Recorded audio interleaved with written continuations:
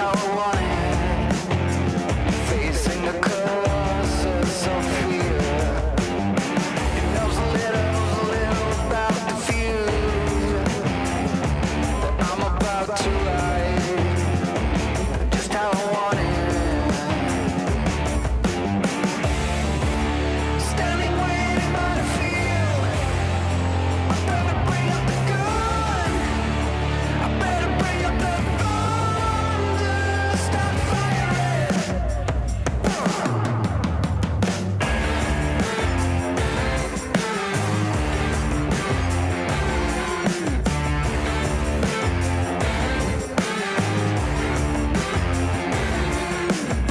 You can't tell me you can't handle the truth.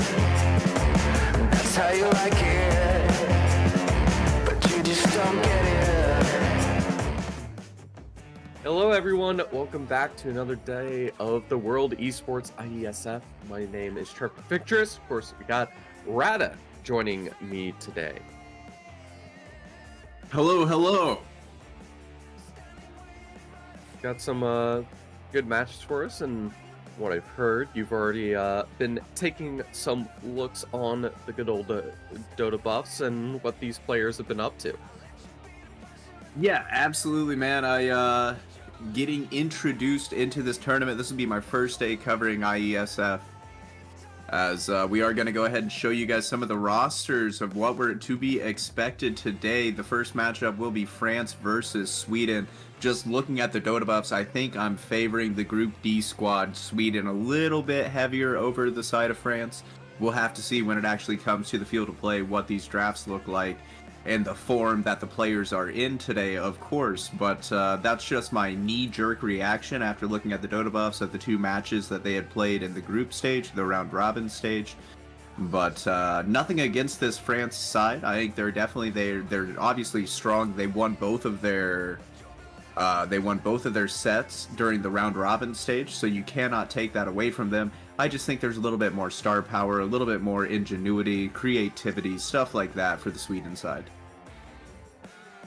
Certainly, they got those benefits of a lot more experienced players, I would dare to say, on the roster. But then again, there can always be this up and rising talent that we're not exactly familiar with, or we're sure to be familiar with most of the good old Swedish roster of S4, Hanskin, Charlie, Pablo, and Bengen, that have been banging their way through every single match, have been pretty much not just 2-0 stomps, but rather quick ones as well, I would say. Usually like 20 minutes, 30 minutes max. Pretty concise, and feels like their opponents don't even get to play Dota 2, which has me rather concerned. Yeah, the quickest game, 23 minutes, 16 seconds. The longest game, 35 minutes, 28 seconds. Both of those coming against Slovakia. So, a tale of two halves, I guess. But, I mean, even then, your point still stands true. That's still a fairly stompy game. It looked fairly close, 33-40 on the total skill count, or kill count there at the end of the game. But it looks like S4 just absolutely ran away with that game on his Timbersaw, 17-5-10. And this is the kind of things that I'm looking forward to and kind of expecting out of this series. Is it seems like France, they want to put their carry on a hard carry who needs a little bit of space, a little bit of time. He needs a solid lane to get himself going. And I don't think S4 is going to give him that at all. I think they need to show one or two more options that they'd be willing to go for. The Sven that they brought up, I'd say, is one of the more creative moves. The usefulness of combining the Sven with the Shadow Demon completely counteracts the play of Underlord and looks absolutely beautiful. So there is some very wildly creative things from Team France that they've been able to utilize to give themselves some strengths. I'm not going to count themselves out of this just yet, but they do have some consistent ideas and comforts they want to go for, which could be a strength, especially considering they're going to start off with their first traditional ban, which is getting rid of that super annoying good old Timbersaw. Yeah, and I mean, Timbersaw, he's just such an annoying hero to deal with, right? He gets level 3, he has 2 points in reactive armor, and suddenly he's playing on the other side of the creep wave. And you can no longer approach your creeps, or else you're going to have to at least 2, 3, 4 right-click attacks, as well as Whirling Death, as well as Timber Chain, depending on the level of the Timbersaw. And at what item build that he decided to go, if he felt like he needed to go the Timber Chain for more escapability, for more maneuverability, stuff like that, or if he feels strong enough that he can just go straight up for that Whirling Death and he can just sit in lane and become this immovable object. So, and I mean, as we just said, he had quite the stellar performance on it against Slovakia, so it totally makes sense to go ahead and get rid of this Timbersaw. And I'm not surprised either to see these other bands coming out, getting rid of the Undying, getting rid of the Venomancer, getting rid of the Techies. Techies super strong hero. Undying is super strong laner. Veno is just kind of a cancerous hero right now. And that was honestly a ban that I was looking for, was for them to be getting rid of the Venomancer in order to pick up the Timbersaw themselves. But France kind of nipped that in the bud with the first overall ban of the Timbersaw. Yeah, but that means it does open up the pool to a couple of other options, as Timbersaw, has a lot of those strengths, especially removing all of those base stats from a lot of these tanky cores that generally like to get picked. So things like the Axes, the Legions can be brought out with a lot more comfort than they would perhaps otherwise have. France going for the first pick of the Enchantress. And France is already they're back into comfort, right? They've been favoring first pick in the draft phase, so they have first pick here. They're going to use first pick to go ahead and lock up the Enchantress, a strong laner, something that can help to secure the lane for these hyper carries that we talked about at the start of the cast that they like to run. I really wouldn't be surprised if they look to 8-bit the Terrorblade here. They seem to like that combo, the Terrorblade Enchantress combo. Yeah, certainly. Now, and with that in mind, they're going to go ahead and take the Batrider. Good luck playing Terrorblade now, son. Yeah, it would be a very risky thing to do, having the Terrorblade now brought up. I'd certainly love to do so, but they've shown a little bit of flex. They're willing to adjust these cores, especially considering they have not just the Batrider, but now the Spirit Breaker, two of these great cores for getting pickoffs. And though there's a lot of nice ways to counter the Batrider, the constant stunning and shutting down from the Spirit Breaker is a lot harder to adjust to. Yeah, and I mean, this kind of tells you about the way that Sweden is going to think about this game of Dota. They want to run at France. They want to be aggressive. They want to be in their face. They want to cause problems at all times. They want to create this sense in the game where it's like, dude, I can't even show on creep waves. If I show on creep waves, oh, they're going to go ahead and pick the Terrorblade. That's a little bit surprising to me. Normally I'd say it's surprising, but with how much comfort they genuinely believe in this hero at the moment, it would be delusional to assume that this Terrorblade hasn't gone up against Spirit Breakers, Batriders all the time. So they're not seeing anything that's just like, okay, we can't play this matchup.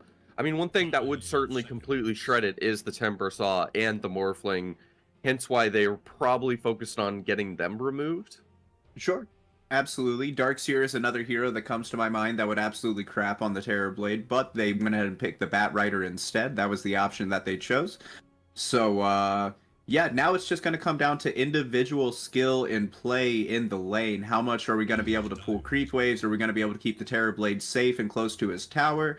Or are we going to be in situations where he can get those 4, 5, 6 sticky napalm stacks on top of him and just get walked down with the Firefly? That's going to be kind of the great question. And we're going to go ahead and get the Purge of the Legion Commander out of the game as well. So we get those napalm stacks built up. You're not just going to be able to purge those off with the press the attack. So covering their bases are Sweden, and the same thing to be said for France. You know, this is traditional in the second phase of bans. We're just covering up what we have already picked, unless there is something big that is in our mind that we know we want to take in the second phase. Yeah, for Sweden to ban the Legion, I feel like it'd be a nice way to have lockdown to try to cause some issues, whether it's to either just stop this Enchantress from being able to harass anyone else, or just a way to get the Terrorblade stuck in place for a few seconds. But I mean, I suppose with Bat Rider and Spirit Breaker, they already have enough of that on the table, so they don't really need to go that way. I mean, as you mentioned with the Dispel, that's really the only main benefit of the Legion. But even then, I feel like it's pretty terrible to use that in lane, because it's just so expensive with the very restrictive mana pool that a Legion commander and most strength heroes, of course, have early. Speaking of restrictive, Yeah, I feel like choking out every single illusion hero on the side. I feel like at that point it would be one of those games where you go Falcon Blade instead of Bracer to help give you the extra early mana regeneration. But obviously all of that is just hearsay now because the hero is just completely nerfed from the game. He's gone, bye-bye. But as you said, yeah, they're getting rid of other hyper carries that could hang and bang with this Terrorblade in the late game. TV, he would struggle to deal with these Manta or with these illusion heroes, right? Because he's rather solo. He's a single target based hero. He wants to find one guy, rip into him, kill him, find the next one, repeat for infinity. So it's much harder to do that when there's 30 potential Phantom Lancers surrounding you and smacking you. Just draining all your mana so you can't constantly bring out those illusions and have those defensive plays. Exactly that. Exactly that. And so we're gonna get a Snapfire here. Yeah, this and gives more of that. Well, because it gives that mid stun, it gives that variety of both the slow and the stun for the team fighting, as well as this massive AoE damage to help clear out any of those potential like Terrorblade Manta illusions. Really helps get that solid burn. A way to deal with the Enchantress and completely, you know, counteract how hard it is normally to be able to get any touch or interactions with her to get those attacks through. And it's very flexible. Can be done in that 4, maybe the 3. I mean, I've seen it run mid plenty of times, so that's also on the table.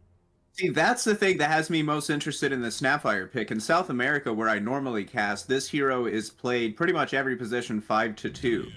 So, of course, I think we have some of these positions picked up already. So I think the Snapfire, maybe we're going to see a 5 Barathrum and a 4 Snapfire.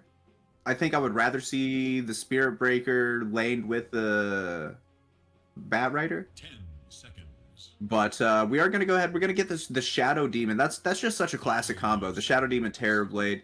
Just going to be able to create more and more of these illusions. They can slow siege the high ground whenever it gets to that point. Slow siege these outer objectives, the tier 2 towers, tier 1 towers, and the like. So just all in all, pretty good hero. I am worried about the support combo being kind of defensive.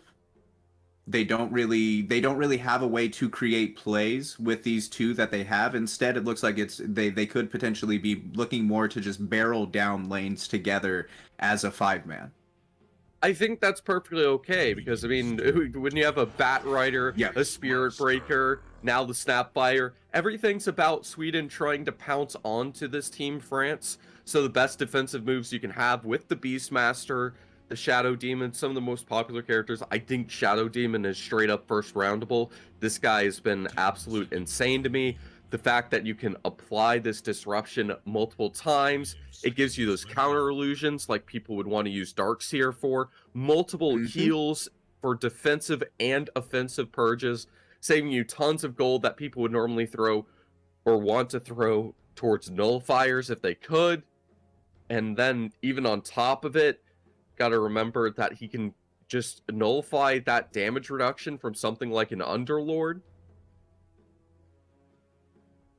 Yeah, no, I mean, I do like Shadow Demon. He's a good hero, man.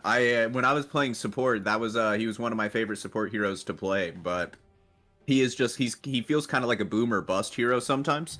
Just kind of feels like either you have a really great performance on him or you have a pretty meh performance on him. And we're going to see the Faceless Void pick coming out from Team Sweden. And they do have great damage outside of Chrono. We can see the synergy lined up there with the Snapfire. As soon as we Chrono, we start raining Mortimer's Besitos down. And everybody's really sad on the side of Team France. And I mean, this is an answer, right? Because he can get in onto the back lines. He can Chronosphere the Enchantress and the Shadow Demon. And with the Mortimer Kisses coming in, it doesn't even matter with the Untouchable. They can still just burst down the Enchantress during the Chronosphere.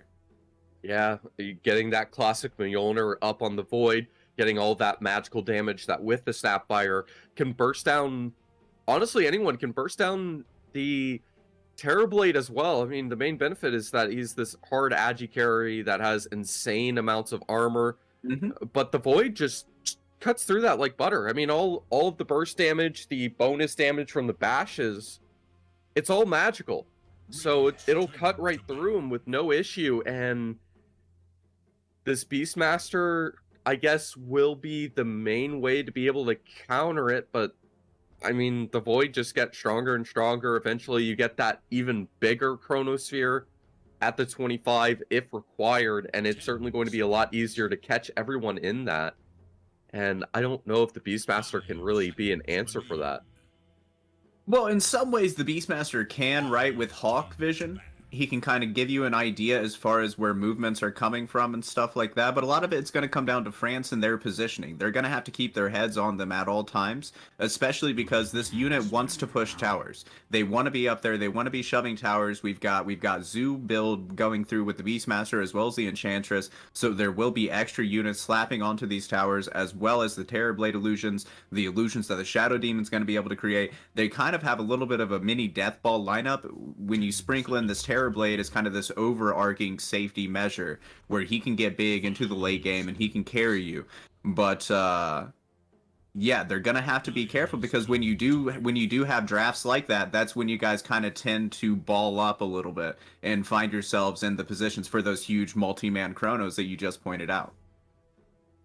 Yeah, I mean, taking a look, the Beastmaster Roar cast range is definitely a lot larger than I thought it was, so that might not be as much of a concern as I initially thought. But supposing that you have the Bat Rider and the Spirit Breaker on the side, you might have ways to easily lock him down. Okay, yeah, the Coddle in the back line, that's another nice way to be able to answer the Void. Forces him to buy a BKB to be effective in these fights. Yeah, mid Coddle. Yeah, so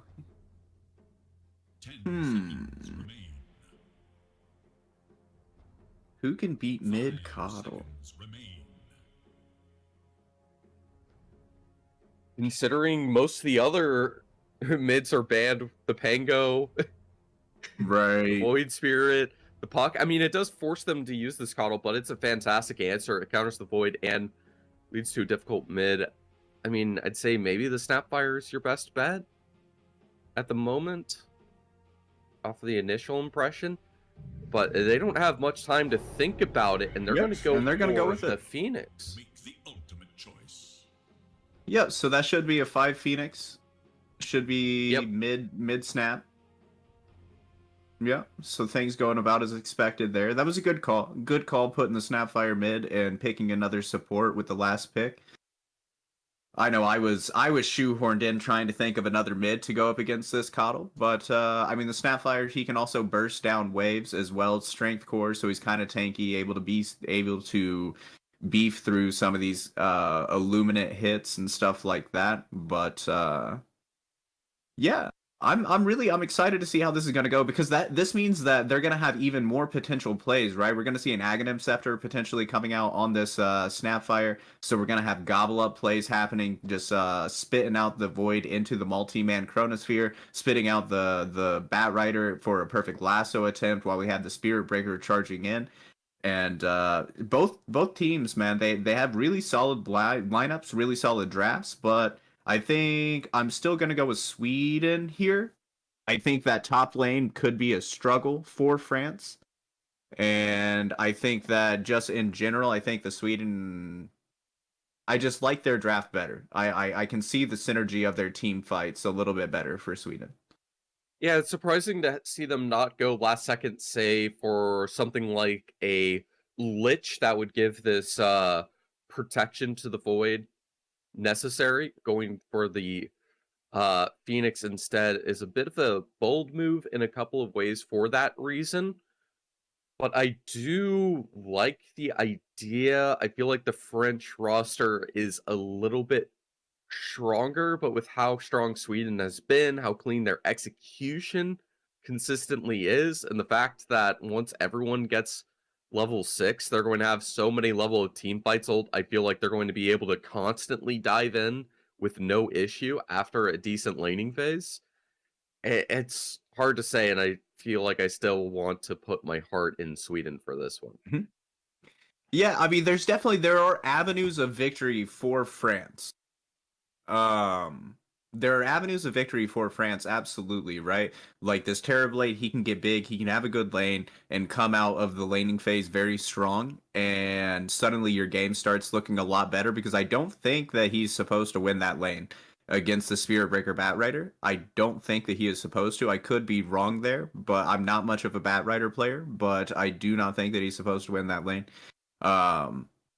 So if they can come out of that even or ahead, they're already off to a good start. And they can push down objectives pretty fast just as a 4-man and allow for this Terrorblade to continue farming in the woods, continue farming in the lanes, in the alternate lanes, the safe lanes that he can be in, the far lanes. But yeah, I still, man, I'm a bit worried.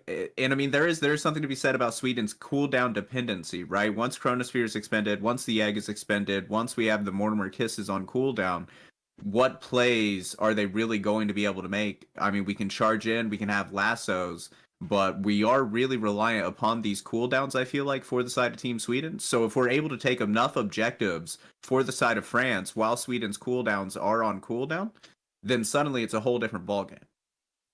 Well, when you have the issue with the cooldowns, I think the trick is the fact that this Spirit Breaker and this Bat Rider will pretty much always be available. And what you can do is rely on those two to try to find a pickoff or two so that Right. Team France aren't comfortable going into the team fights, even if the Snapfire and the Faceless Void ults are down, to really give you that time that's required between them.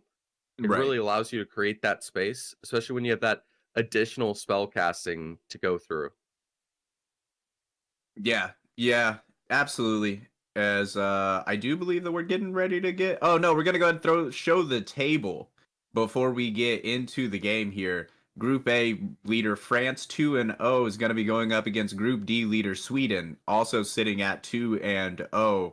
Different routes to victory, as France dropped one game to Norway. Sweden did not drop a single game in Group D. So that is one of the main reasons why I favor Sweden coming into this. And we are going to go ahead and cut into the game. Y'all are tired of looking at our face. So let's get into it, buddy.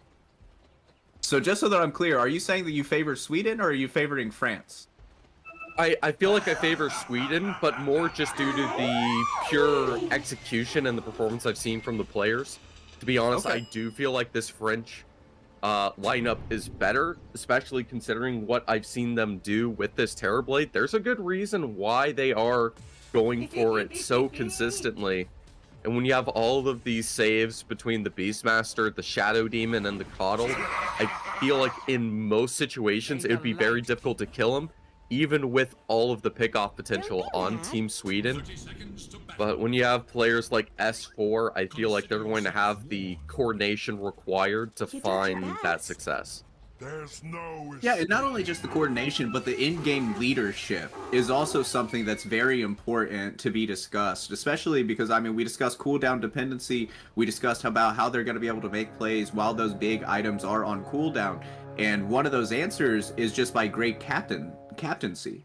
Just by shot calling, by recognizing, by reading the map, by reading the game, by having the game feel, and saying, no, this is a moment, guys. This is a window for us. We gotta go.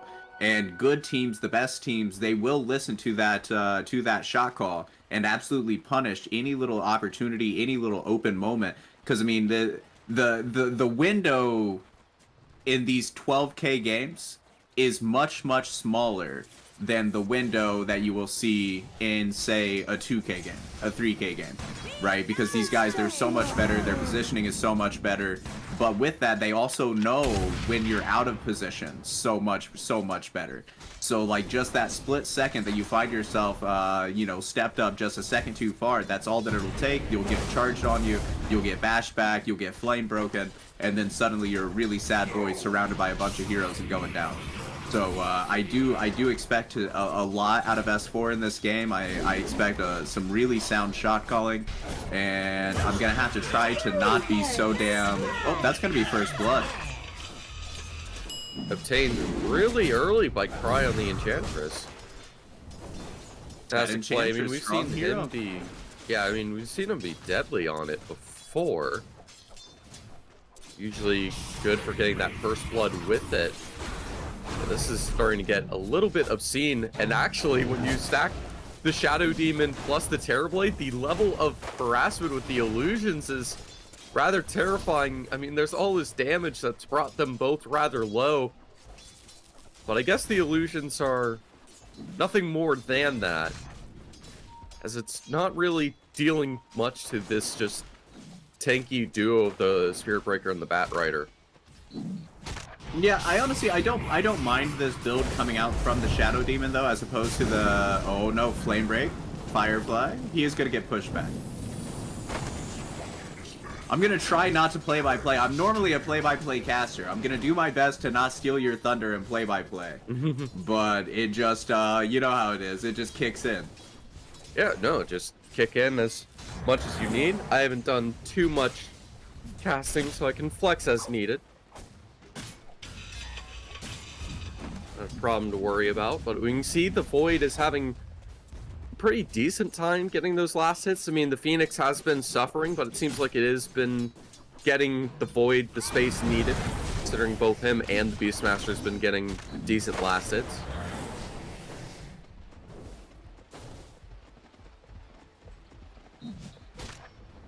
See a bit more of the harassment being brought onto the Spirit Breaker, and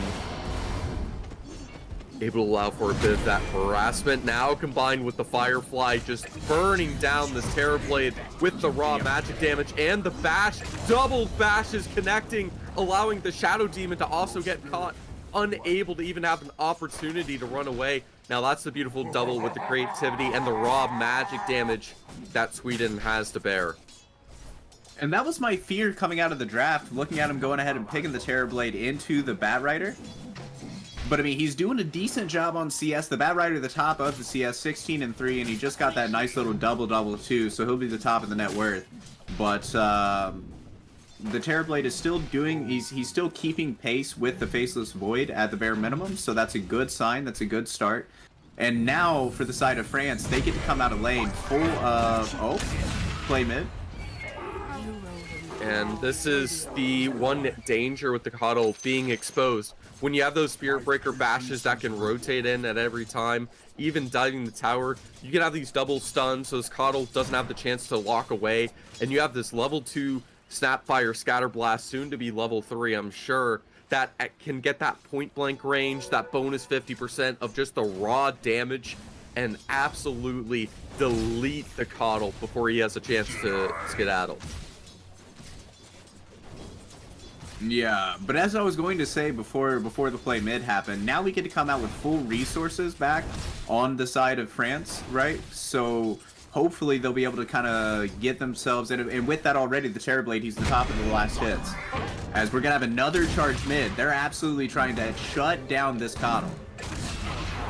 Man, even with no bashes coming in from the Spirit Breaker, it's still fine. The Impetus Arrow already being thrown, not able to get too much damage on the Spirit Breaker. So that's a Coddle that's been picked off twice now, completely struggling in lane. And now that the Phoenix has some levels, it's enough to be able to help the Void harass the Beastmaster away.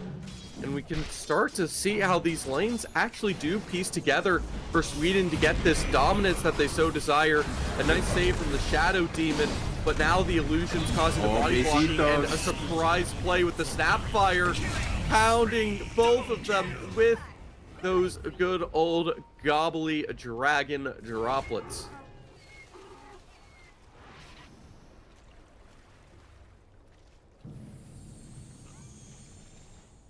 An amazing early rotation. The second the Snapfire has 6.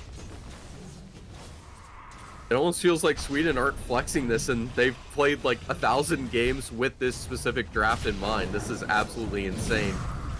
A very clean execution coming out. And there's going to be another charge coming bottom. This Enchantress might be as good as done. Gets chipped on down. The burn from the Phoenix will go on through, and the harassment from the Boar is keeping this Phoenix low on health. That's not too much of an issue. Radiant structures are fortified.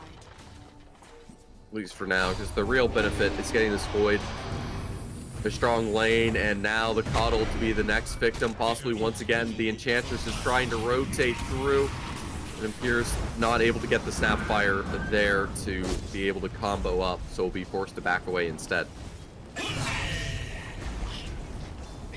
Oh, another Firefly walk down up top. Oh, bottom. Gonna be a charge on the Beastmaster. Enchanted, so he's slowed. A little bit, but it won't cause that much, because really just the bash and the lockdown giving the confidence and that extra body so the Void can dedicate in and get that proper kill is the main beneficial goal that's being put in mind. And even stealing the 7-minute wisdom room, every single timing is working out for them. Hard to know at what point whether it's intentional or not, but this is absolutely disgusting to see how proper this play is. This Enchantress is trying to create whatever space she can, but she just doesn't have the mobility of the Spirit Breaker that can dance around everywhere, forcing the Coddle to use every single spell defensively just to get himself some recovery to avoid death.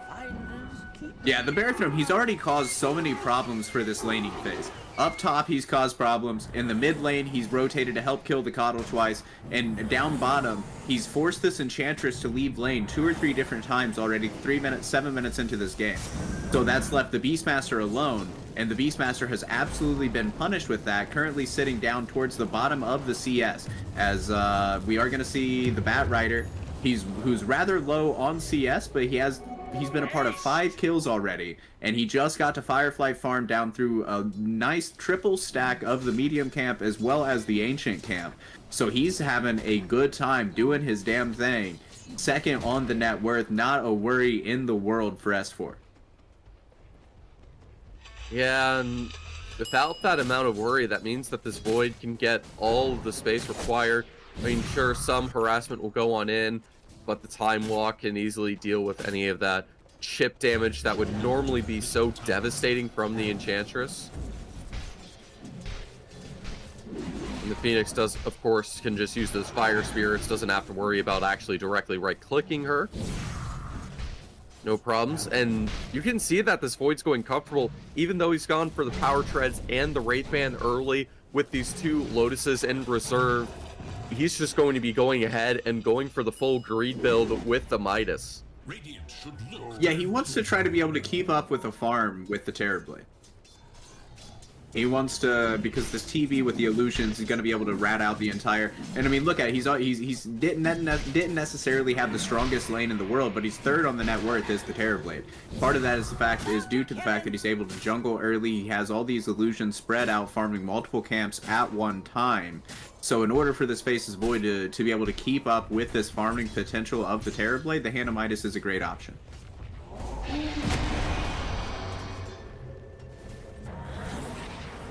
Yeah, I was trying to get the Shadow Poison stacks. I mean, that's the main benefit you want to have of the Shadow Demon in lane, is by getting this harassment. Oh, that's all that's needed.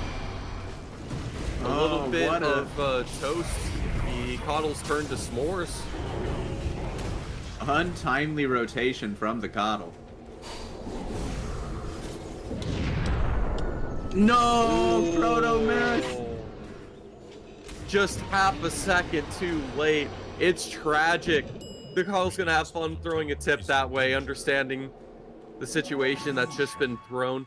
But every single favor is still towards Team Sweden, I feel like. 4K net worth lead, and we've seen it time and time again where they consistently build this net worth lead just consistently grow it and just grind their opponents to a halt. You can see with it being 10-2, they're not making many mistakes, allowing for the Shadow Demon to get success. I mean, you can see he is the 3 stacks in the Shadow Poison to try to have better value to get that impact and that damage in, but it's just not enough. Having to disrupt to get this Phoenix that should be bound to die, but the egg timing is perfect, and this Spirit Breaker is unrelenting. Doesn't care how many players are there. He's going to do his best to try to delay. But of course, the Coddle has some really nice catch that on top of the horses will snapshot him down. Big burst damage from that Illuminate. Radiant's middle tower is under attack.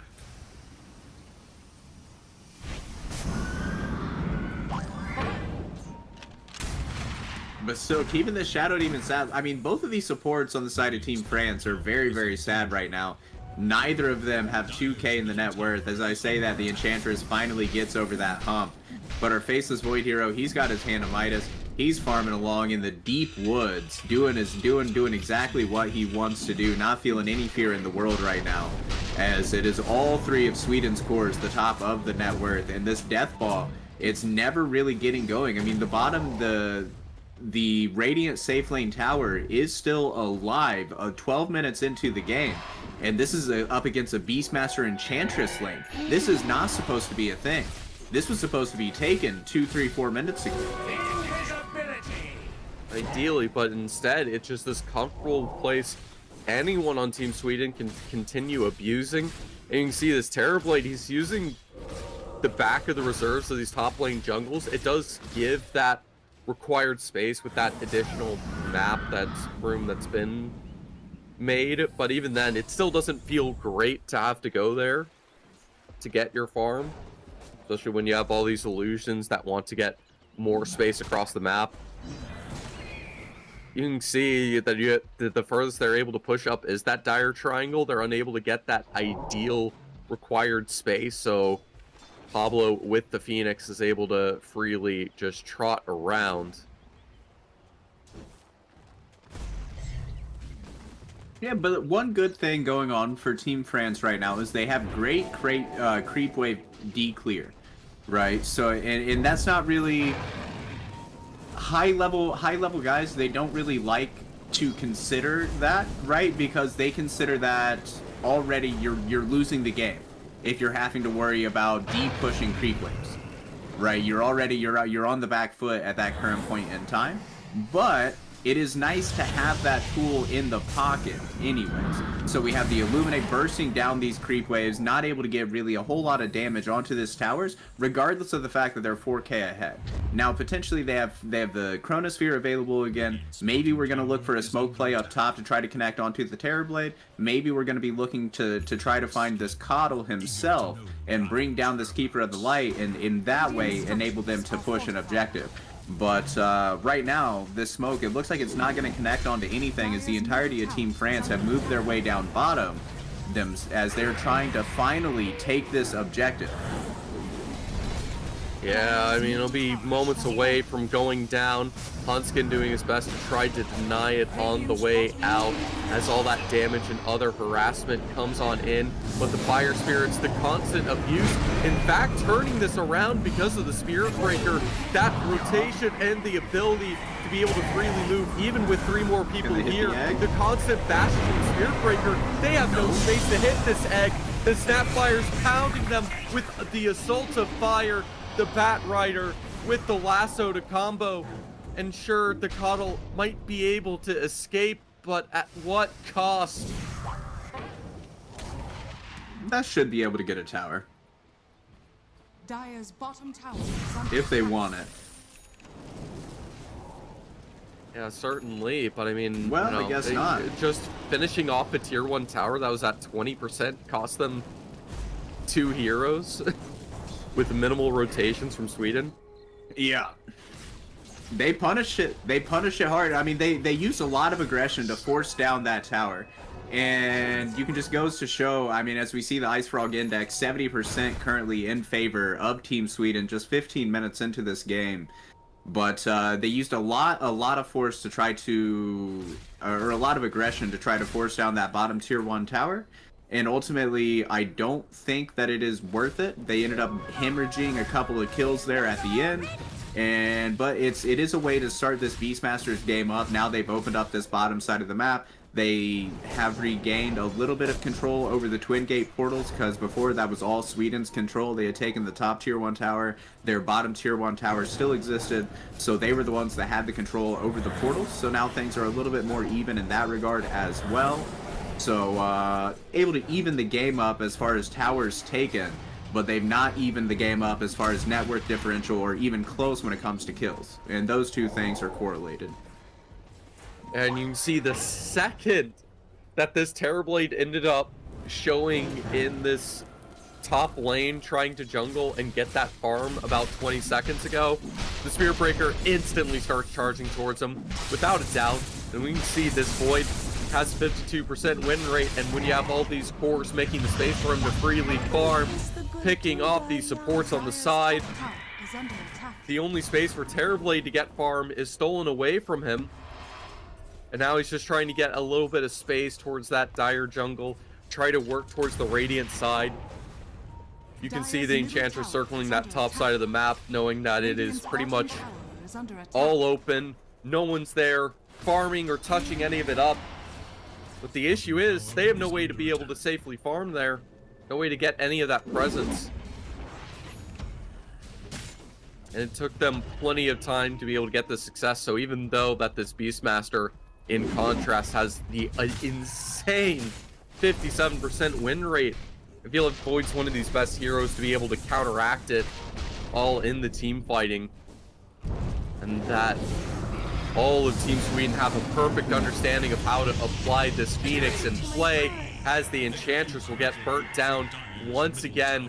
The sacrificial lamb as Bambi left to the slaughter. These supports just haven't got to play Dota today. Dire's top tower is under attack. I don't think they'll be able to, considering the supports are a Spirit Breaker and a Phoenix. All this dive and raw damage that goes on through. I feel like the only physical damage they have is a little bit on the Faceless and the Snapfire, but this entire team is magical to completely counteract Team France.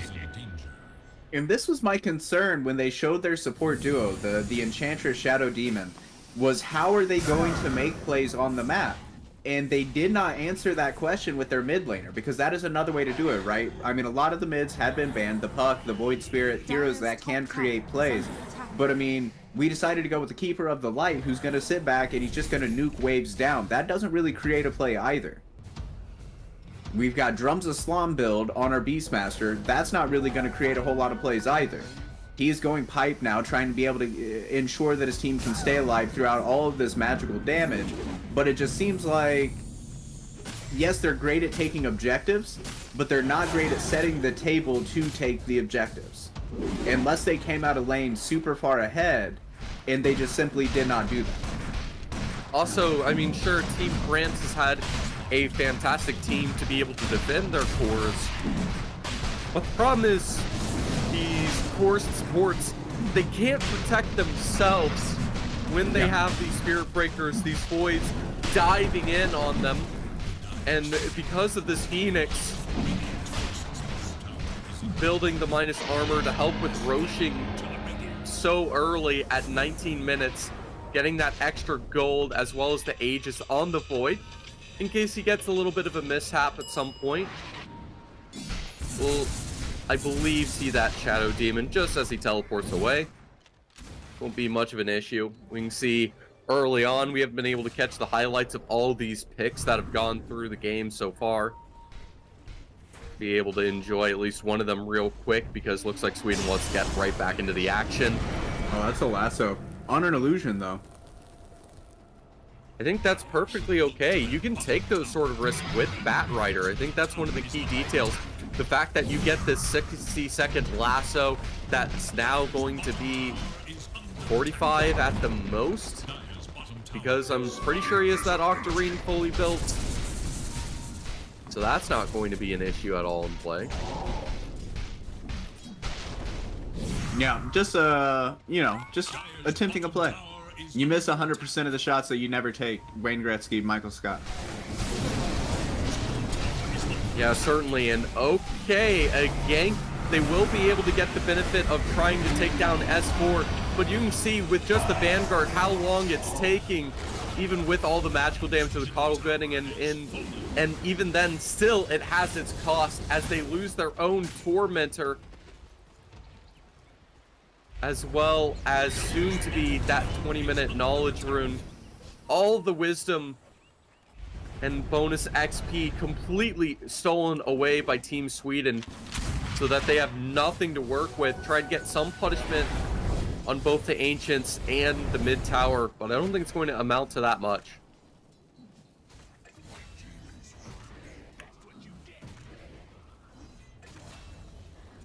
Poor attacks. That was such a nice play, and that really kind of turned that laning phase on its head. And oh no, with the roar, they are going to be able to get out the Aegis. That said, that is the entire reason they have the Void playing around the Aegis, so that he can afford to take the risk for this first life. The second one, I don't know so much. This quick Snapfire adjustment, the pipe coming in to save the day, to keep them alive, forcing the Void to get back. A nice adjustment to try to clutch the situation, but it should have been the Void initially after losing the first life, leaving to begin with. Just getting a little bit overconfident and a slight punish coming on in. Yeah, it was a little greedy. He also, the bubble came out at a great time. The Shadow Demon Disruption came out at a great time. He was halfway through his Chronosphere cast animation when he got put into the bubble, so that kind of stopped that play. If he gets that off, he's at full HP, and the whole fight is completely different. But well played by the Shadow Demon player. I don't know his name off the top of my head, and we're not showing him at this time, so... Yeah, certainly. Speaking of the Void, as much as they start creeping up here, they want to try to take a fight, take some initiative to try to cut down this advantage that Sweden's been able to build. Knowing that the Chronosphere is down. But you have the full crest built up on the Phoenix to completely eradicate attack and armor from the Terrorblade. Get that replay in of Charlie getting the early pickoff on the Enchantress, getting all that success. Highlighted that the Phoenix has in tier 1s had a 37% win rate. Hasn't had that much success, but I have a feeling it hasn't been played in this position 5.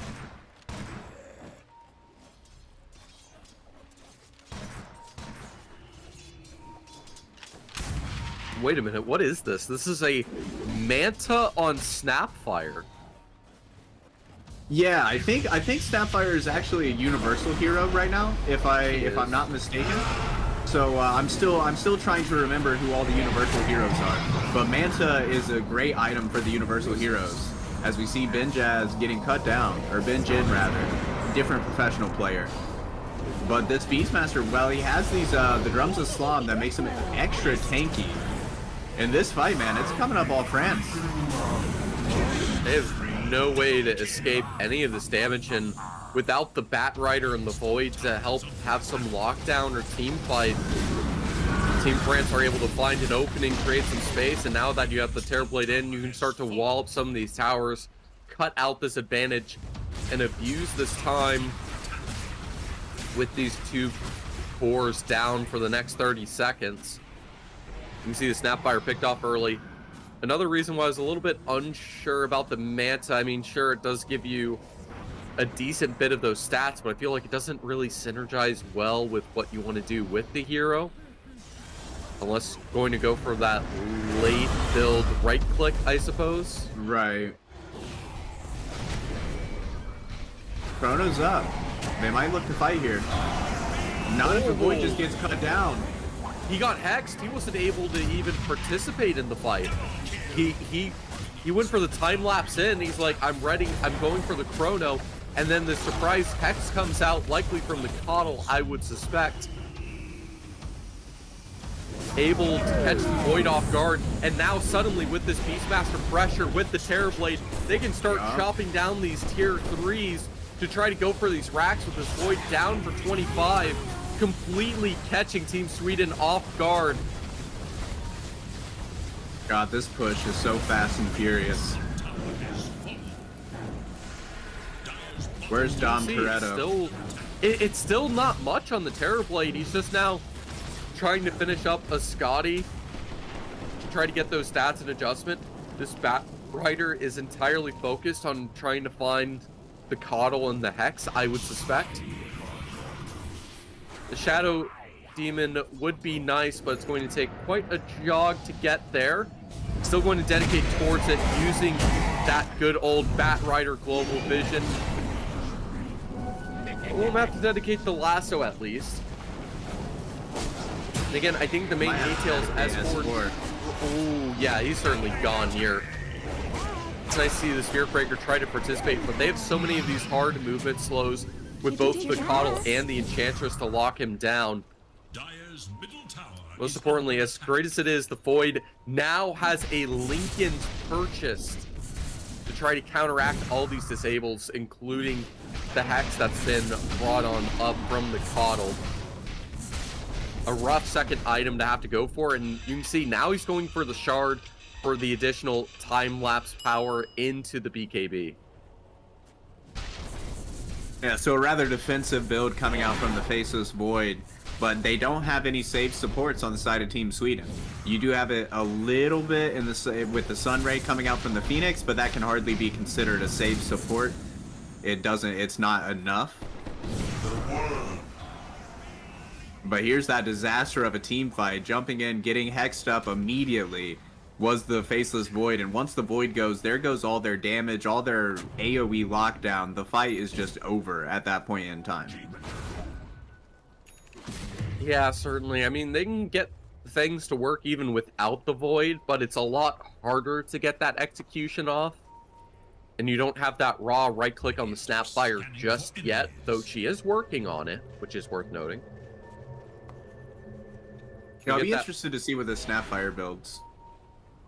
Yeah, I mean, it looks like the Gluttonaire is being purchased on next. Makes sense, good synergy, helps mix up with that right click and everything else on the table. Another really good item for neutral heroes Just as finished, well. actually. Or universal, Yeah. rather. And I kind of enjoy the Void. I do like that he's going for this BKB. I almost wonder if he needs to go for the Axe this lasso. game to be able to have the bash and stuff. Disruption to save. Yeah, it gives all the stall, the Lotus now on top of it. This Phoenix Egg causing so much damage with the Snapfire, though. They have no way to get out of it. This Void's able to constantly keep time-lapsing back and forth to be able to adjust to whether or not it's good to actually dedicate the Chrono onto it. And if the Lincolns get popped, he can freely back away before there's that secondary follow-up. So as the sustained fight keeps going, the illusions are out. This Faceless Just doesn't have Void damage. just doesn't have the damage because the Lincolns. That doesn't mean there isn't Oh, the follow-up Pablo. from the Spirit Breaker. Oh, playing a very dangerous game.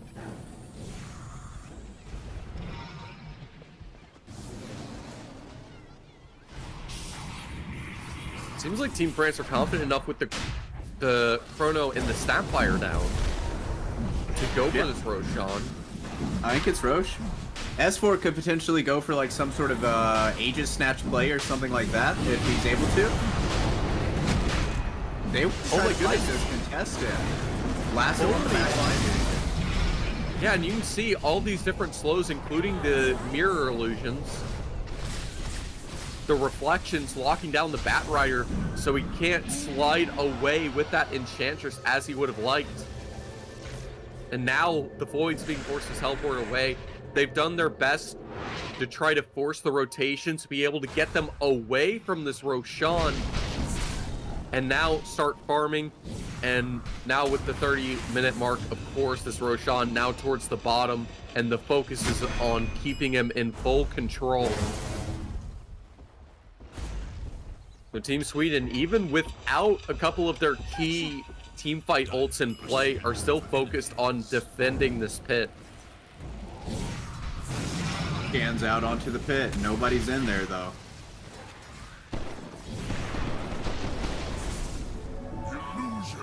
And you see France are starting to group up. They're trying to get ready to go for this fight, but instead it will be Team France trying to turn it around as this Void tries to get that extra gold to start tucking that damage in. And the Snapfire will be the first one to respond to the counter smoke of Team France. Gets X'd on up, but good counter initiation from the Batrider to provide the lockdown necessary. And now the Phoenix Egg on top of it. They have no way to get to her as the egg soon to go off. The Phoenix able to get that full stun and damage in, but it's not doing anything to Team France No either. chrono? No chrono, no damage. The chrono has actually just gotten online, but the Terrorblade, too much right click, forcing the Phoenix to buy back. They're just waiting for the right moment to bring in this Chronosphere, waiting for the Snapfire ult to be available to combo with it. Beautiful four-man chrono, and now can beat the hell out of this Coddle to lead him, get the slow in with the Scatter Blast onto the other remaining Sunder three. came out. A beautiful Sunder, but this Void isn't going to care. He's just going to worry about killing the rest of this team. A few seconds left on the time lapse, but still this Terrorblade's freely walloping until this Batrider can properly get the lasso off. The Spirit Breaker's trying to create the space for the Void to stay alive, but at what cost? The Terrorblade is too much right click to be able to deal with at the moment. Yeah.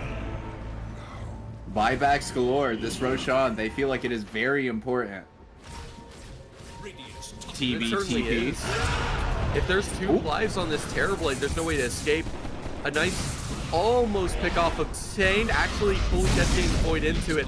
Now I imagine there's no way for the Beastmaster to get out of this, and a consequence for all those buybacks used. Dieback on the Beastmaster, a small benefit for Team Sweden to be able to work with, as well as possibly getting this Roshan themselves. structures are fortified. I don't know if they have the beef to do it. I think he needs somebody else in there with him. Well, they have Snapfire alive. Well, they did have Snapfire alive. The Manta does give the necessary Dispel to help give her some additional escape, but even then, it's still not enough. So many slows, able to eventually back away. And this Void, he's still dedicated towards the BKB. I understand why he's going for this. Barracks are under attack. Able to have the Elven Tunic with it, but they just need the raw damage. It's Terrorblade, he's going for the full Silver Edge to nullify any of the power of this Faceless Void. Yeah, they have a Terrorblade problem. And you can see why Team France prioritize it so much. Sweden's been playing a better game overall, I would have to say, but France has been able to be competitive, and this Terrorblade is a force of nature.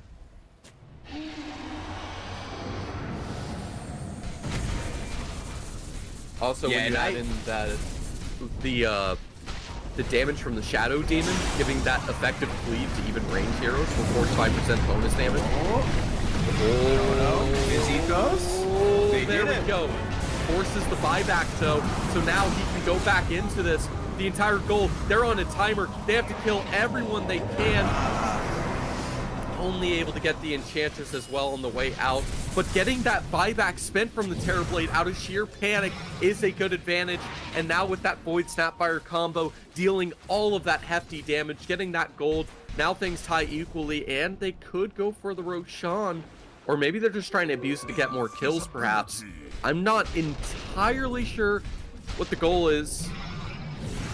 But with the Shadow Demon unable to help out the Terrorblade create all the space and additional damage for him, it's going to be a severe consequence unable to abuse that Disseminate.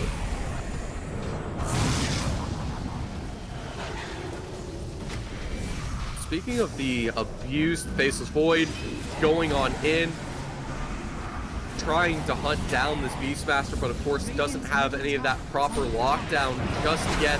Having the BKB now finished up, they want to focus on this Coddle that's been so problematic with the Hex, takes him down, and now we're left 25 to 22. The lead continuing to build as this Void picks off the rest of Team France with this Terrorblade, no way to respond. Radiant's middle tower has fallen.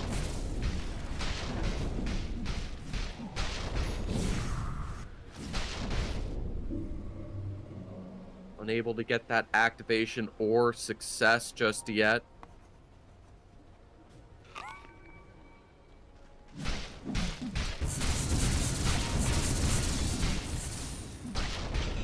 The Faceless Void soon to get that level 25. Double damage.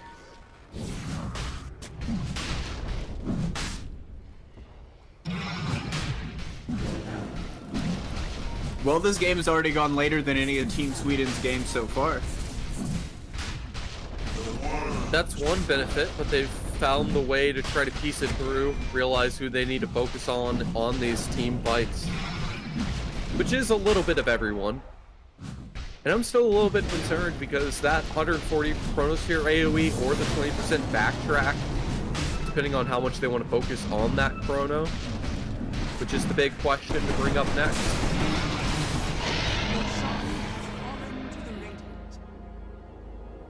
Having the Solar Crest as well on the Bird's always going to continue being problematic, especially in terms of clearing that Roshan. And the Spirit Breaker is going to charge all the way across the map, has vision of that Enchantress, giving the information needed for Team Sweden to be able to get that pick off.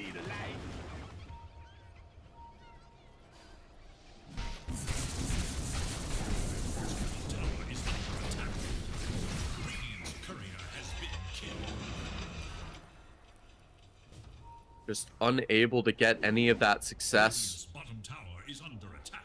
Really going towards their way now. Back to, I felt like how the first 15-20 minutes were happening, going through the motions, just players on Team France consistently getting picked off. And yeah, we can see that win percent has swung back over with the favor slightly towards Team Sweden. But the NEF graph's feeling like it is certainly in a bit of equilibrium just due to the sheer power of the Terrorblade alone. Yeah, 1K net worth 38 minutes into the game doesn't mean anything.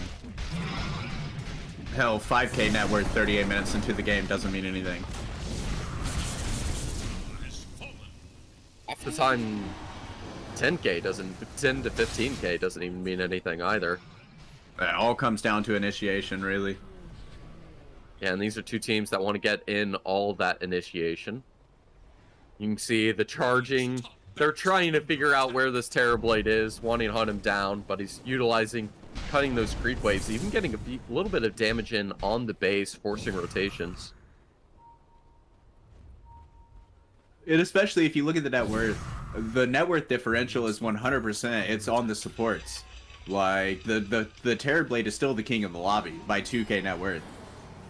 He's still the baddest man, and he's been able to go offensive items as opposed to defensive items like Charlie has. So like that puts ATX in a lot better position when it comes down to these scraps. That's lasso onto the Enchantress, dragging her back, beating her up. And the stats will give the Void a decent bit more damage, survivability on top of the Aegis. And to add on top of it, I'm sure this Terrorblade soon to get his lifesteal, so being able to counteract all that just raw healing from the Satanic will be essential.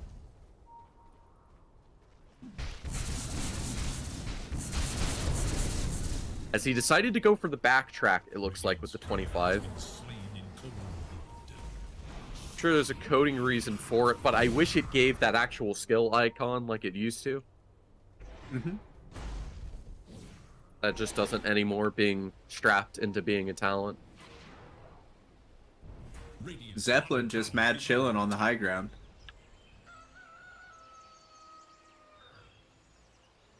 Yeah, trying to work with the best they can, creates the space, the Coddle with the Terrorblade, trying to do their best to stall this game longer, cut the creep waves, and I say it's working rather well with these supports just occasionally getting picked off. A nice hex by the Coddle to create the necessary space for him to get away.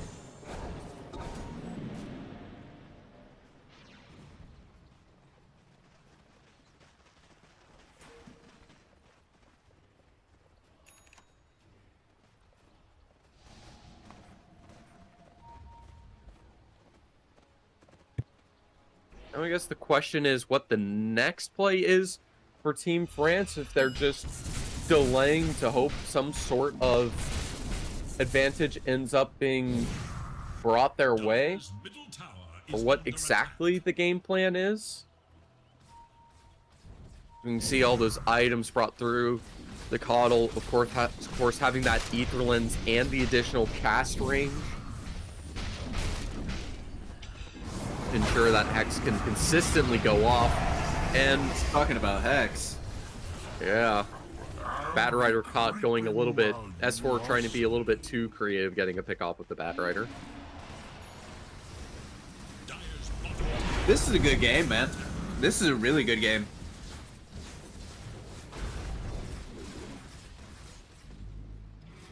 Yeah, this is going absolutely wonderfully for both these teams. And with these slight pickoffs, it just adds this additional delay.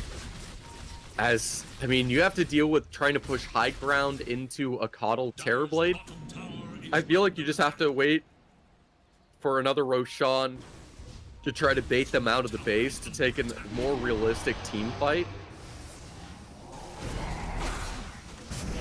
Oh, beautiful timing on the Hex. And now with Beastmaster stunned, the Terrorblade being there, Shadowblade will give him a space to disengage and go for the charge on the way out. The blink. Yeah, with the blinding light. I'm amazed that Coddle didn't connect the horses there. I thought that would be enough for the kill. But the Force Staff, the reveal with the dust. Oh, the uphill miss Dire's bottom tower is under attack. saves the Spirit Breaker from what should have been certain death.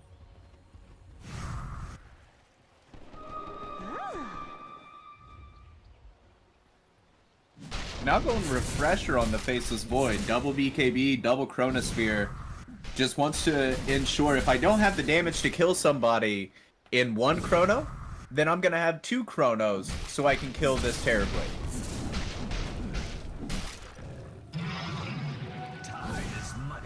Yeah, certainly. And let's take another look. I know the Faceless Void does have the backtrack, but it seems like he went for everything else on the right side, meaning that he is able to benefit off of the bonus attack speed during Chronosphere. Of course, the Time Walk cooldown and the Time Dilation DPS he went for early. So he still doesn't have that bonus Time Lock damage yet, which I think would severely amplify how much DPS he's able to bring on out. The Great Escape from Pablo. I still can't believe he got away with his life here. There was a solid, like, 6 opportunities for him to get picked off, including with that Enchantress, but it just wasn't enough. Yeah, and we can get it highlighted now. He did actually go for the Time Walk backtrack duration. Going fully into the defensive plays. Makes sense. And he's going to go for the Refresher next. So it's Oh, actually Pablo. Beastmaster that has the Hex. No, they just have 2 hexes now, actually. We have 2 Hexes? Yeah, they're just Yeah, tired of this okay. Space Cow running around the place. And they really want to be able to lock down the Void as well. So bringing the Lincolns into play. I feel like that will be a lot harder considering that he'll have the double Refresher to be able to double BKB, double Chrono, everything he's needed to be able to play on that defensive. And maybe that's the reason he went for the Scotty to begin with, considering he's going to need a shitload of mana to be able to get anything off.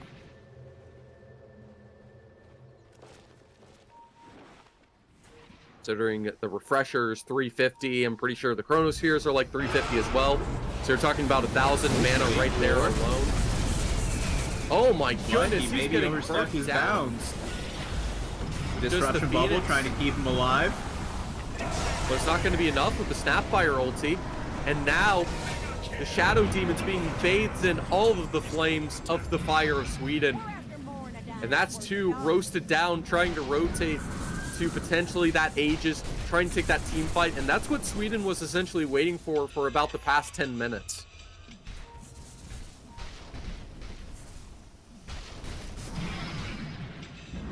Ten seconds to Roche. Radiant's middle tower is under attack. And with that 10 seconds to Roche, the Void can easily go for it. Though I feel like the goal should be to try to find some sort of tower pressure. I mean, it's clear that the Terrorblade's trying to abuse split pushing on the side to try to gain control of the map. Have the Batrider alone towards bottom. Maybe trying to get a pick off, but instead will be the one to be picked off. Caught out once again. Now with the gem on the Coddle as well to help deal with the Spirit Breaker. He'll go for the Aegis on the Void once again. 7k to his name as he's going to purchase up the Refresher while he has that Aegis. Or, well, to have the Refresher shard for now. Doesn't have to buy the Refresher just yet. Roshan will instead give it to him. One good team fight might be enough to end the game. Oh yeah, absolutely. We're reaching that point in the game, and it goes both ways. It goes both ways. They don't really have a whole lot left. Neither team has any outer towers remaining. So at this point, it all comes down to equilibrium of creeps, how deep the creep waves are when these fights happen. Whose side of the map it's on. Is it beneficial? Are we able to actually push off of it? Or are we going to spend half of the respawn timers trying to get the creep waves to the tier 3 towers? And now things are going to start to get a lot weirder because this Terrorblade's about to finish an Ags. So you now have these double hexes, the fear, a billion ways to stop this Void from being so problematic realistically. Or at least that'll be the goal. As he will have to spend most of his mana purely on the Chronospheres. Yeah, this game is it's getting very hard for Charlie. Then again, at the same time, I guess if he's able to chrono the entire team, because he has the Refresher Shard, which I think they added the mana cost to. I can't recall. Yeah, off the top of my head, I can't either. Can we get a mouse over on that good old Refresher Shard on the Void? I think the tooltip will tell us the information we need. Just to double check. Because I know the Refresher's 300, so I don't think he can get off 3 Chronos and have the mana to afford it. Even with them getting close to the level 30. It's like poor Tide Hunter. After you use all of your spells and Refresher, you don't have mana to use your spells again. Yeah, the Void's starting to get that damage in, pump it out. The good thing is the time lapse is always just 40 mana, and there's no focus on any sort of mana burning.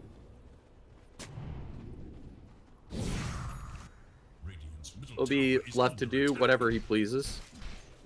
And of course, we got Phoenix now with the double egg, so that's going to be even more magic damage to go out, to work with this bubble, to work with the Snapfire. That is probably just going to build a Refresher too at some point. Feels like it's going to be just one of those games. But for now, she's got the little Shredder multi-shot with the attack damage, just the full right-click being embraced. And she's going to go for a Linken's of her own, probably to apply to the Void, so he has the double Linken's. Yeah, I don't see a mana cost on the tooltip of the Refresher Shard, so you might be able to get off the 3 Chronos. Although I would kind of like for her to go a little bit more aggressive and build like a Daedalus or some shit. I mean, that would be the fun build to go for, but I certainly wouldn't call it the right move. Right, of course. This is, okay, I mean, there's a reason why I'm not a professional player. It's fun. still causes, yeah, okay, so there is an invisible 200 mana cost on the ability to activate the shard that just isn't indicated, it would appear. Yep, there it is. and specifically a 180-second cooldown on the refresher shard itself. But even then, still, we're talking about 350, 550, plus 1500, so he won't be able to get off 3 Chronos. He won't be able Not to with afford that it. attitude. Here's the play. enough. Wait until Aegis is about to expire, so then you get the regeneration rune from the Aegis expiring, then you have the mana to cast 3 Chronospheres. You're just not using your That's head, true. buddy. That's what it is. You're just not using your head. But that's the danger with it. He has a specific, basically 0-second window if he wanted to go for that approach with it. Because that refresher, it doesn't give any stats. It doesn't help him with utilizing anything else. It's a nice pick on the Enchantress early. The raw magic damage being brought out from the little Shredder. They're able Little to shut Shredder down go bird. racks with no issue. With all that minus armor. Maybe the Snapfire doesn't need damage. She just wants to be able to kill the buildings. Just let the Void do the raw DPS. Right. Yeah, and I didn't really think about it, the fact that you Lil Shredder the building and it splits off and hits the Enchantress. Like, there isn't any, like, attack penalty. Dagon almost finished on the Coddle. That's going to be fun to see. Although, with all these Lincolns being built up, I don't know what it's going to do other than pop those Lincolns. The Bat Rider has one. Oh, that's huge. Oh, the disruption's nice, but now the Phoenix Egg to counter. The double Chronos here, he's slightly adjusted, so it connects on the Beastmaster as well. So that's going to be both of them dead. If they want to defend, they have to spend the buyback. And of course, now there's going to be this solid 10-second window for this Void to build the mana back to be able to go for this third Chronosphere that he can barely not afford.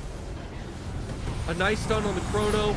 Refresher for the egg to keep the Void alive. The Spirit Breaker creating all the space required to ensure that they can back away.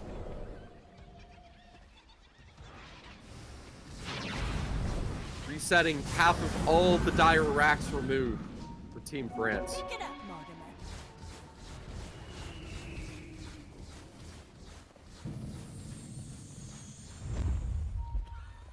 Buyback spent, running out of options. They want to go aggressive to give themselves the necessary breathing room, or maybe to find some racks of their own. You can see That's a Sweden hex has on 2 Terrorblade as cheeses in their well. holds.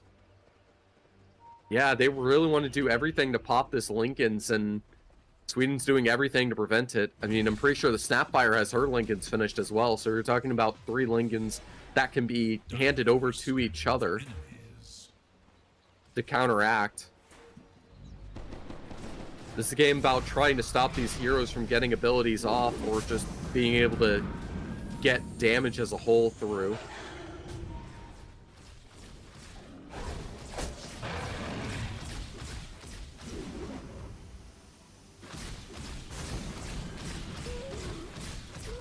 Does it mean the Hex, even though it did get nerfed, you know, with the patch and with how Hex works, it's still a 2.8 duration, so it's a solid good bit of lockdown, and in some ways even stronger than something like the Abyssal Blade. Yeah. Yeah, the range cast range. It's definitely... Hex Stick it's a great item. Dude, S4 did so much work here, right? He gets this lasso on the Enchantress, enabling them to take this bottom lane of barracks, right? And then they swing mid, and he gets the big lasso out there onto the Terrorblade right after that. And then then everything else is just kind of descending action after we catch the Terrorblade out and bring him down. So this is definitely, that was great plays from S4, stepping up, seeing the little opportunities and taking them when they were presented. Time is money. And as this Beastmaster tries to get even more gold, what do you go for on any of these heroes next? I guess improve the Blink Dagger, might as well.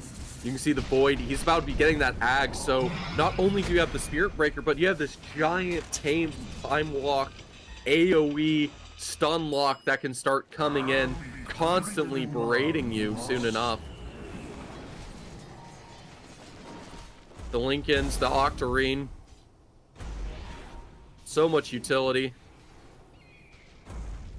It's like the Bat Rider might as well upgrade to the Hurricane Pike just for the stats. And might even be able to get the Force Staff off on an opponent to get that additional distance.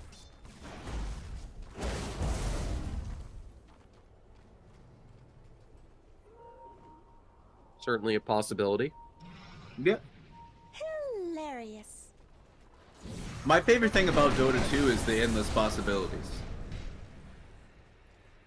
Like, I'm a firm believer that anything can work in a game of Dota 2 as long as you know what concept it is that you're trying to pull off and you actually work to achieve said concept. I casted a game one time where the answer to Black Hole, BKB Black Hole Enigma was to use a Carry Elder Titan with the Aghanim Scepter, so every time you went to stomp, he would switch places right as the Split Earth connected to cancel the BKB Black Hole, and then he hit him like 3 times real quick and just killed the Enigma. And that was their answer that entire game to the BKB Black Hole. As long as you know the concept that you're trying to execute, pretty much anything is possible in this game. It's just actually executing the concept that you have thought out, which is hard whenever everybody's punching you in the nose. Hence why there's 3 Lincolns on the side of Team Sweden to completely counteract all this lockdown that Team France, forcing them to buy 3 or 4 hexes now. Right. To try to get that necessary disables that they so desperately want. And with this Void now level 28, soon to be 29, that means he's going to have that additional bash that's going to synergize fantastically with the Ags.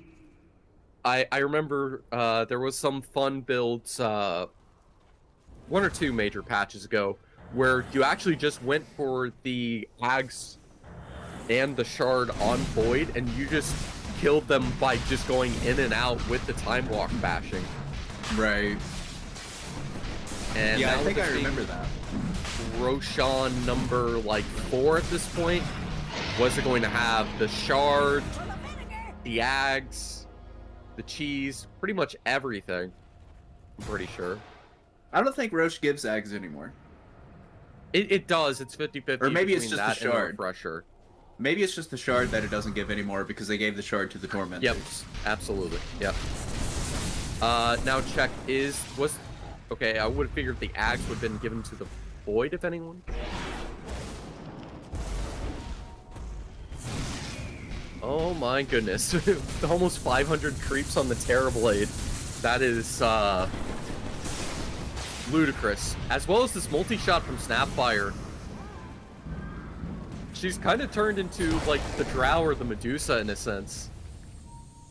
Yeah. Because this game's gone so ridiculously late. Still no Axe Blessing yet for the Void. But I think they're going to be okay with that. Having the Lincolns popped a couple of times now. You can see they're using that cooldown. And the Void's actually using his Lincolns on the Snapfire. So yeah, they're she slow has the sieging double from the low Lincolns. ground. I love this idea, because I mean the Lincoln's cooldown is kind of the same if you give it to someone else, so Yeah, use it to they're just waiting for Lil survivability. Shredder. They're waiting for Lil Shredder to go off cooldown. Oh, X on the Bad Rider trying to get himself back. Blink in for Chronosphere, connects onto all 4, but they don't want to take this fight. Now he's going to refresh Chronosphere number 2. Oh, Ash coming out. Mortimer kisses, rated down, Enchantress being brought down low, but he's focusing the attention on a Zeppelin. Zeppelin, not a chance to escape. He's going to have to buy back and come back into the fray. Tool, he's been caught out as well. He's the next to fall. He has no buyback. So it's a 4v5 engagement while Sweden are living in the base.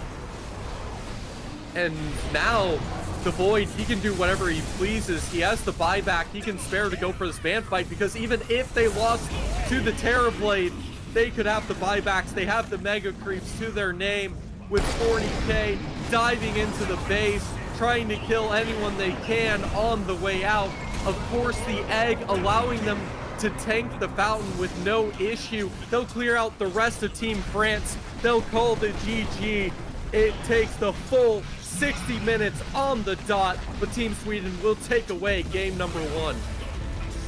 Man, we didn't get to see tier 5 neutrals. I feel baited. Perhaps a little bit, but I don't think Tier 5 neutrals would have changed the outcome of this game. An amazing performance from all of Team Sweden, getting a little bit awkward as the Batrider got picked off a couple of times due to all those hexes invested. But it shows that this Terrorblade, as insanely strong as he is, there's nothing as strong as that Void with that Chronosphere once he gets those items built up to eventually become unstoppable. Yeah, I'll be really interested to see the way that the teams interpret this game number 1, right? Because on one hand, it was like Sweden knew that they were going to go for that Terrorblade, and they gave them the Terrorblade. But they beat it. But on the other hand, for the side of Team France, that Terrorblade almost worked.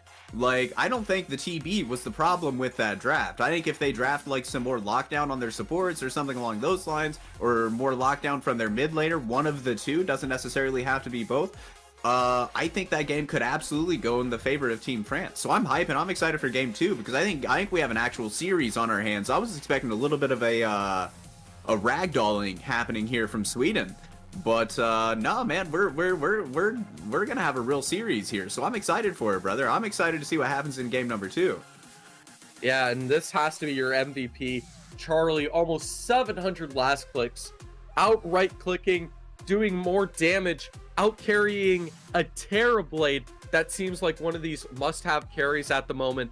An insane performance from him, and Team Sweden able to find an answer to the Terrorblade that isn't trying to outpace, win the game in a quick 20-minute fashion, but able to outcarry him. But you can see that strength. It took about the 40-50 minute mark for that Void to be able to start comfortably being able to beat the Faceless, you know, as the Faceless Void, being able to beat the Terrorblade in those team fights.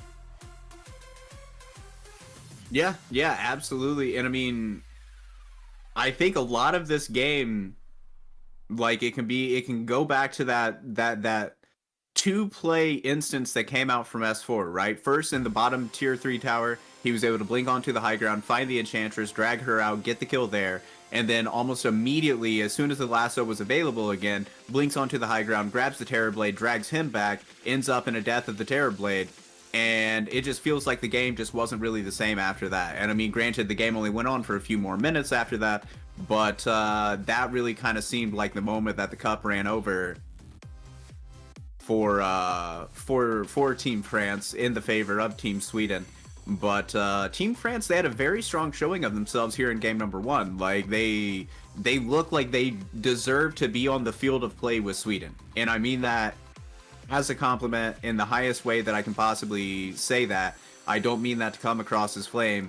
It's really like they look like they deserve to be out there playing against Sweden, who we kind of were talking about before we went live today in pre-production meetings, looking to be the favorite to win the whole tournament. So France, they definitely look like they belong here. So now it's just rounding out some of the issues in the draft, coming back in game number 2 with a fresh head, a level head, and actually doing the job. Yeah, absolutely. But we'll be able to see... Oh.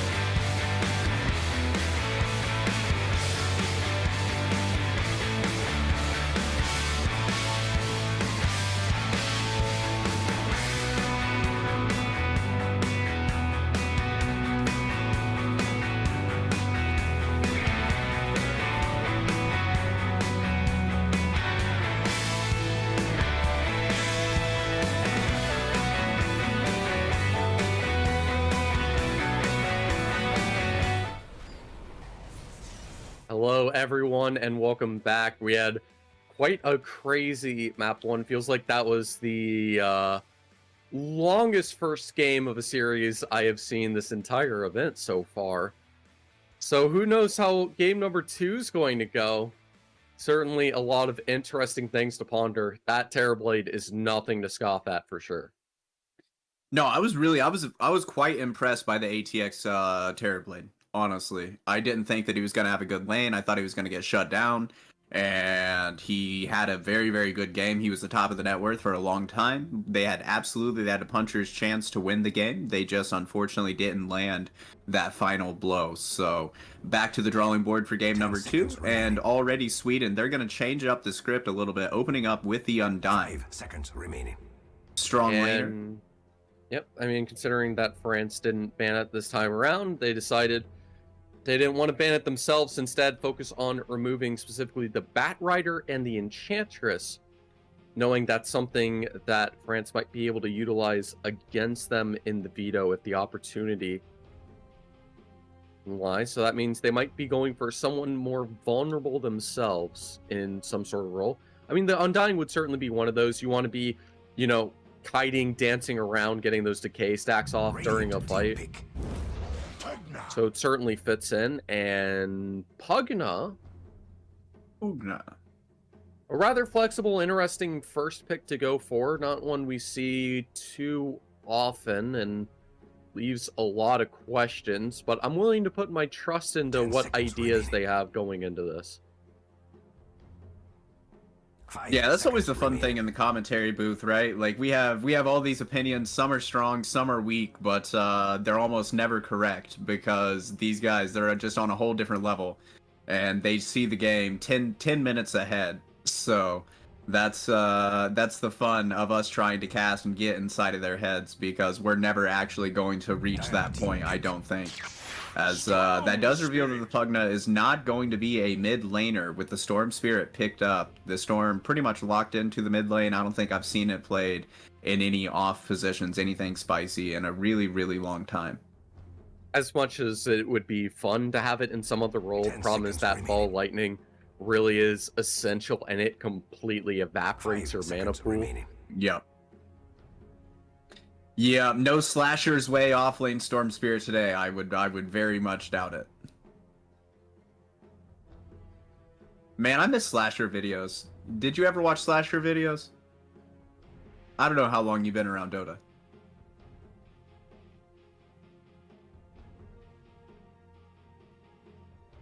Oh, either I'm frozen or he is.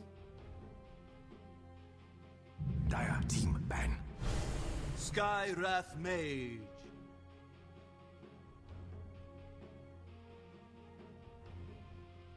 As it is going to be a Skywrath who's picked up next. So again, Team Sweden picking up the script that Team France left off, picking the support duo that does not provide any sort of lockdown. Lots of burst damage, strong laners again coming out, but the lockdown issues, we'll see if they are as prevalent here in game number 2 as they were in game number 1. And it's interesting to me that they go ahead and pick a Skywrath Mage. He does have the silence to help deal with the Storm Spirit, but they don't have lockdown for this Storm Spirit that was shown in the 7th pick. So, but they do still have 3 picks to address the Storm.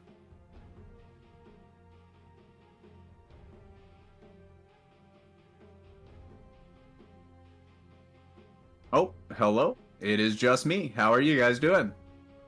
Hopefully we'll be able to get my co-caster back here pretty soon. But now we're getting into the second ban phase. Sweden is the one with the pick, currently going into their reserve time as they get rid of the Enigma. Morphling ban. So maybe looking to dip back into that Terrorblade Cup. Just didn't want to pick it in the 7 slot. Didn't feel safe picking it in the 7 slot. You could immediately get countered with like Dark Seer, and then you're having a bad time. 10 seconds remaining. Team ban. Yep, so they're going to go ahead and get rid of the Terrorblade themselves. They've decided that it's just too strong. They don't want to deal with it. They don't want to have to mess with it again. So we're just going to go ahead and get rid of the Terrorblade in the second phase.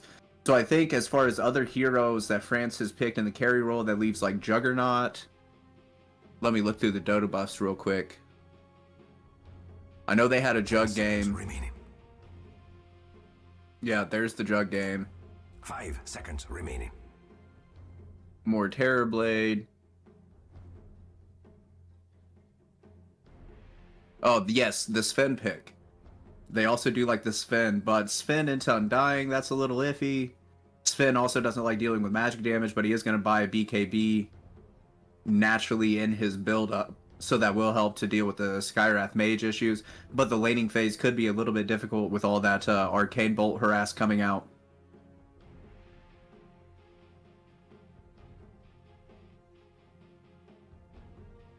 Really thinking about these bans. Gonna go ahead and get rid of the Lycan. That would be another really...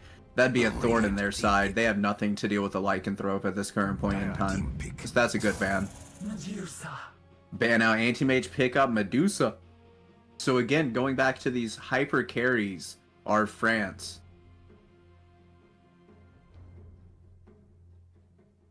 Do they just pick like PL at 18 though for Sweden? 10 seconds remaining. Looks like Trevor might be back. 5 seconds remaining.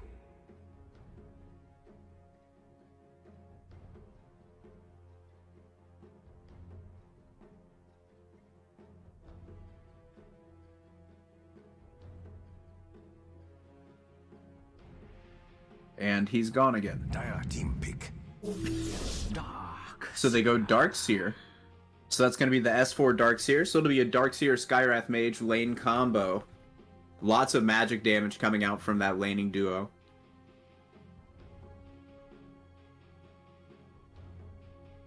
Radiant team pick. 4. And they spend the 18 pick on the Void Spirit. Seeing their carry to carry, or their mid to mid matchup, they feel like they should go ahead and pick up the mid lane hero here at 18. I honestly almost wouldn't have minded them to go ahead and pick the PL there at the 18 pick. I feel like it'll probably be banned in this next phase. Remaining. But they don't see their laning combo and coming out dual melee 5 seconds against remaining. what could be a double range 4-5 or 3-4. That would be potentially problematic for the side of Sweden. So they're going to err on the side of caution and go with the strong Void Spirit instead. In France, they're going to go ahead and steal that Spirit Breaker. I think we saw he has a north of a 50% win rate currently. Does this Spirit Breaker? I know I see him a lot in my pubs, a lot in my organized Dota games as well in the amateur ranks. So this hero, he's all over the place. 5 seconds remaining.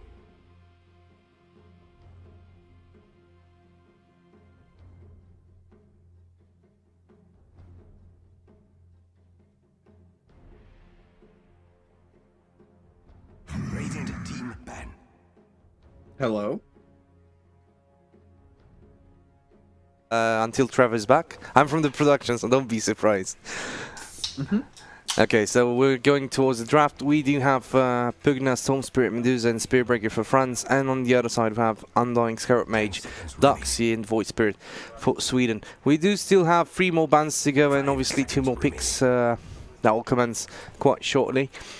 A really dominant early game from Sweden from the last game, and it didn't look so well into the mid game and into the late game. I mean, they had a really good draft, honestly, onto the early from the first game, and they did have Spirit Breaker with really awesome engages and really good map presence on the last game. Now, they're going to be playing against Spirit Breaker, and we do have the ban, it's Naga Siren from France. What do you think about this game? Do you think it's going to be a 2-0 for Sweden? By the looks of the picks. I think it's too early to tell, because they haven't really addressed the Medusa. That's true. I mean, there are some certain picks that Sweden can still pick here in order to counter the Medusa. They did ban the Anti-Mage. Yeah, they banned the Anti-Mage, they banned the Naga. My expectation is the next ban is going to be the Phantom Lancer. Yeah, that is my next expectation. Yeah, seems like one. But that does still, there are still heroes that can deal with the Medusa. I mean, honestly, they don't really have any way to deal with Weaver. I know Weaver isn't necessarily the most meta pick in the game right now, but with the Mana Break talent, he can build Diffusal Blade. I mean, Windrunner also still in the game, Diffusal Blade carrier. Windrunner has been a really good pick overall in the last patch, but got slightly nerfed. Still, yeah, is a pretty decent pick here. Obviously can go with the mana burn build. Is Axe banned actually? No, he's not. It's just not prioritized by the Swedish lineup. Axe is really a pain for Medusa. It needs to build different than what she regularly builds. When you play against an Axe, he can just one-shot you with the ultimate, unless you get some hit points there.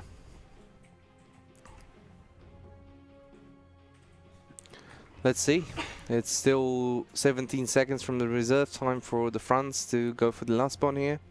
Let's see if your prediction is right, if they go for the Windrunner ban. And it's actually a Void Spirit once again. No, Faceless Void, sorry. No, you're fine. I'm sure everybody knew what you meant to say. I casted a game yesterday, or 2 days ago, that had a Void Spirit and a Faceless Void in the same game. It was confusing. And that shit, yeah, that was very confusing. 10 seconds remaining. Now let's see, 10 more seconds, and obviously they do have a little... Oh, they don't need reserve time. Let's see, it's... They go okay, Slark. it's Slark. Yeah, we didn't think about that one. That's still good against Duza. Yeah, and I mean, he fits into the similar vein that I was thinking as far as the Weaver goes. They don't really have a great way to deal with the Slark. It's an insane game for a Mage Slayer, honestly, for Slark. Works really well with Pugna, Storm Spirit, and does as well. And let's see the last pick for France. Tusk, okay. Tusky. I haven't seen Tusk in IESF qualifiers. Honestly, I think it hasn't been picked not even once in this qualifiers. I'm gonna double check as we do have the stats in the production. Yes, indeed. Tusk hasn't been picked in ISF regional qualifiers, so it's the first time we're seeing Tusk in the ISF Europe qualifiers, at least. Okay. New hero alert. Some fresh spicy strat alert. France with their back against the wall. They're going to go ahead and pull out something that we've not seen yet. And it's going to be the Tusk, but this means that they're going to have a dual melee off lane into Slark. True. And a dual strength off lane into the Handskin Undying. I still think I like Sweden in this draft. Yeah, so you're going for a 2-0 then, your prediction? I think so. I think I'm going 2-0. Well, he didn't. Zeppelin was mid last game. He didn't really play the best Keeper of the Light he could have played. Let's see how he plays with Storm Spirit, as I think he's one of the key players for France. If he does well against Void Spirit, I think the game could actually go more towards France.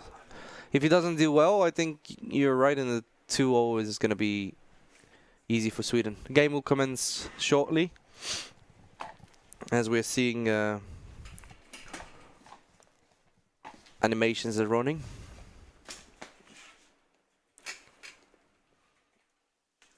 Everybody loves the animations. Yes, it is. I mean, I can see before you, you know. It's sitting in the production is like cheating, you know. Okay, game is Cheating live. on the test. But yeah, let's go ahead. Let's get into the action for this game number 2. Just a reminder to those of you who are just tuning in, Sweden took game number 1 in 60 minutes. A tightly contested 60-minute matchup. So they have 1 point to 0 advantage here in the set. We'll have to see if map number 2, France, is able to level it up, or if this will be the game that sends them packing. And as Misu just pointed out, a lot of it is going to rely on this Storm Spirit in the mid lane. What action he's able to create, what kind of lane he's able to have up against this Void Spirit. Checking out, trying to see if they have detection in the area. To battle. And they ping it out exactly where the ward is.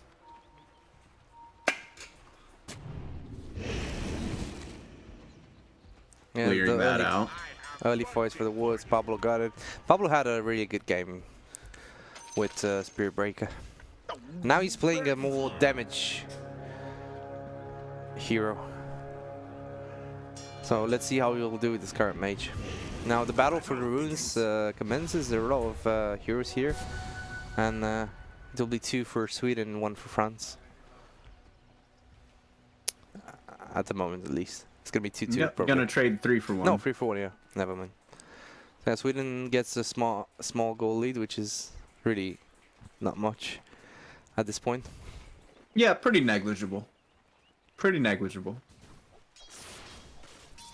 So it does seem like Zeppelin is better at body blocking the creep waves than Benjin, unless this is some sort of a strat he wants to yo-yo the lane. He intentionally sent the creep wave, the one creep out a little bit early. Aha, I have returned. You're no longer alone. Oh, he wasn't Hello. alone actually. He was with me. Discord is a terrible... Wait, you think it's something on your end? No, so I'm actually gonna be sending this to Trevor. Thank you. I'll be coming here in case something bad happens. So yeah, Trevor, you're back. Thank you. Is on the ground. Thanks for the help, buddy. Yep. Looking for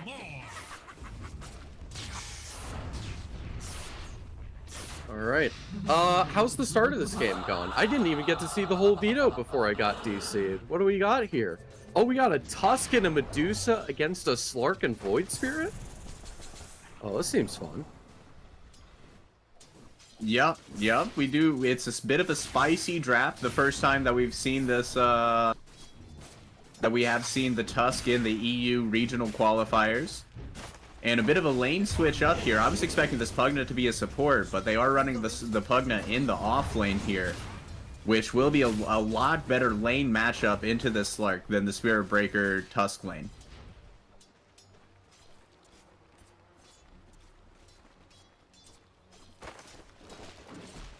Yeah, absolutely taking their time. And the beautiful thing about this Wild Pugna from Team France is it does allow this way to get this harassment in, stop the Slark from getting in the last hits or just the early Essence chip stacks. The main concern is that Slark does enjoy these longer sustained fights, which is where the Medusa mainly shines, being able to sustain in long fights, so being able to just steal away all of these stats, taking away all of her mana indirectly through that sort, plus the fact that I'm sure he's going to be building the Diffusal this game on top of it. Yeah. It's going to be very problematic. That's my expectation, is he's going to go the Diff Blade build rather than the Echo build, but time will tell what's on Charlie's mind. He doesn't have anything shift queued up at this current point in time, so... But that is my expectation when they pick the Slark. I was looking for a PL pick. I do like the Slark pick. I like the thought process. His Handskin is going to get trapped in by the Ice Shards. Oh, wow.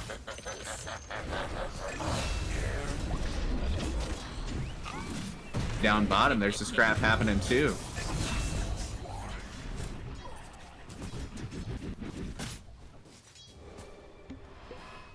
An action-filled Yeah, early scrappiness. game. 6 kills, 3 minutes.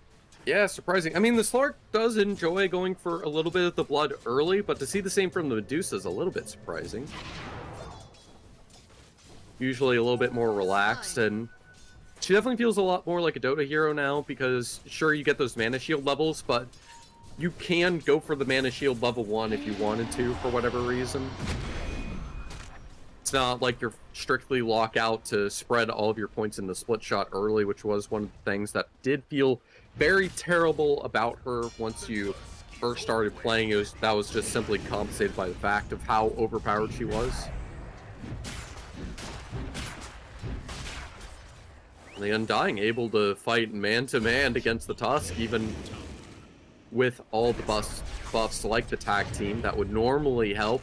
Speaking of help, the Storm Spirit could use a bit of help because this raw magic casting from the Sky Wrath, surprisingly not enough, barely able to get away alive.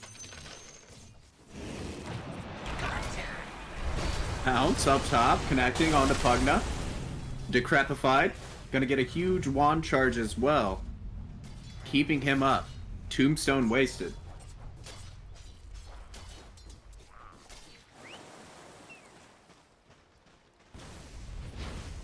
Tombstone being spent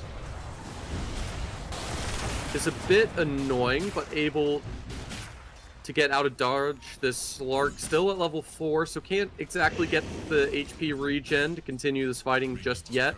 That should be okay, considering this Undying is chonky with the 16 soul and strength. Spear Breaker. Having a melee support's alright when your core is ranged like the Medusa is, one of the few strong ranged cores at the moment.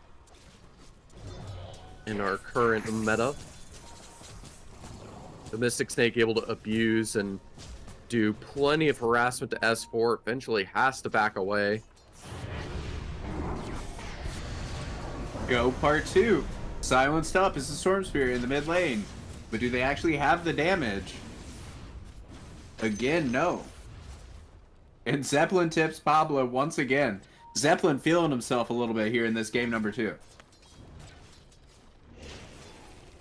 Yeah, speaking of which, I have to assume then, logically, that the AM was banned, of course, so Slark's what they had to go for.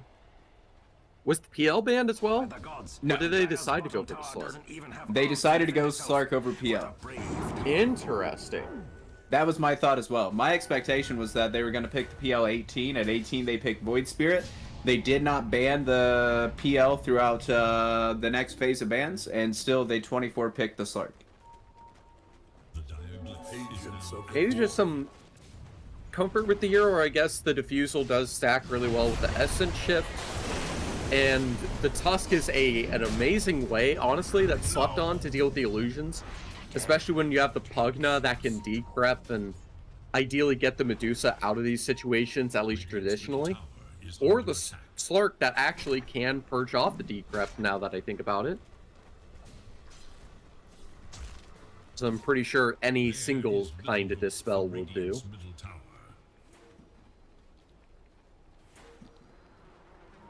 Scanning.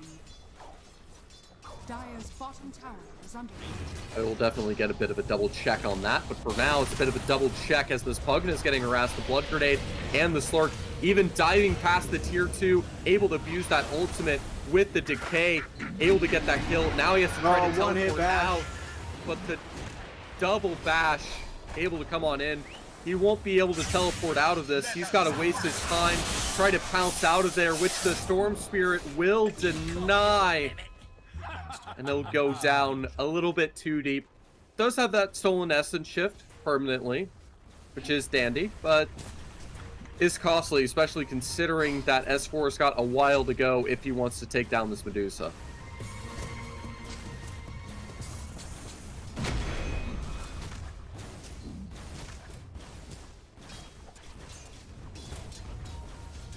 Able to get away with her life just fine.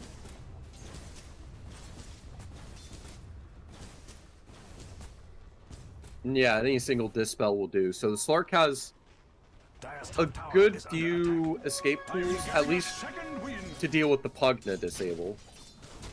Now, the Storm Spirit, that's the one I have to wonder how exactly Slark deals with it.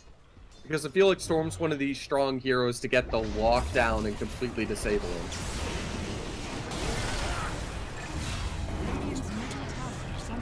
Yeah, I think if he gets Vortex off before Dark Pact, then obviously he's locked down, but I think Dark Pact will even purge Vortex. Yeah, I'm double checking. That is the case, actually, so never mind. I just assumed that it wouldn't have worked, but I guess he just didn't have the mana or it was on cooldown, and that's why he didn't use it when he saw the storm coming on in. But if that's the case, then... Okay, so Slark can deal with everything thrown his way. Not all at once, of course, but... Sure.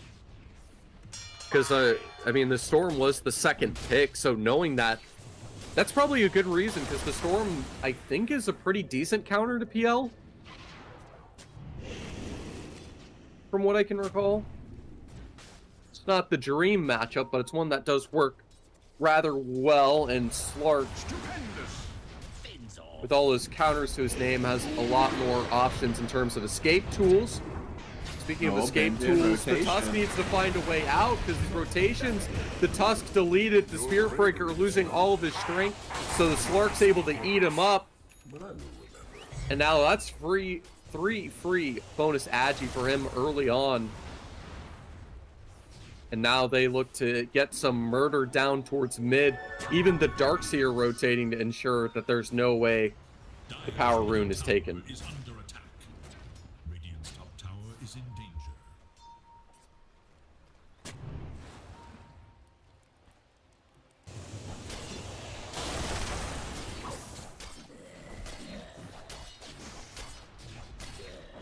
Again, another good laning phase coming out from Alliance. Or I'm sorry, not Alliance, but Team Sweden. But Team France, ATX on this Medusa is the top of the net worth by 200 gold, 400 gold. And they did already lose their top tower thank you to this Pugna push.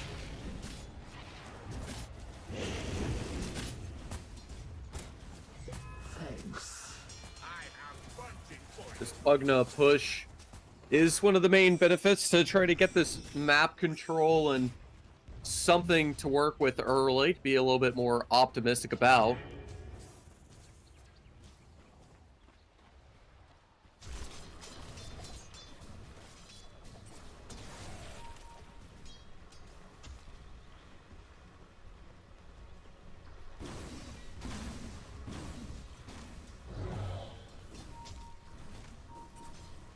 They keep it going. S4 able to do sort of the same thing. He can't go for the tower directly as the same way the Pugna would, but able to, of course, you know, utilize that ion shell, get all that damage burn in. And considering that these supports are a Skywrath early on, won't have that lockdown of that Atos just yet, though will soon be coming in. And that Storm Spirit's going to be in for a world of hurt. Nether Strike, Snowball coming in. Rainbow TPs as well. Good vacuum wall. Storm Spirit gonna sit to the other side of the wall, try to bring down the tombstone. Benjin starting to rotate over. Storm Spirit gonna have to walk away after he took that tomb. And now the Pugna, who was left to his own devices, is the next to fall. And now the fact that they have this Undying that's successfully gotten multiple or a pickoff on the Pugna to follow the initial Tuscan Spirit Breaker being taken down, they can spend all day on this bottom tier 1 tower if they had to, able to easily clear it out. And the Skywrath protecting this haste rune, but the Storm Spirit will still be able to get there first, and Pablo doesn't have the escape option just yet, able to kite through the Void Spirit utility. And now, with the Spirit Breaker on top of it, he has no easy escape tool. Decides to try to go aggressive as his teammates rotate in, but they'll decide to slow down afterwards.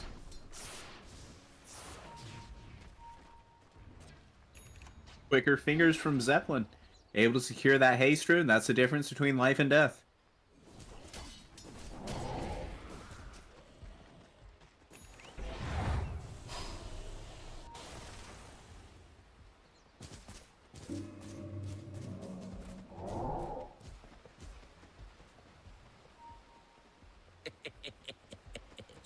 Yeah, the good old Slark chuckle. Cheeky little lad. But there is one catch with this Slark. Not really a flash farmer. No. So this Medusa, a solid almost 2k ahead of everyone else. No, I think they're going to have a Medusa problem this game. I think they're going to have a pretty real Medusa problem this game. I don't think they did enough to address the Medusa either. And yeah, I think they're gonna have a problem. It's gonna be an uphill battle trying to deal with this super ultra farmed Medusa. Yeah, and how you described it, I think that's the key issue. It's not the Medusa herself, it's about the gold, the net worth, the ability to farm that can be so problematic. Beautiful follow-up, the full silence duration able to be used. No Atos required, just the stringing together with the Void Spirit. That eventually will have its own form of silencing. But just for now, going for the Echo Saber into Lincoln's. What a wild plan to have on a Void Spirit. But I can't knock him for it. Yeah, likes the stats. Universal heroes love the stats. It gives that flexibility, but this is like the last two items I think of to go for first on a Void Spirit. Sure. But considering this is a great way to counter the Electric Vortex and the lockdown, the Spirit Breaker, like, oh hey, I got vision of the Void Spirit, I'll go and gank. You have this audible pop. This smoke would be huge. And if they get this Medusa, that will be game changing. Of course, delayed for a few seconds because of the ult thrown down, and now having to counteract the Medusa with her own game using the wall. Yeah. She can't run away, utilizing the Darkseer. this is the key counter to answer the Medusa's flash farming by punishing her with her own strength.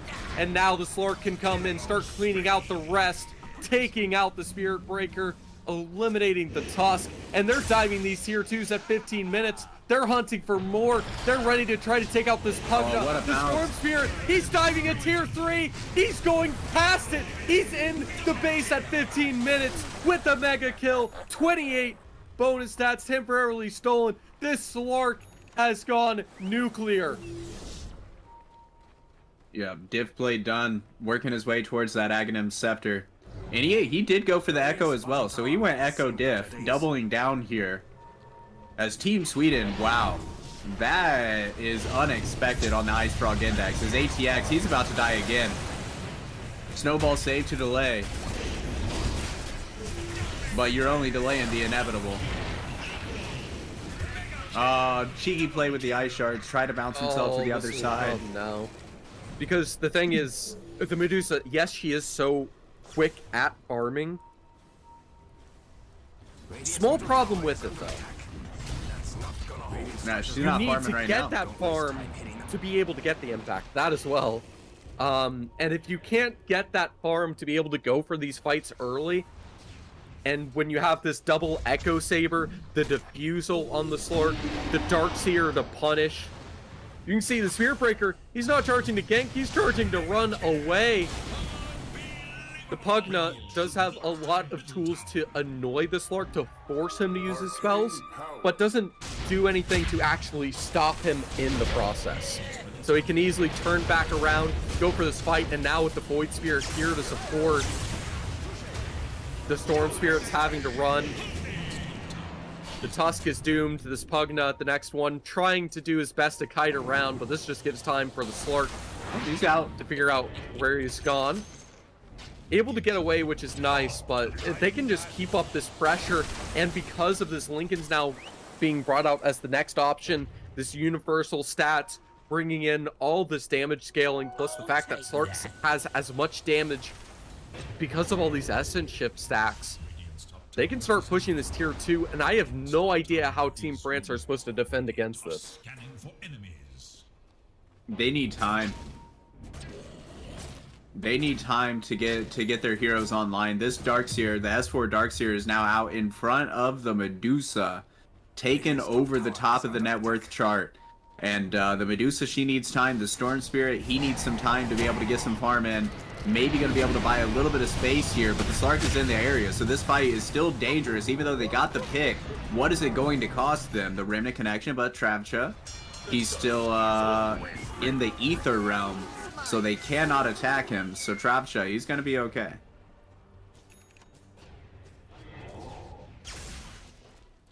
And making sure that he's okay is a key detail for now, as the Slark is already 1,000 gold away from the Ags. Yep. Doesn't even feel the need to go for something like the Manta style for the additional Dispel. So you know how a couple minutes ago I was saying that they have a Medusa problem? I think the Medusa problem's gone away. They're about 1,000 gold away from having a real serious Slark problem. They already Yeah, I have don't know. a Slark There's- problem, but they're about 1,000 gold away from having a real serious Slark problem, because once he gets the added distance on his pounces and that second pounce, how are they ever going to catch him? Yeah, they're still having difficulties and challenges with the...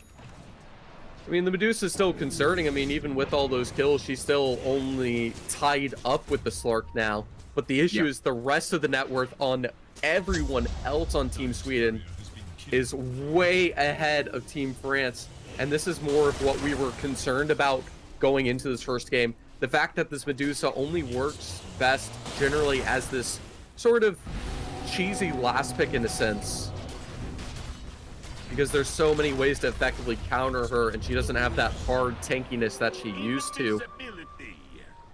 And when you have the Slark with this she can get axe, there. She he just doesn't needs even time. need... Oh my goodness, he didn't even need the 1,000 gold. He just decided to split the Echo Saber because he doesn't need the double attacks anymore. So he can just go for the pounces instead for the lockdown. Got it. What a brilliant move to go for. Yeah, the old disassemble play.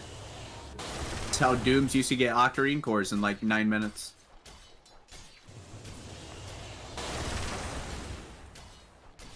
Yeah, able to abuse that same benefit. He will appears to, ignoring the fact he got a little bit careless and had his courier slandered. Get that Echo Saber rebuilt. Bonus strength is nice.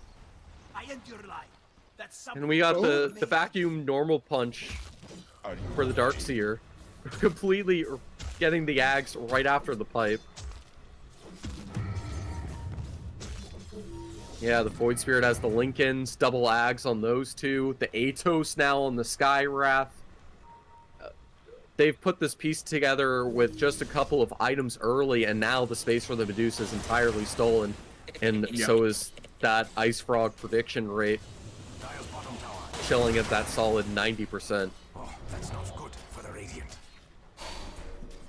Yeah, the first time I saw it, it was a little bit surprising to me. Now it absolutely makes sense. This Medusa, she's having a rough time. If you're only 1,000 gold ahead on the Medusa, you're behind. It kind of works in a similar way as like an anti-mage, as an alchemist. She has it in her kit, the ability to flash farm and farm faster than everybody else. So if you're close to level pegging field, especially on the Slark, who we already addressed about, does not have flash farming, you are behind the Slark in network.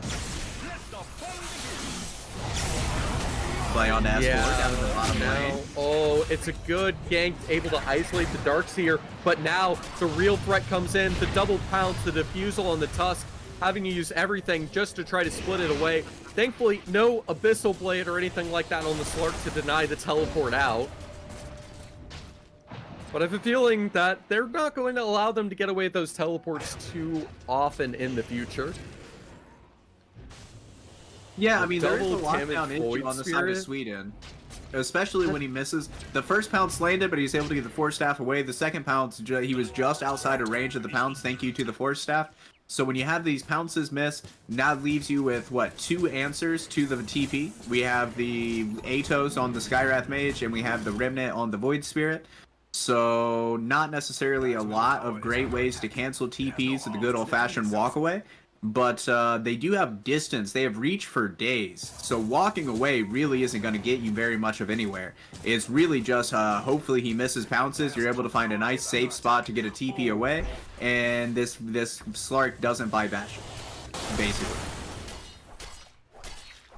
Nor does he have a reason to. Best, but it doesn't look good. See that right there, the decrep TP play, that's pretty much always going to work. Now Cry, he's in a little bit of a pesky situation here because he already used his teleportation scroll, but S4, he's just going to decide that the creeps are more worthwhile of his time and focus his objectives more there. Yeah, certainly. I mean, they've killed this Tusk so much, they know that he's essentially the 5. He has the lowest net worth. There's no reason to really kill him. They won't get much gold out of it. Better to just go for the creeps and the farm than invest all that cash onto it. And speaking of investing cash into things, this Spirit Breaker going to be turned into more agi for the Slark to snack upon. And any attempts to escape will soon be nullified by the nullifier being built by the Void Spirit. I mean, he'll be a decent way along from that, but with how dominant this game is, these tier 2s getting cleared out, Team France choked out of the map as a whole, they're going to have no way to find space. No, this is a hard game. This is a very hard game for France to play. Radiant's middle tower is under attack. We'll have to see what they're able to do. Right now, it doesn't look like they're able to do a whole lot, as they are going to get caught out yet again on this Tuskar. Just getting outplayed on the map are France. By the gods, the Dire's bottom tower doesn't even have arms to defend itself. What a brave tower. Slowing down the pace, I mean, this is the absolute bashing we're used to. I feel like I don't usually see the Darkseer go second item Ags like this, which is a bit interesting. But this, Pugna, yeah, that's the exact reason that they want to be able to have the Nullifier to not deal with those annoyances. Beautiful pounce on him, so as much as he tries to run away, completely leashed in place. My goodness, that's so annoying. Pugna just able to kite the Slark for days. Yeah. I mean, he's still on a bit of a timer, but the Slark realized he's just wasting his time. He should just try to cut the wave, get the farm, and keep going as the Spirit Breaker gets taken out once again. This lead snowballing almost 30-10 now.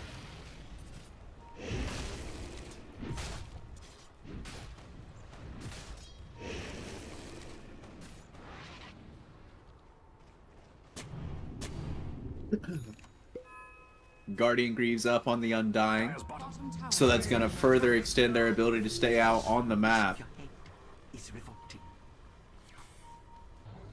As this game, man, it's getting late early here for France in game number 2.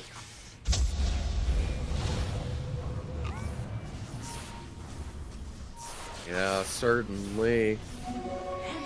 Radiant's top tower is under attack.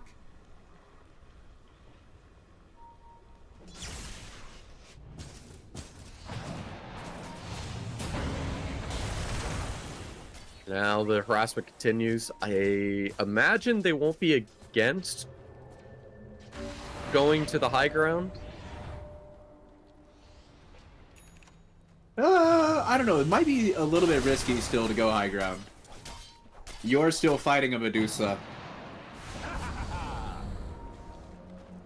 Now, if they can get this pick onto the Storm Spirit or something like that, that definitely opens things up. But he's able to ball lightning himself away. Still has enough mana to TP should they decide to go high ground. And that's the type of stuff that you have to worry about, is the Storm, he TP's back, he fills up on mana, he ball lightnings out, and then suddenly one of your supports are just kaput.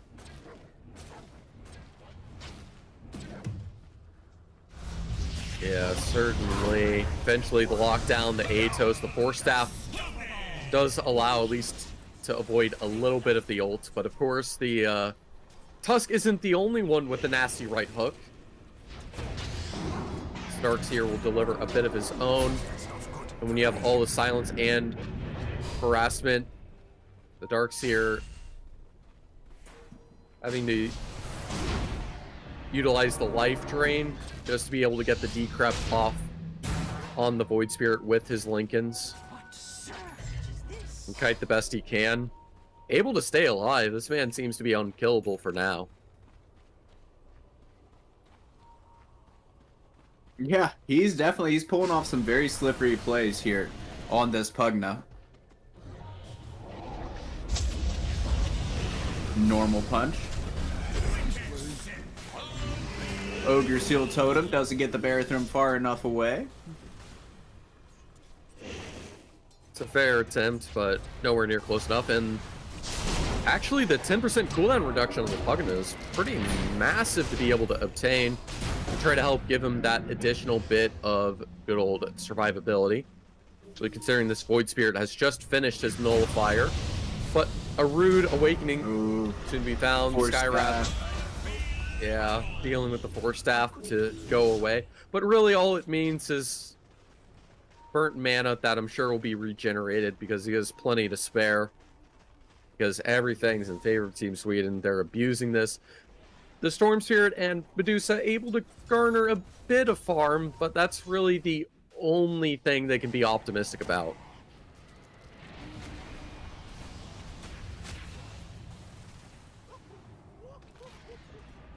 You can see this is one of the few times that Team France has been able to get a kill recently. As the problem continues getting pumped on through. Trishka removed to once again Spirit Breaker locked down by the Skywrath with that good old Atos. Top tower is under attack. As the Arcanes and even the Fam brace to help with the mana regen. Soon to have a Blink Dagger. A terrifying prospect.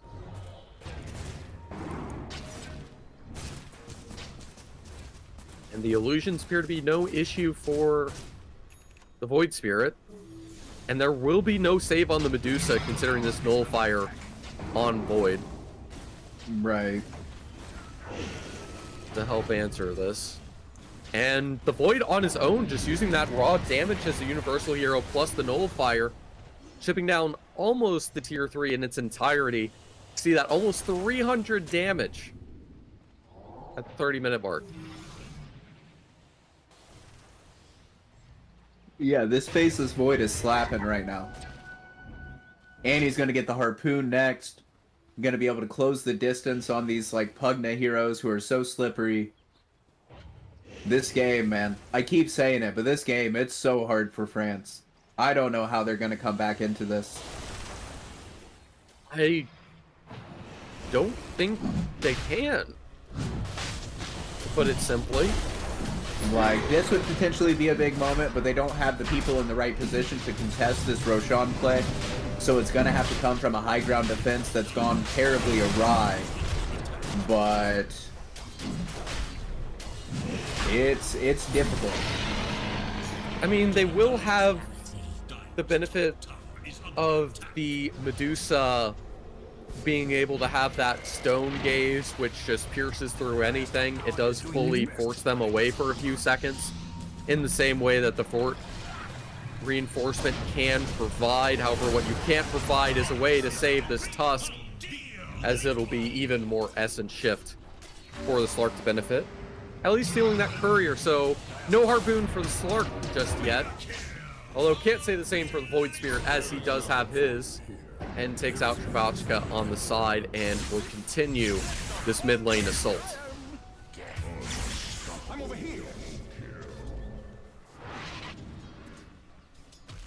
Vision too good. Distortions in the void. And the Darkseer is the key in what allowed them to deal with this Medusa in the early game, to let this Slark and Void Spirit really accelerate, as well as taking these early fights. They seem to have a perfect understanding of how to deal with this core that normally is the unstoppable brick wall. Radiant's top tower You can see is the under Void attack. Spirit just on his own, able to delete these illusions comfortably with no issue with the recent nerfs that have been made to the Mantas. Radiant's top tower. I don't think a Silver Edge is going to be enough to solve this Slark problem. Right. Yeah, even diving directly in. Of course, the full ult, this Slark getting locked down for quite a bit, forced to use his ult early, but he of course has the Aegis. There's a reason he's going balls to the wall with the 2 lives on the line. The last fight for Team France to try to desperately find a way forward. They've been able to get good lockdown with the life drain and the Spirit Breaker, able to take him out for 70, and that will be enough to keep their base held for now. Okay, we just have to make that exact same trade like 15 times.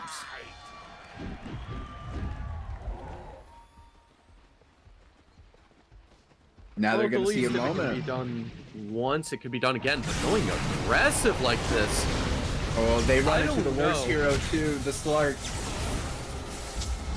It's a nice pick, able to isolate the Sky Wrath and use the Medusa ult to split them up and completely ignore the Slark in its entirety. But of course, the hard dispel's able to kite everything. He's able to pop another ult away, jump out of the life drain, no issue. Ooh, good shards. But the Bastion pushed him outside of the shards. Oh man, this is a team wipe now. This Storm Spirit's coming in clutch. This Slark does have the cash for buyback if he wanted to attempt. Will go for the teleport with the ult out, but there's just too much AoE damage they can apply with the Pugna to ensure that he doesn't get away. You can see this Pugna with the Storm Spirit pumping out so much damage. The Medusa right behind with it. Middle tower is no more. Are you okay? But with the Void Spirit dead, they understood they have an advantage to fight this back, and they've swung things back, recovering this likely after the tier 2 tower will be brought back to about a 60% in Swede's favor. Yeah, they needed that one trade like 15 times, or they needed this trade one time. Now the game is a little bit more open again. Now they have a chance again. ATX, he's the top of the net worth again. And he's going to be farming up. They're going to get a little bit able to reclaim some map advantage, able to find out a little gullet that they'll be able to farm in now. And what a beautiful Ice Shards from Cry. It's been a rough game on this Tuskar, but that play right there, that Ice Shard play, definitely is set this up, turned it from a 3-for-2 into a full team wipe. And this full team wipe's going to be costly. I mean, this is a 12, 15k lead turned into a 5k, a 10k gold swing with one team wipe. Now, of course, we'll go back to a little bit of the same tradition of the Void Spirit getting pickoffs, bullying the Spirit Breaker, utilizing that good old nullifier. And in fact, the Slark has one too, on top of the Harpoon. Mm-hmm. They're just doubling up on this build. The Silver Edge will allow the Medusa to get away, Oh, no. but not without a cost. Oh, was holding the whole butterfly. That courier is going to be gone for quite a bit, and now the Storm Spirit, he's doing his best to try to escape. But the nullifiers hard countered the BKB and could deal with it, but they don't even need to get the nullifiers off. He gets taken down. That's a Storm Spirit dead for 70, and now this Rax is exposed. Yeah, that went from pretty good for France to now things are quite troubling again. All in about the matter of a respawn timer. Divers are scanning for enemies. But the good news for them is these dangers and concerns only last for the duration of that respawn timer. As once the Storm Spirits back up, they'll be ready to go rare and fighting again. They need to make sure no one gets picked off in the meanwhile. Just let them have this Rax, understand that you still are significantly behind, as that one kill on the Storm was enough to swing back that lead to Sweden that they're working to begin with. In fact, the Slark going for the upgraded Diffusal. Isn't the Diffusal 2, but has another fancy name now that I can't recall. Like But gives Disperser. that additional stats and damage.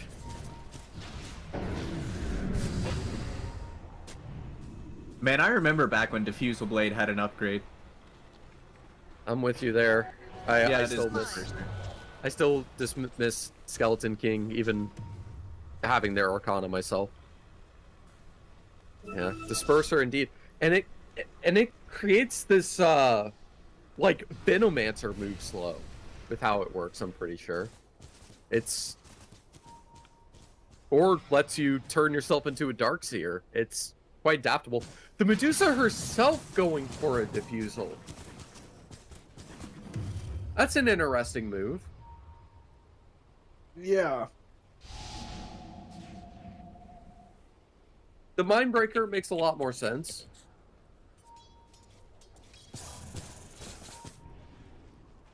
And she has everything to make the butterfly. Just has to wait for that courier for another 40 seconds. The Spirit Breaker trying to get him off, but the Dispel removing the bash stun.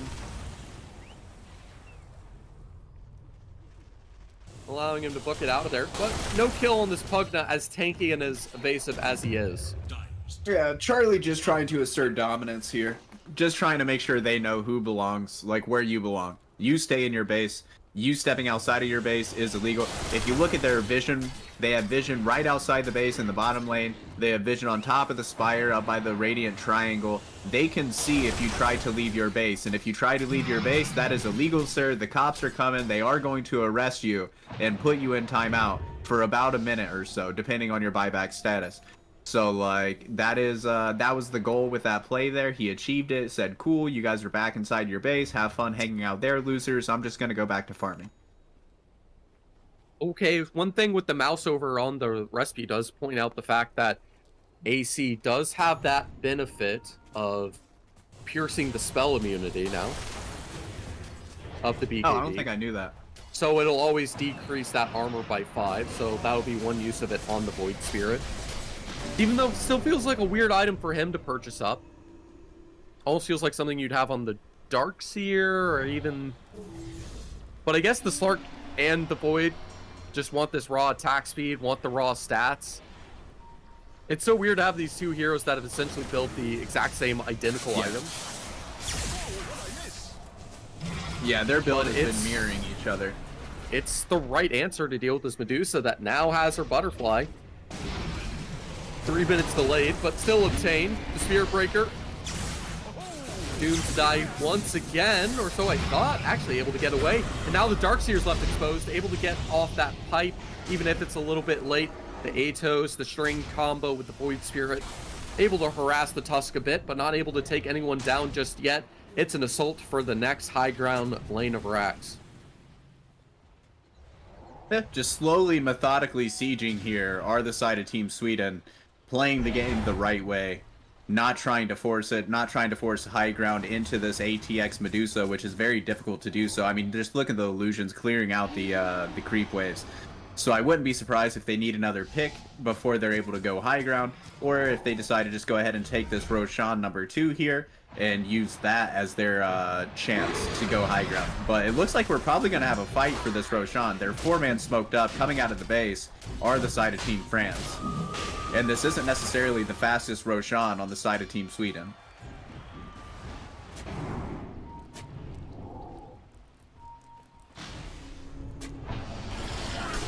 And the fact they can be so patient about it, all they wanted to do was bait the rotation so they can take a little bit more comfortable with team fight. Perfect replica wall on the Medusa, allowing these illusions to start attacking her back. This tombstone's going to die while the ult is up, even with the Hex to try to delay the inevitable. It's Undying forced away, getting chased by Chvachka. Spearbreaker unrelenting, trying to kite with the wall, but the Skywrath Mage is not concerned at all about that vision disadvantage. And now the Void Spirit will skedaddle with the rest of his team. The Darkseer dead. And buyback spent on the Space Cow.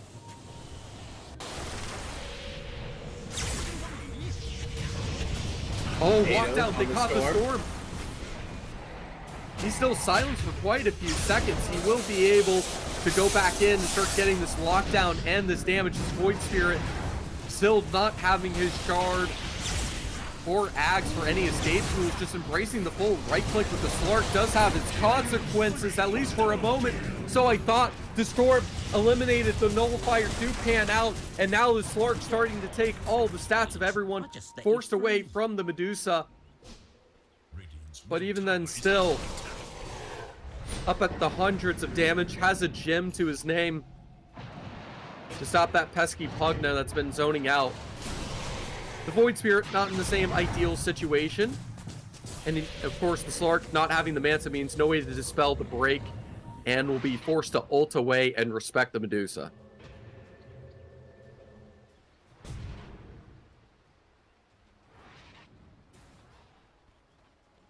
A lot of things happening there, but the big thing, the Void Spirit was able to stay alive in that engagement after he was able to get his picks. And this is such a controlled play here. They knew the smoke gank was coming out. They knew that they could see it creeps inside their base. Nobody was defending them. So they just come out of the Roshan pit. They lie in wait. They set a trap, and they execute the trap to near perfection. And with that near perfection, I mean, we can see how the Medusa can be so deadly, even with the Slark having the Scotty now. Still has to get more items like the MKB to really have an answer to lock down the Medusa with all this evasion, able to dodge all those mana burning right clicks. Darkseer with the Hex, which I think we saw.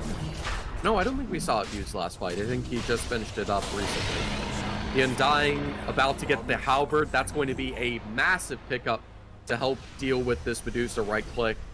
That's now starting to get the proper harassment as she gets the levels, the XP.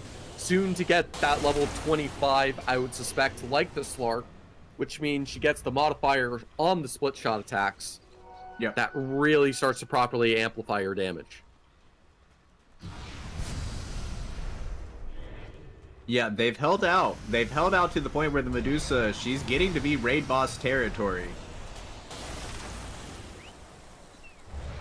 But they've shown that they can deal with this raid boss. This isn't some unslayable monster. They have been able to deal with this Medusa time and time again. We'll just have to see if they're able to repeat the success, because now the window gets smaller. Oh no, this would be huge. Oh, this would be Hex. huge. That's beautiful. There's no way for him out of it at that point. That's the beauty of the Hexes. Not only does it just completely deny any ability to escape once you start that pick off, it has a significantly longer duration than something like the Abyssal Blade, and I have a feeling that we might be having to see Hex nerfs in the future with how heavily these teams have been starting to rely. I mean, we've seen what, 5 or 6 hexes in just these 2 games? Yeah, good item, good games for it. Not a lot of lockdown on supports, so you have to buy lockdown from other ways. I mean, even in the last game there was plenty of lockdowns. There's nothing but Lincoln spheres and hexes, and this game seems to be no different. The Lincoln sphere usually feels a little bit underwhelming on a lot of cores. Like, it's a nice hex on the Pugna. We'll be able to get some harass. But the main issue is this Void Spirit and Slark, with the focus on the right click they've had. It's so much raw damage. The Nullifier denying the escape. And now the Slark to follow up. He does have buyback, so once the Storm Spear and Spirit Breaker are back up, they can go for this fight. But they need to start now because the Megas will be coming if they don't keep this tower intact. Yeah, it's getting close to last hurrah territory. The fat lady, she's warming up her vocal cords. She's gonna start singing too, or singing soon. And I don't think France will like the tune. Let us fight. You just release the delay, wait for the perfect pick. That Spirit Breaker immediately deleted. And now, knowing that this Spirit Breaker isn't one of the heroes with buyback available, they can start poking and prodding, getting all these lanes to slowly push in. Medusa pretty good at keeping the creeps out of the base. Yeah, 5 that's heroes, their only not so issue. much. They don't have creeps. Oh man, look at these towers melting. There's no minus armor directly on any of these heroes for the towers, just the raw right click. And now the Spirit Breaker with the Ags, the silences, everything diving in, forcing the Medusa to immediately pop the ult. The Pugna able to save her using the life drain to restore all of her health and help with the mana for her to be able to go back into this, but she needs to be careful as she right clicks. As this mirror wall comes in, sure, the Darkseer's eradicated, but she gets forced through the wall's replica. Right-clicking the Slurk, getting the harassment successfully, but just doesn't have that survivability, has to buy back, and they're now fighting against the Megas, the world against them, trying to get anything to benefit them onto this. Able to remove the first light from the Void Spirit, but surprise, the Slark's here, and he's ready to go for a round 2. Spirit Breaker removed, permanently dead, gone from this, but so is the rest of Team Sweden. Everyone eradicated except the Slark, which will be able to Trickster Cloak his way out of here.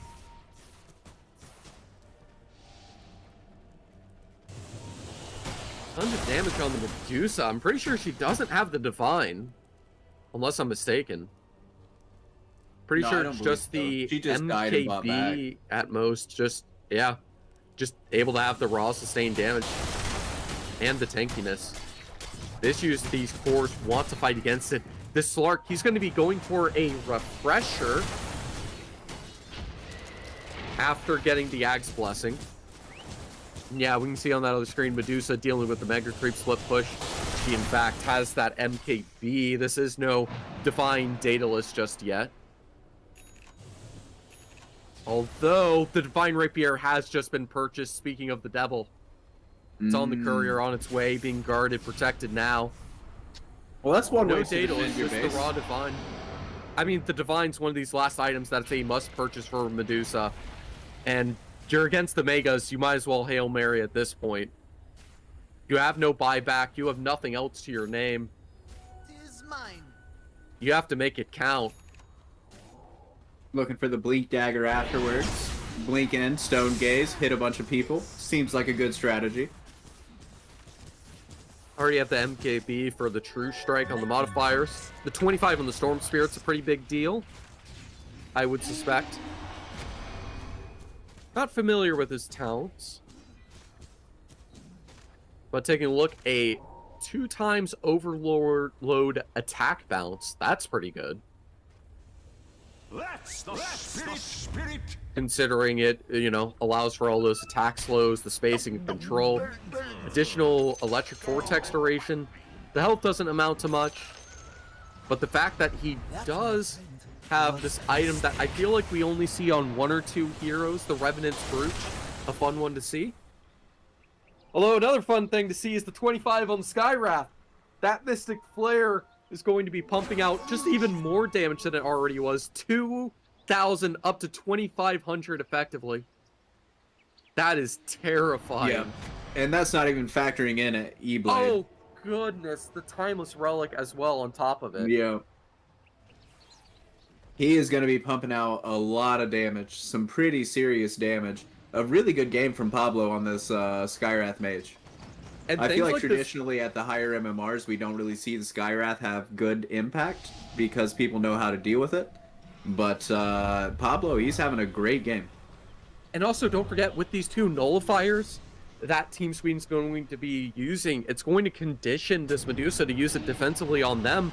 So then, later on, the Skywrath can go for this Atos and really pump out all that damage onto her, burning all that mana, really letting that Slark cut on through. As I'm pretty sure as we look, yeah, buyback available on everyone on Team Sweden, so even if this fight didn't go their way, it would be okay. GG. The Divine has disappeared in mere seconds. The Medusa disappears as everything pops off on her all at once with the direct smoke gank in, and they're diving to base to try to remove the rest of these cores as they try to buy back, desperately finding anything. This Undying taking hundreds of debuffs from the Shrine. It's no issue, able to sustain. They're making sure everyone is dead on Team France before they go for the base and getting the GG call. 8,000 health on the Undying at the end there. Yeah, that's quite a few decay stacks right there. That's a big well-earned beefy boy. qualification from Sweden.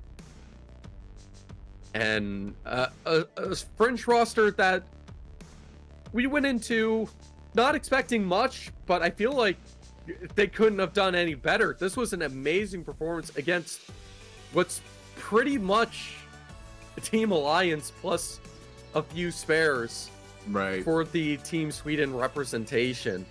So to see these names show up and have such an amazing performance, I mean, these are clearly good players and they might have a good future ahead of them, even if they lose out specifically in this match in this stage of the qualification. The performance from him was amazing, good understanding, and it took everything for this Void Spirit and Slark to be able to deal with this Medusa.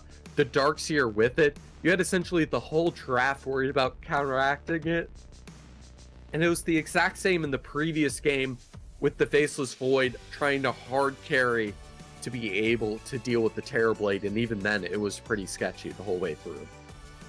Yeah, just a solid showing from Team France, but a rough day at the office all the same. As now we're gonna go ahead and cut to showing you the MVP of this game number 2. Giving it over to the Skywrath Mage. Look at that KDA, 11, 4, and 29.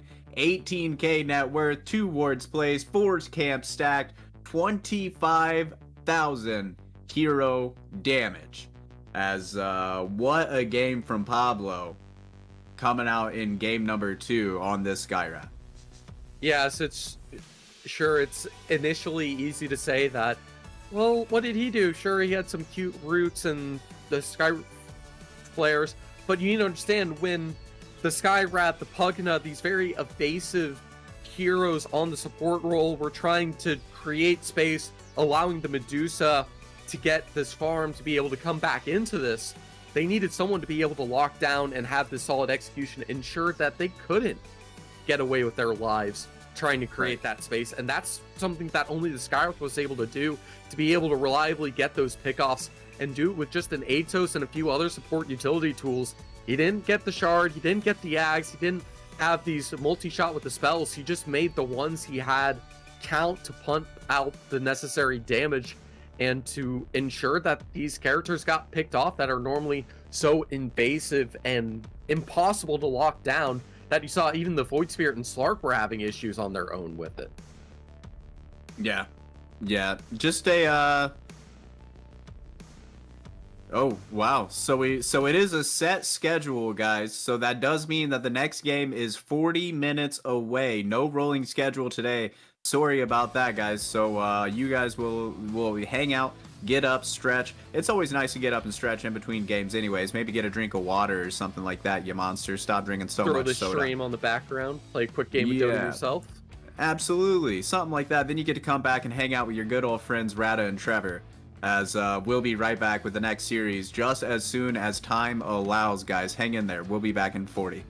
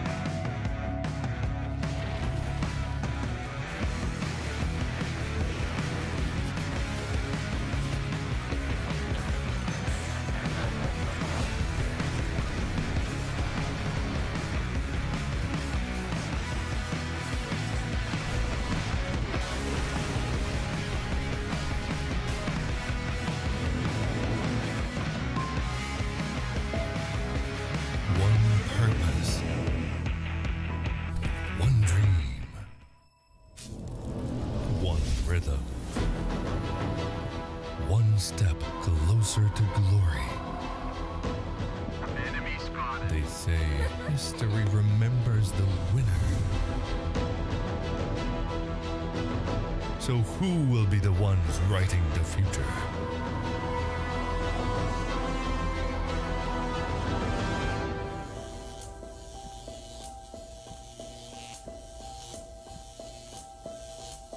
The halls of power call for their kings.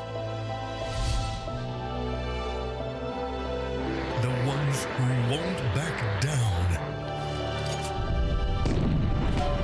The ones who believed.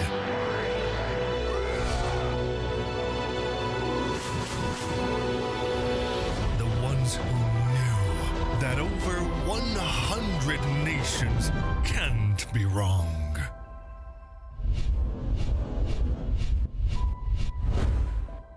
Join the fight between August 24th and September 3rd as Yash becomes the world's esports capital.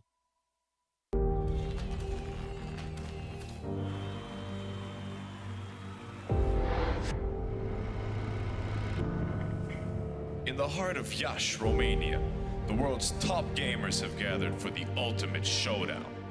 IESF brings heart-stopping matches across a variety of gaming genres in an electrifying experience that celebrates the passion and dedication of esports athletes from around the globe. This is more than just a tournament. This is where champions are born, legends are made, and anything is possible.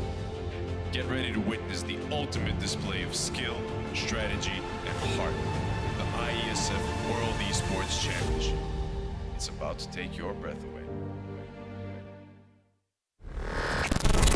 Do you think you've got what it takes? The challenge will be tougher than ever.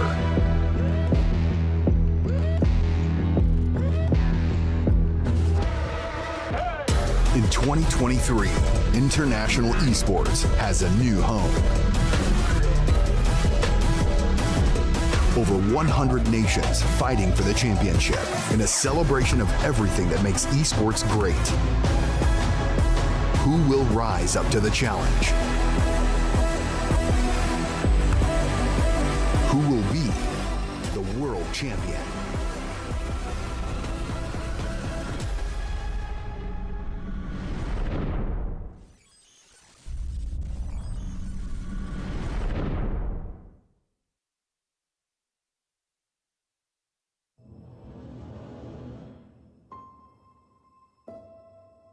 One purpose,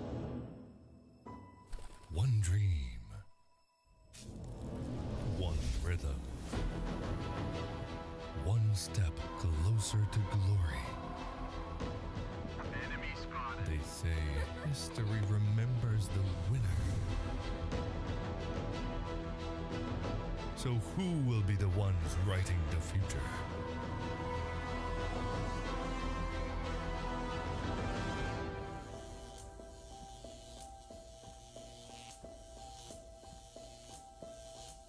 The halls of power call for their kings. The ones who won't back down. The ones who believed.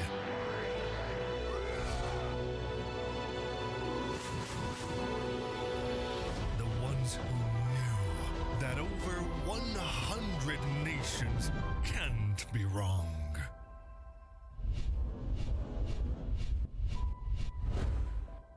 Join the fight between August 24th and September 3rd as Yash becomes the world's esports capital.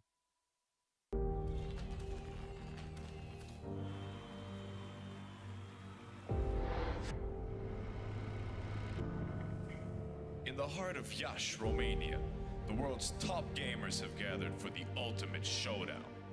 IESF brings heart-stopping matches across a variety of gaming genres in an electrifying experience that celebrates the passion and dedication of esports athletes from around the globe. This is more than just a tournament. This is where champions are born, legends are made, and anything is possible. Get ready to witness the ultimate display of skill, strategy, and heart. The IESF World Esports Championship. It's about to take your breath away. Do you think you've got what it takes? The challenge will be tougher than ever.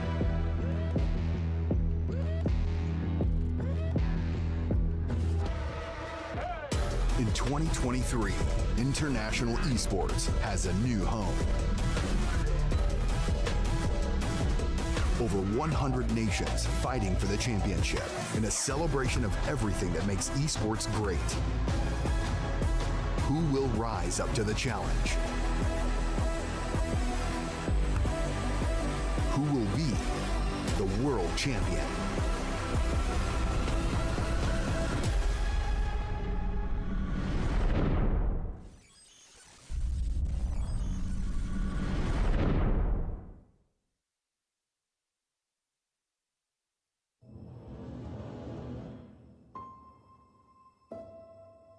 One purpose, one dream, one rhythm, one step closer to glory. Enemy spotted. They say history remembers the winner. So who will be the ones writing the future?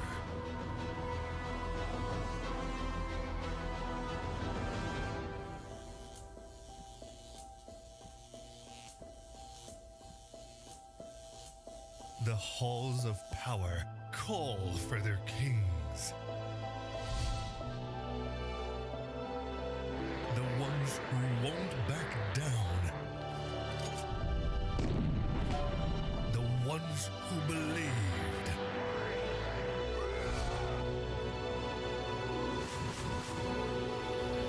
The ones who knew that over 100 nations can't be wrong.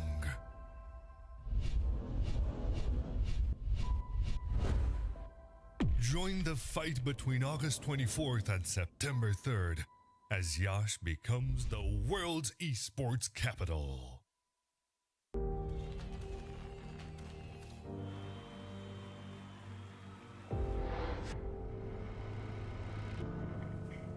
In the heart of Iași, Romania, the world's top gamers have gathered for the ultimate showdown. IESF brings heart-stopping matches across a variety of gaming genres in an electrifying experience that celebrates the passion and dedication of esports athletes from around the globe. This is more than just a tournament. This is where champions are born, legends are made, and anything is possible. Get ready to witness the ultimate display of skill, strategy, and heart. The IESF World Esports Championship. It's about to take your breath away. Do you think you've got what it takes? The challenge will be tougher than ever.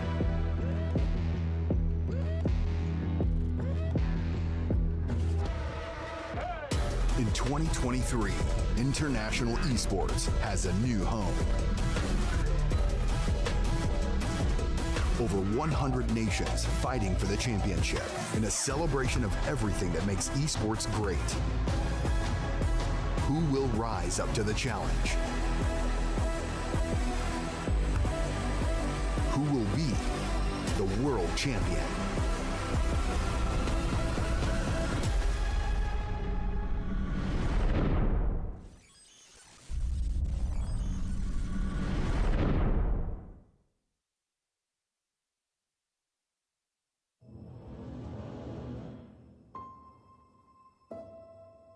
One purpose, one dream, one rhythm, one step closer to glory. Enemy spotted. They say history remembers the winner. So who will be the ones writing the future?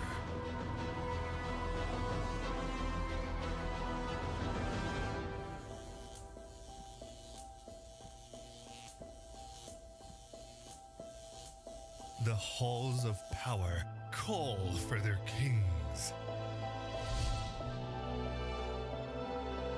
The ones who won't back down. The ones who believed.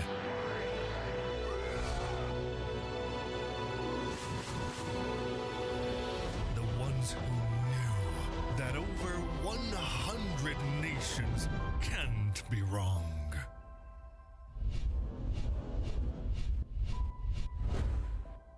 Join the fight between August 24th and September 3rd as Yash becomes the world's esports capital.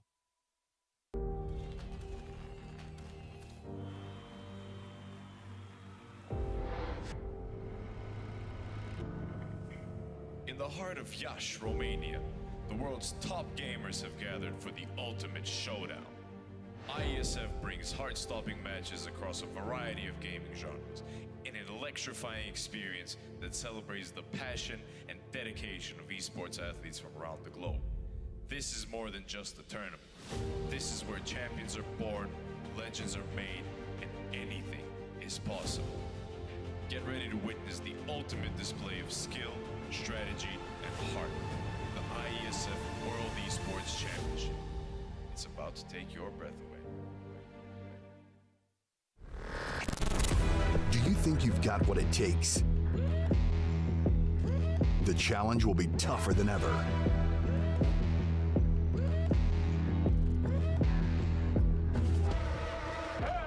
In 2023, International Esports has a new home. Over 100 nations fighting for the championship in a celebration of everything that makes esports great. Who will rise up to the challenge? Who will be the world champion?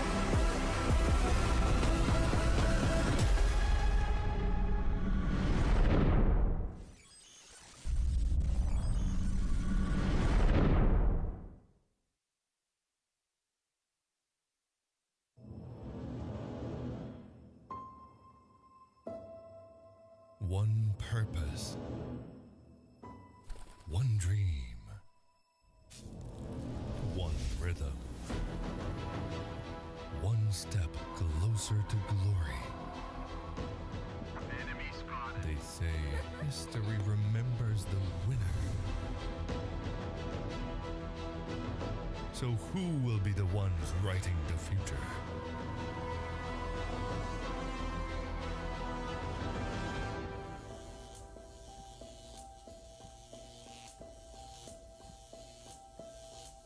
The halls of power call for their kings.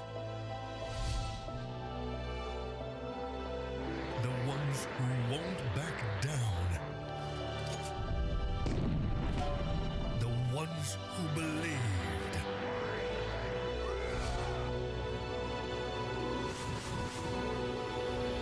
The ones who knew that over 100 nations can't be wrong.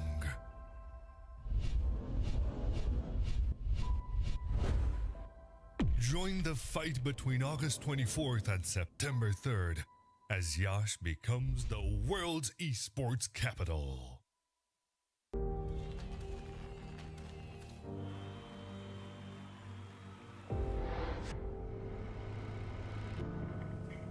In the heart of Iași, Romania, the world's top gamers have gathered for the ultimate showdown. IESF brings heart-stopping matches across a variety of gaming genres in an electrifying experience that celebrates the passion and dedication of esports athletes from around the globe. This is more than just a tournament. This is where champions are born, legends are made, and anything is possible. Get ready to witness the ultimate display of skill, strategy, and heart. The IESF World Esports Championship. It's about to take your breath away. Do you think you've got what it takes? The challenge will be tougher than ever.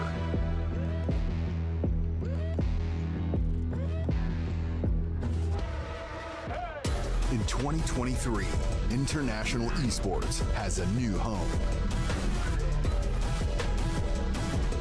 Over 100 nations fighting for the championship in a celebration of everything that makes esports great. Who will rise up to the challenge? Who will be the world champion?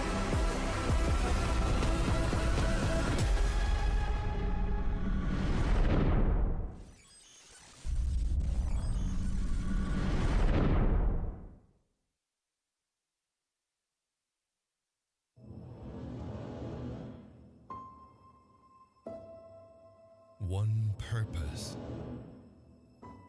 one dream, one rhythm, one step closer to glory. They say history remembers the winner.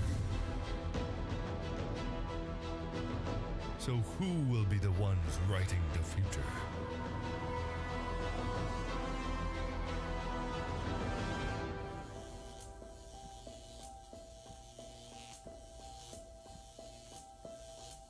The halls of power call for their kings. The ones who won't back down. The ones who believed.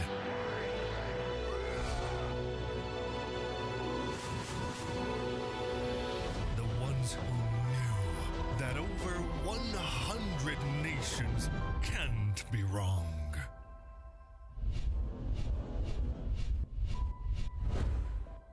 Join the fight between August 24th and September 3rd as Yash becomes the world's esports capital.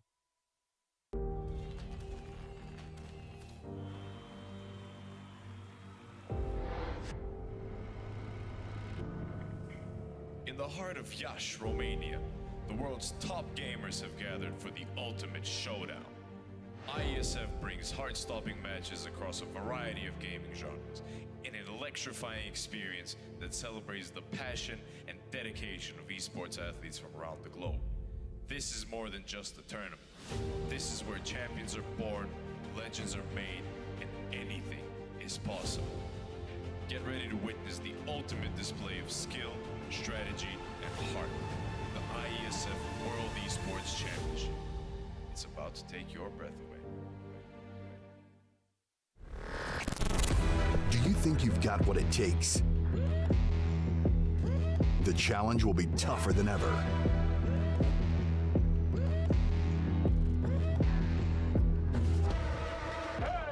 In 2023, International Esports has a new home. Over 100 nations fighting for the championship in a celebration of everything that makes esports great. Who will rise up to the challenge? Who will be the world champion?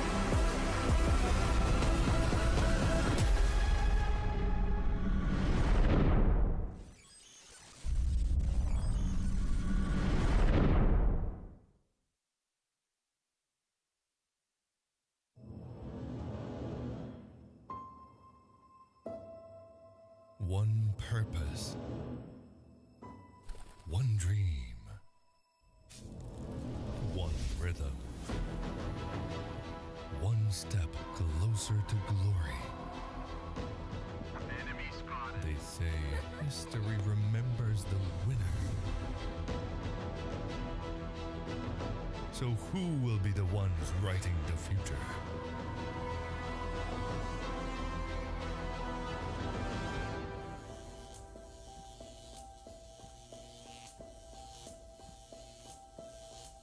The halls of power call for their kings. The ones who won't back down. The ones who believed.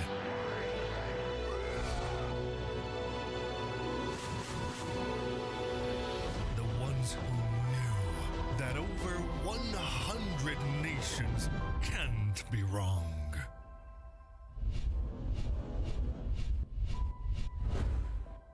Join the fight between August 24th and September 3rd as Yash becomes the world's esports capital.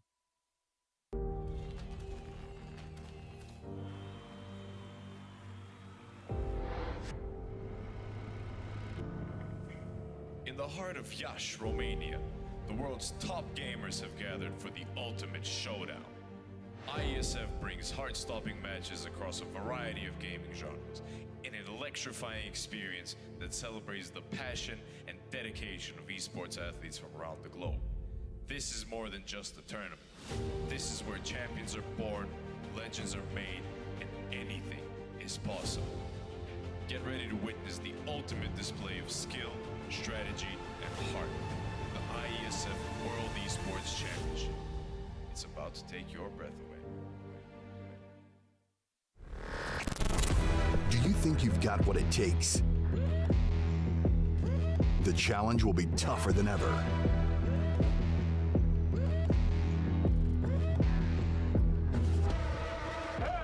In 2023, International Esports has a new home.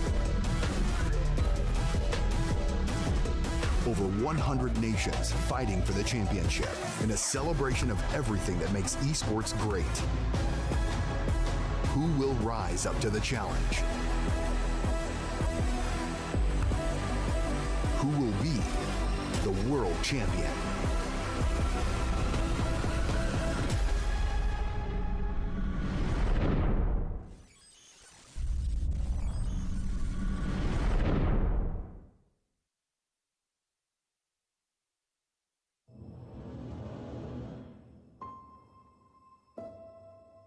One purpose, one dream, one rhythm, one step closer to glory. They say history remembers the winner. So who will be the ones writing the future?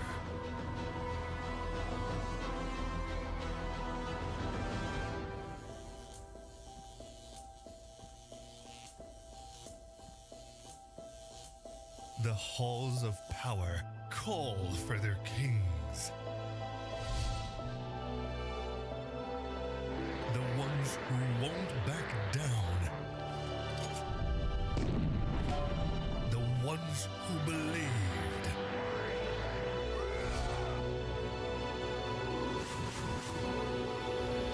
The ones who knew that over 100 nations can't be wrong.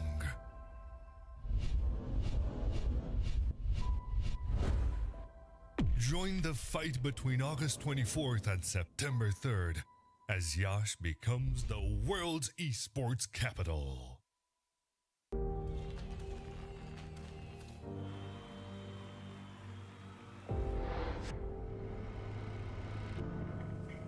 In the heart of Iași, Romania, the world's top gamers have gathered for the ultimate showdown. IESF brings heart-stopping matches across a variety of gaming genres in an electrifying experience that celebrates the passion and dedication of esports athletes from around the globe. This is more than just a tournament. This is where champions are born, legends are made, and anything is possible. Get ready to witness the ultimate display of skill, strategy, and heart. The IESF World Esports Championship. It's about to take your breath away. Do you think you've got what it takes? The challenge will be tougher than ever.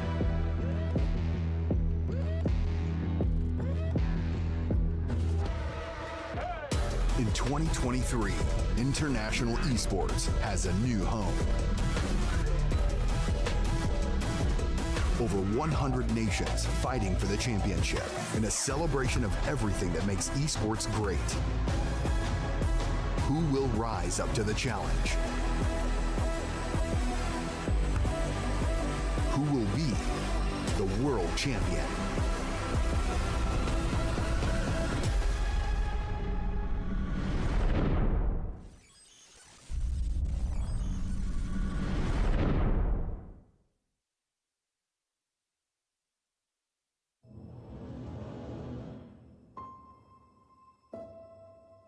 One purpose. One dream.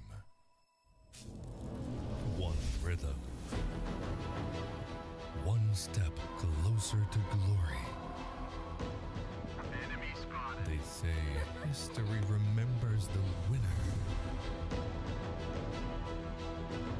So who will be the ones writing the future?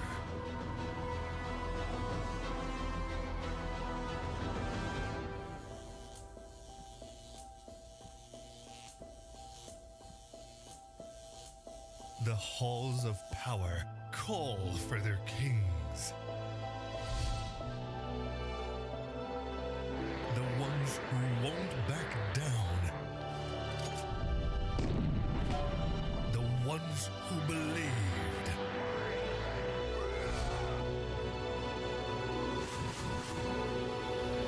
The ones who knew that over 100 nations can't be wrong.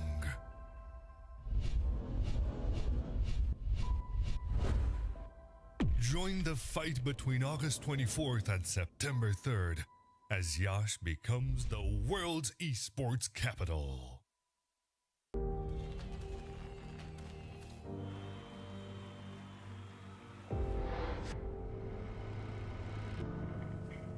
In the heart of Yash, Romania, the world's top gamers have gathered for the ultimate showdown. IESF brings heart-stopping matches across a variety of gaming genres in an electrifying experience that celebrates the passion and dedication of esports athletes from around the globe. This is more than just a tournament. This is where champions are born, legends are made, and anything is possible. Get ready to witness the ultimate display of skill, strategy, and heart. The IESF World Esports Championship. It's about to take your breath away. Do you think you've got what it takes? The challenge will be tougher than ever.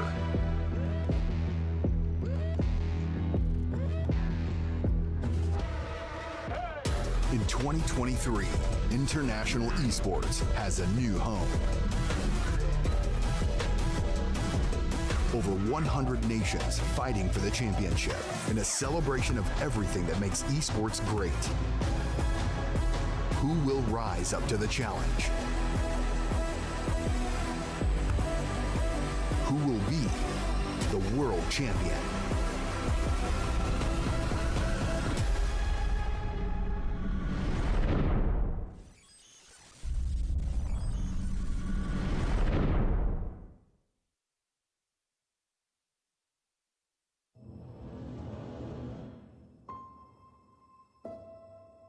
One purpose. One dream. One rhythm. One step closer to glory. They say history remembers the winner. So who will be the ones writing the future?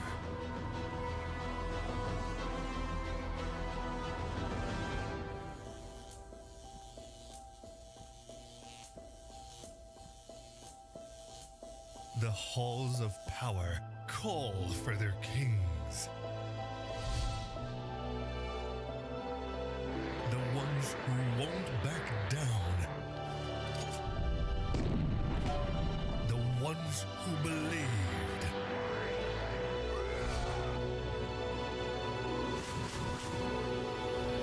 The ones who knew that over 100 nations can't be wrong.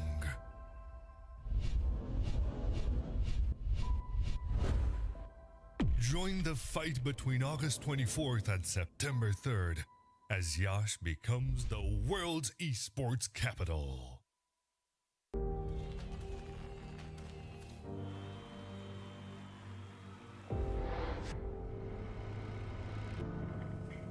In the heart of Yash, Romania, the world's top gamers have gathered for the ultimate showdown.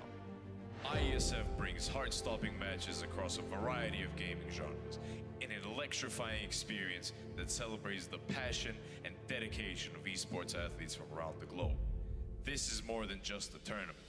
This is where champions are born, legends are made, and anything is possible.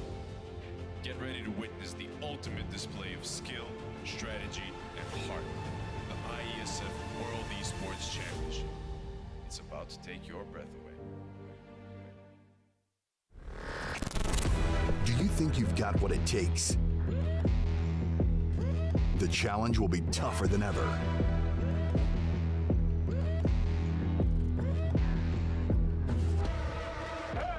In 2023, International Esports has a new home. Over 100 nations fighting for the championship in a celebration of everything that makes esports great. Who will rise up to the challenge? Who will be the world champion?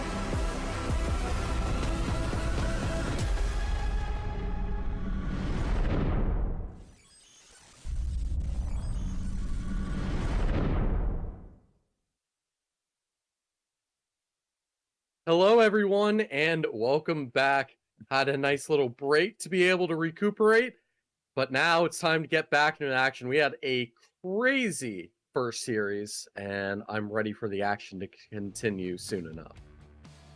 Yeah, I think this second series is going to be considerably crazier coming into it. I think Sweden was a heavy favorite coming into that first series over France.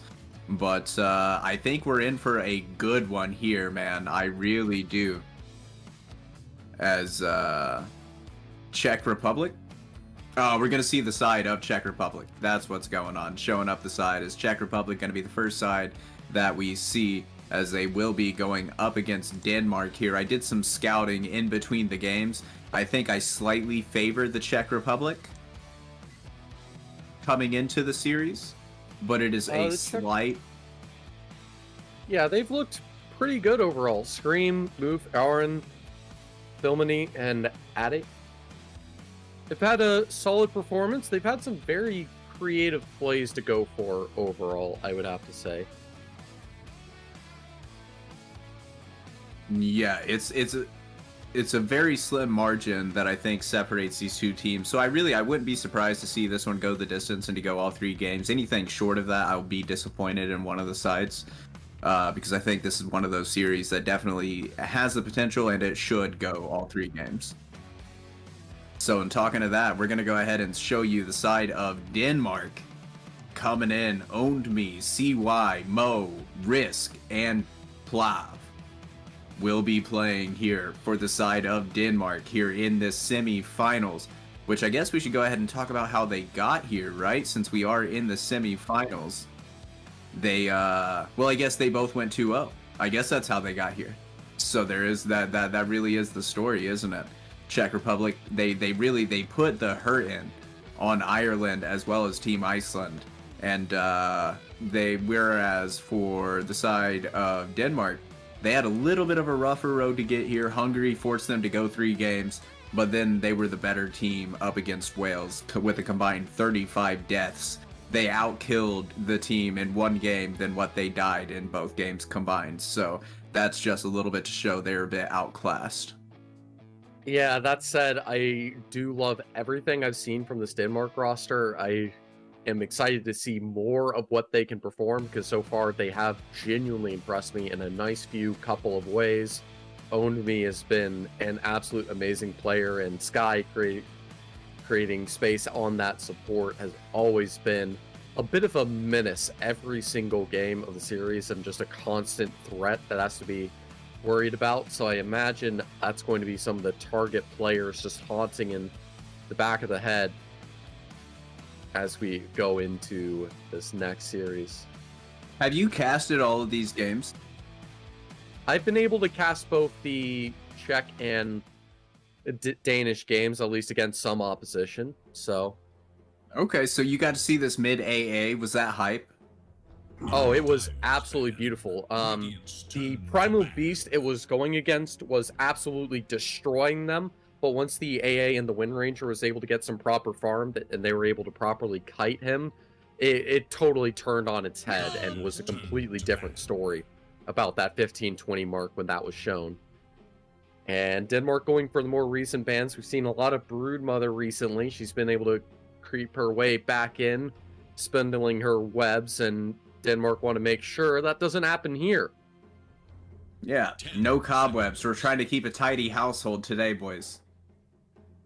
5 seconds remain.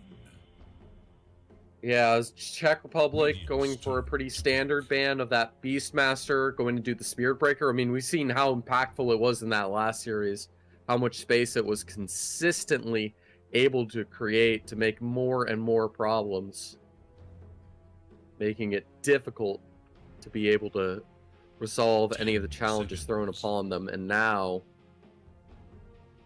the side of Denmark has to go for their first pick. Curious what they're going to go for. It's a bit of a classic one we're familiar with, the good old Techies. Yeah, I meant to say something about Techies, but I forgot. Techies was, I figured he was going to be a highly contested hero. Both teams seem to prioritize this hero, or at least think highly of him. I know Czech Republic picked him a couple of times. Denmark picked and banned the hero. Shadow Demon, another hero that I saw quite a lot in these drafts between the two sides. So that, not surprised to see that hero come out. And Doom in general, he's just a good hero. He's just a strong hero right now. He's any hero that can provide a mute immediately from level 6 onwards. That's just a strong item. Good farmer. Expect to see him towards the top of the net worths throughout the entire game. Otherwise, something is going horribly awry. Yeah, it's important to be able to get that gold and that early momentum going, and even with the nerfs, unable to have that constant Octarine spam as easily as he used to. Right. But even if it's without the Doom, the amount of just raw damage we've seen because of the Infernal Blade and relying on just that automatic right click has been consistently devastating multiple times over from what we've seen. So it's something to be very cautious about going into this, because that Doom is nothing to scoff at, and it automatically pressures a certain sort of drafting style from Denmark that they're going to have to adjust to. The fact that both the Shadow Demon and the Doom have been put into play, it's going to make escape a lot harder. Though I guess you can punish fire with fire, bringing out the Snapfire. Yeah, and this is again, we're just going to comfort here. This Snapfire hero Denmark picked up in their game 1 against Wales. Let's see, game 2, did it make a repeat performance? No, it didn't repeat there, but they have played the hero before in the tournament.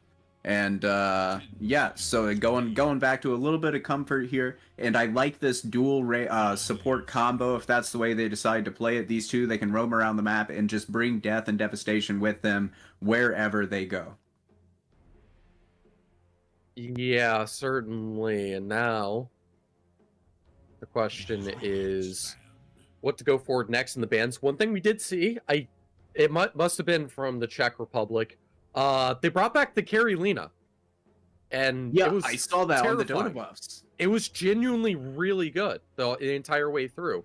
Now, of course, it doesn't have that same strength in the farming that made it so OP to begin with, but it can still dish out that damage. It can still be successful. Just have to be a little bit more reliant on that mid pressure and control to get that success. So it's good to see Denmark get that removed, as well as the Ember Spirit we've seen plenty of times over. And the Ember Spirit, he's going like a magic damage build on this Lina when he goes mid Lina. Well, that's what you want to do, because you get the magic damage, and then it supports you to get those right clicks that do plenty enough damage to support it. So, I mean, he was doing disgusting damage with the right click, even though the build was magic, which is what made it so terrifying.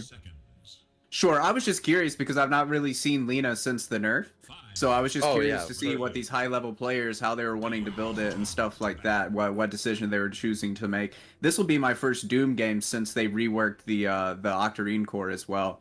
So I'll be interested to see what kind of build-up he goes for in this game as well. But only time will tell as far as that goes. Meanwhile, we'll look at the bans here. Lina, Ember, Morphling banned out. As it's also going to be the Monkey King and the Naga Siren banned out. Both sides, I think they're just kind of protecting what they have shown already, banning a little bit of comfort, taking out that Lina, as well as the Morphling. Those are both heroes the Czech Republic have run before in this tournament. But they made sure to still remove the main important offlane cores that have been so problematic versus the Timbersaw and the Broodmother. Right. Letting the second phase be the one that countered. The second the Monkey King was banned, they're like, okay, well, Monkey King's the best like mid counter to Ember we can think of, so let's just ban the Ember out immediately in response, especially considering the Czech Republic are willing to play it. The follow-up with the Magnus removed is rather valuable. However, now they have to start stopping the bans and start picking something to wrap together. The Doom Shadow Demon is 2 nice pickups, and the Rubik, That's a strong punish even lane. more valuable spells. That's a beautiful laner with the Doom. Then you have the Shadow Demon as a good old 5 to protect whatever hardcore you go for, which you don't have to reveal just yet until Denmark finishes these next 2 picks. Let's see. Which I guess that is indeed the question. What's the next pick? What's the next major goal for Denmark? They got this offlaner mid flex with the team fighting, as well as the good old techies to support in that offlane. So they need one of these safe laners. Maybe like the Lich would be the closest you can get, considering the Shadow Demon itself has been taken away. Some kind of save or protection. Oh, they're gonna bring out the good Lycan. We've seen this. Good response. Just has the raw right click. Doesn't really care. Gets the shape shift ideally before the fight begins. And it's one of these universal heroes we've started to see run safe lane, and it seems like Denmark want to give it a good shot. I watched who was it? It was in NADCL, I want to say. It was one of the tournaments that I casted here recently. It was a carry Lycan, and he was even building like he was a carry Magnus or some shit. He went harpoon Manta style on Lycan. On the safe lane, right? I'm guessing. On the safe lane Lycan, yeah. Yeah, this is. I can't remember who the hero was. This is the safe lane build I've heard like rumors about, and not seen in practice, but definitely seen some results and performances of it being done. And this is the perfect draft to see its effectiveness with, as just having the raw right click, not really the reliance on spells. Normally you'd want to have something, say, like a good old Lifestealer or Spectre would be the classic options, but the Spectre has a lot of risk associated with it, and Lifestealer is weak in so many different areas at the moment. It's not really a viable option to make. Right. Or the fact that you have this Quap that can blink in and silence, you do have this obvious Doom target, but it also forces you into it. It's not going to feel great, especially if this Quap has some tools on her disposal, whether it's the Lincolns or a Lotus provided. Yeah, I think she just gets Lincoln Sphere this game, and he has to and forces him to go Ag Scepter. Oh, wait, hold on a second. This is a very crazy idea I'm going to throw your way, and I need you to be patient and listen to me on this one. Okay. What if the Techies is the 5 and the Quap is 4? I'd hate it. It could totally be done, though. Especially when you have the Snapfire, you're going to have this decent spell damage to harass, or you could go for a completely surprise offlaner to throw this off last second. Because this Techies can lane dominate and give the support for this Lycan to go for the early kills, especially with the slow with the mines. It's going to be a lot more beneficial with him. I think they just go like Tidehunter here, or some shit like that. Like, just something. Quap. Yeah, just something that can dagger. Yeah, just something to carry an aura carrier that can also provide good lockdown. And I know they've run the Tidehunter before. They ran it against who is this? Against Hungary in game number 3. They ran it. So like it is inside of the wheelhouse as well. So that's kind of my expectation, is that they're going to go somewhere along that route, like a Tidehunter, I guess maybe a Dark Seer, although I like that a lot less because like Vacuum isn't nearly as hard of lockdown. The Magnus is already gone. I guess they could potentially like Mars. That's an option. But I like the Tide Techies lane. I think it's pretty strong. You can the Techies should be able to bully the Shadow Demon away from the lane. The Tidehunter just kind of farms it up and stuff like that. And yeah, I feel like there's not really any surprises the Czech Republic can really bring out at this point. You just need to find an answer to this Wind Ranger, and that's about it. And even then, still, I think because of how it works, Denmark should have the last pick, if I'm correct. So they'll be able to find an answer to both of these. And the Tidehunter, oh my goodness, the Tidehunter mid would be fantastic as well. They could totally go among that route. So the Wind Ranger's the main one that feels like a problem. One of these strong additional universal heroes has, you know, the shackle shot, the power shot, so many ways to get that solid damage in and kind of punish and get bursts sustained over time alongside with that Doom ulti. Trying to find the game where they ran Snapfire, because I'm pretty sure they run Snapfire as a 5 position. Radiant's turn to pick. It's possible, but we've seen it. Yeah, Tidehunter banned from the Czech Republic. They're reading our minds. They recognize exactly what the play is to be made. That means that I'm in their mind, right? Like, so like that's good. I'm doing what I'm supposed to be doing right now. Exactly. So I'll take that as a W in my first professional analysis game of my career. So, but hey, it's with my analysis too. The fact that there's the possibility of this Quap being some sort of support flexor in a very odd position that you wouldn't be normally, considering this Tidehunter has been in this mid or this off lane. See, I think we're looking for the offlaner here for Denmark. Yeah. And there's going to be the Mars that I mentioned earlier. Yeah. That's what it felt like. They needed some sort of blink initiation type hero that provided big AoE control is kind of what it felt like. That way they can get their hands on this Windrunner. She can't Windrun her way through the wall if he's able to get the drop on her and get it up before she's on the other side of it. Obviously, you just pin her to the wall, then she's sad, she has a bad time. Faceless Void. And they're going to go ahead and pick up the Faceless Void. This is a good way to respond to the Mars, but the problem is, as Sapphire Mars is one of those classic combos when those characters were getting like first introduced to the game, that was abused constantly, and that can make this Void suffer, especially considering Denmark has this very early draft with this Lycan. They're going to be going for towers. They're going to deny the Czech Republic the idea to get this farm, to go for these team fights and delay. And as much as Czech Republic have a beautiful draft for these fights, I feel like they have to have the farm and the strength to do so. And Denmark is going to refuse to give them any of that space, and it's going to be a quick game if Denmark is to win this. Yeah, we'll have to see. We'll have to see how the Lycan decides to play the game, because if he plays it like Mini played it in NADCL, it's not going to be a super tempo, fast-paced game. He's going to be wanting to hit his Manta, his Harpoon Manta style BKB before he looks to fight. So like, I don't know. That honestly might benefit Czech Republic if that's the way that he decides to play this game, because that will give them time to get their items online and to get their positions figured out. But I do expect to see this 3-man of the Techies, the Mars, and the Snapfire just roaming around the map, creating havoc everywhere they go, getting kills everywhere they go.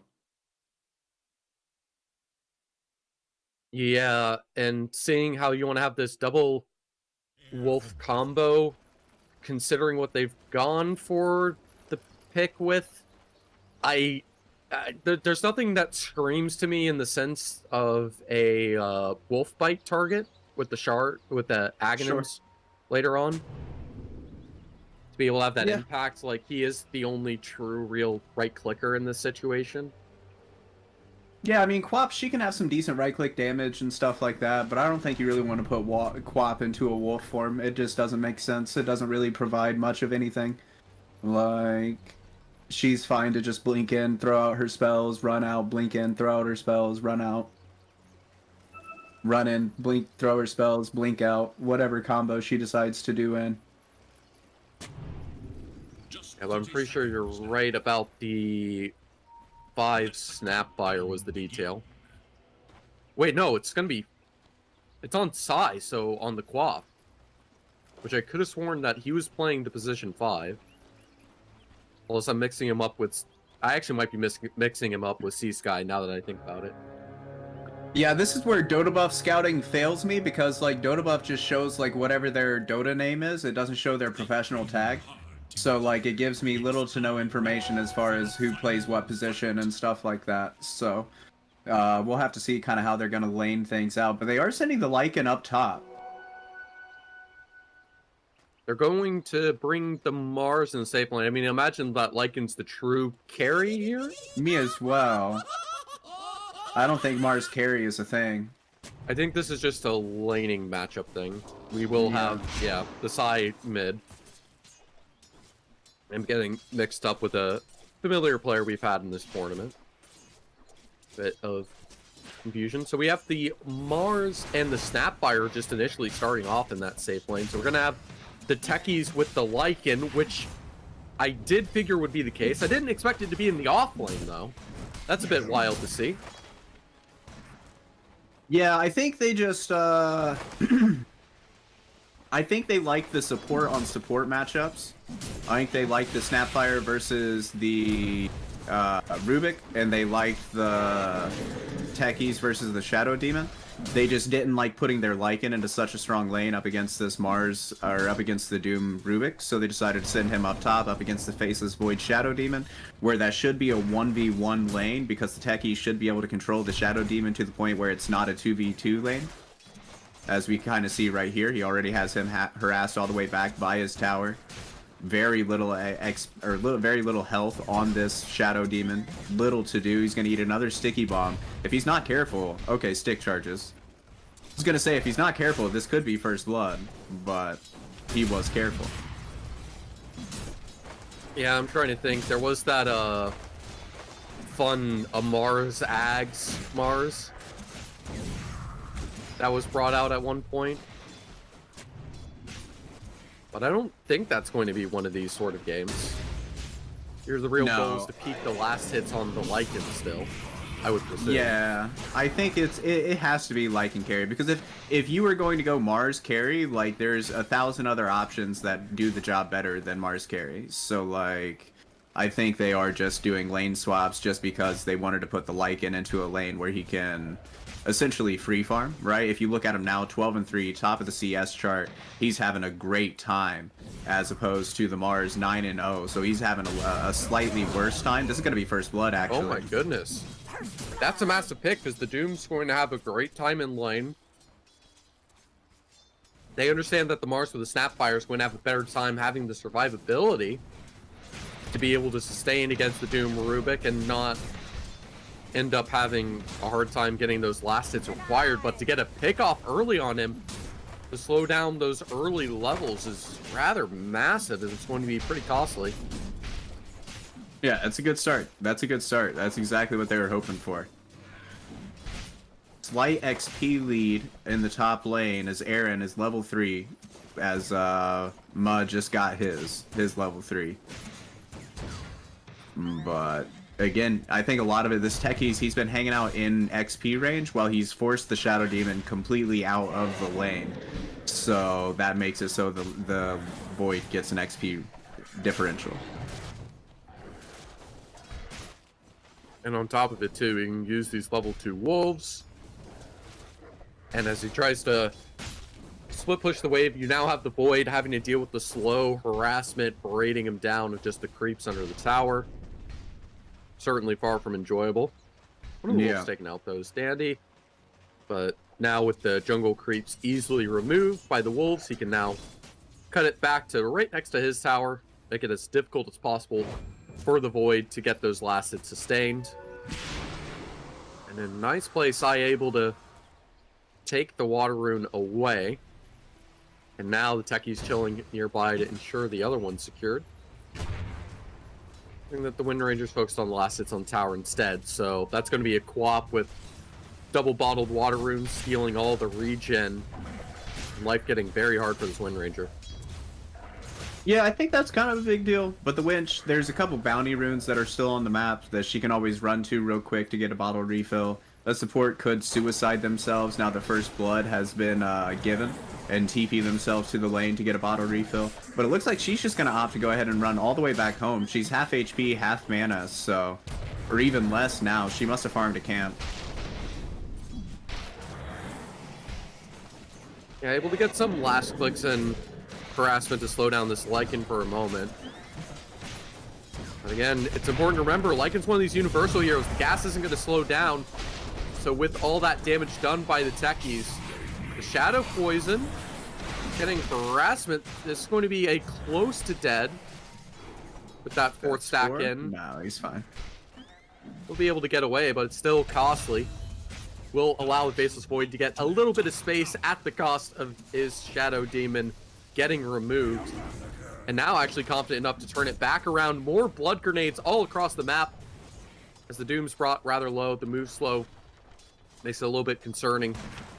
But with that Chain Bolt, able to bring in that constant harassment damage, the Snapfire having a hard time dealing with it.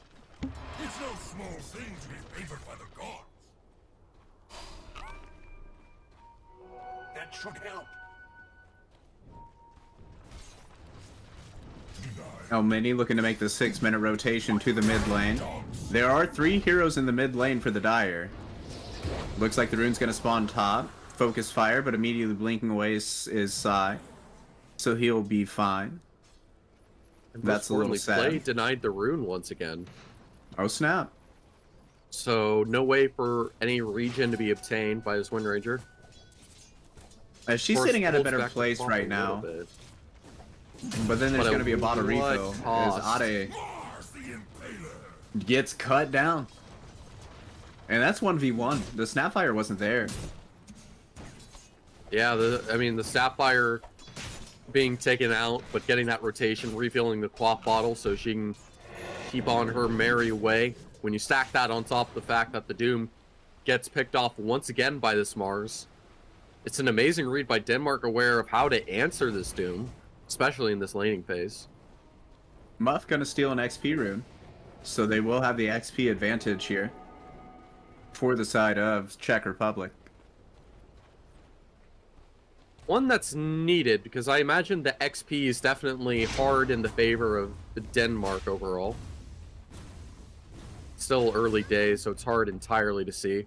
But when you see 40 last hits on the Lycan, the Mars right up there with the mid Wind Ranger, and the Quap just behind, it's pretty neck and neck besides that Lycan. So that extra XP rune is going to be required, especially when this Shadow Demon's about to be taken out once again. So much harassment on both of these safe laners, just unable to get any space. Yeah, things going about expected in this laning phase, man, as the Shadow Demon, he just cannot keep up with the contest that comes out from the techies. There's very few supports who can withstand that in a 1v1 vacuum, and there's very little that the Faceless Void can do to come over to help to stop the Sticky Bomb spam. So it's kind of one of those impossible positions for the Shadow Demon player to be in. There's just not a lot that you can do, and you just have to kind of grin and bear it and try to win game, lose lane kind of situation. At least in your lane to lane matchup. I mean, a useful creep on the Doom, getting that mana regen and burn. The little lightning attack. That is 6 on Mars, though. They could look to make a play and try to kill the Rubik with the arena. I imagine they want to wait till they have the Snapfire 6 to combo with it, but I actually am mistaken because the Quaps rotated over, and they decided they'll just worry about trying to get this Doom killed instead. Oh, no. A nice hit on the Rubik, but unable to finish, and now the Focus Fire coming in. It's a nice blink. The Rubik coincidentally ended up being the victim, even though not the target. Support lives, man. That's how it always goes, dude. That's why I stopped playing support. I was tired of being cannon fodder. Dire's middle tower is under attack. Does force the rotation from the Wind Ranger. More bottle fountain buffs being handed over. And also being handed over is the 6 on the Lycan. So hunting over this entire safe lane, going to focus on the Shadow Demon first as the techies disarms the Void so he can't chase after him.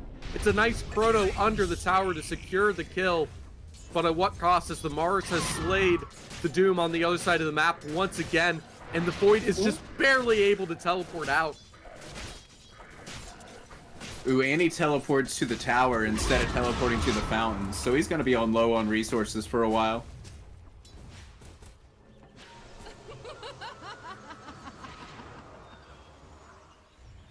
Dire's middle tower. Now Techie's respawning, can try to help with this mid lane. Shield Rune handed to the Wind Ranger, which she's going to have to use momentarily as the Techie's looks ready to fight and make sure that she's forced to spend it early. Lycan, meanwhile, back to jungling, keeping up even ahead of the Void, giving him an additional 400 in net worth. Same with the Mars. I'm just waiting to see when this push and activation comes in. Looks like the Echo Saber for the Lycan, while the Doom's gone for the classic Vanguard into the good old Midas, still going for the same build we've been seeing. Yeah, so he's married to this Vanguard now. He can't disassemble it and turn it into an Octarine core. So we'll see if he wants to upgrade it to a Crimson later on into the game. Oh, they baited this out perfectly. Yeah, but with the surprise techies in the background to help save, I mean, this Rubik will have to pay the price momentarily, or so I thought, but actually she runs out of mana. She has to use it to be able to teleport away instead. The Rubik able to magic stick his way out of danger.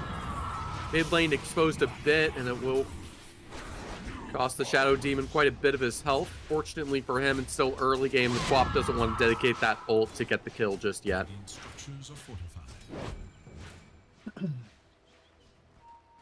Illusion's actually doing a lot more damage than I expected there. Yeah, I mean, like I said, Quap, she does good right click. Like, there were a couple of patches ago where the Quap, she would build things like Maelstrom and stuff like that and kind of be a right click core that just deal extra magic damage with her skills. So this is, you know, she has good attack animation and she has good damage. Currently, she has 85 damage. The Lycan has 100 naturally. That's an Echo Saber finish, and he's going straight for an Ados next, which he obviously doesn't need to get the kills. Really, what it's for is the stats to get that additional damage to use with the shapeshift. And if someone dares to try to teleport out, they're not going to have BKBs this early on. In which having the Wind Ranger and the Void, it's going to be enough lockdown that they will be able to get the kill off on him. He did attempt to get the shapeshift off and will be punished for it. Of course, with the cost of the Doom taken out as well. This poor Doom, man. This poor Doom. He doesn't have the most recent Devour or Midas off, so that's actually a massive gold loss.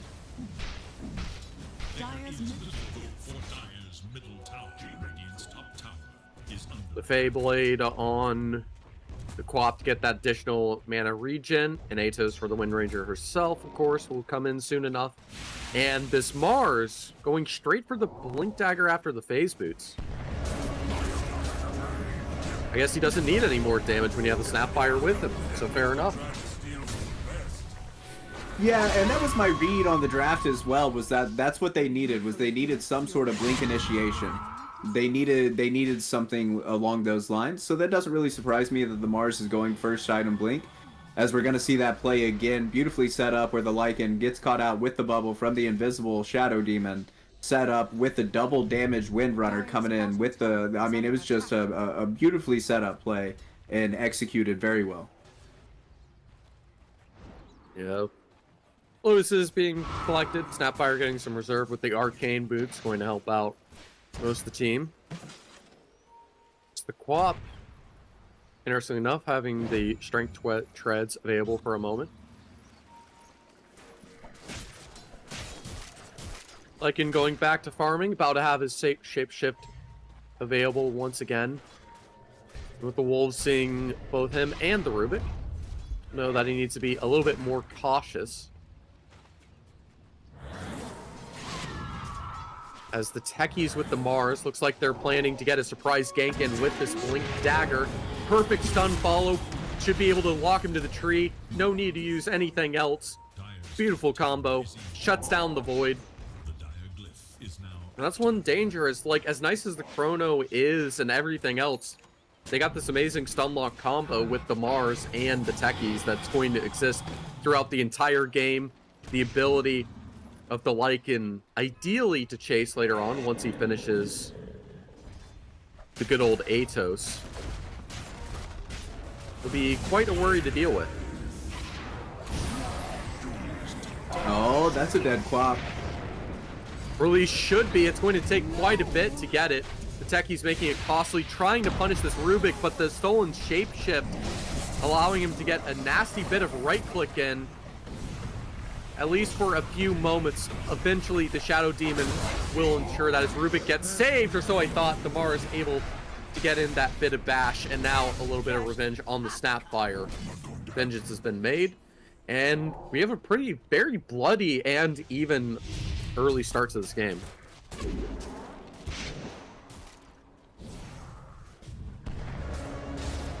Ooh, Arena catches the wind.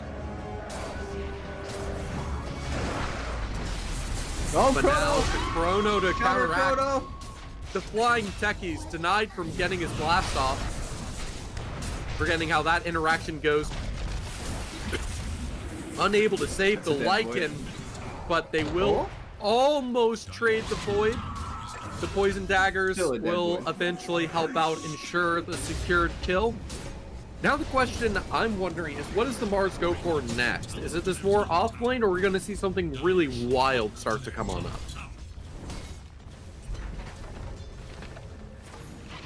Because this Lycan is going to be very strong with the Universal Hero scaling, the damage with the Shapeshift, sure.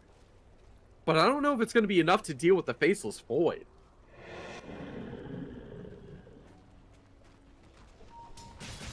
Yeah, maybe with the Atos, followed up by the Blast Off, followed up by Spears. Like, they have chain control.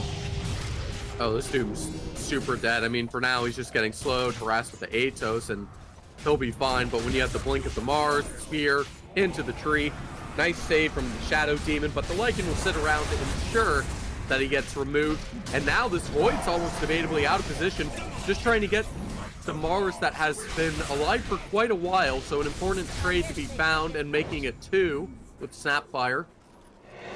We're pretty equal all around. And now with the Shapeshift gone, Lycan really has to go back to farming once again. Yeah, so already this Lycan player is having more of an impact than what Mini did on his Lycan in the NADCL game that I saw it in, being more active in early fights and stuff like that. I feel like that, like Mini, when he played Lycan, it was a lot more of a like hard farmer. He wanted to hit his item timings, and he did not come to engagements until he did. So, excuse me. So I already like this a lot better, because I do think tempo is of the matter, because I think they have the overarching the late game on the side of Czech Republic. Yeah, and that's sort of one of the big concerns I have is, sure, this Chrono is going to be on cooldown, but so is this Lycan most of the time. If he's able to even survive all the damage, he will be able to eventually get it to about a 31-second duration. Looks like where he'll be shapeshiftless at about level 20 for about 30 seconds if he decides to go for the Octarine 40 without. That should help. So pretty decent uptime on being able to be in quote-unquote murder mode. Another gank, potentially.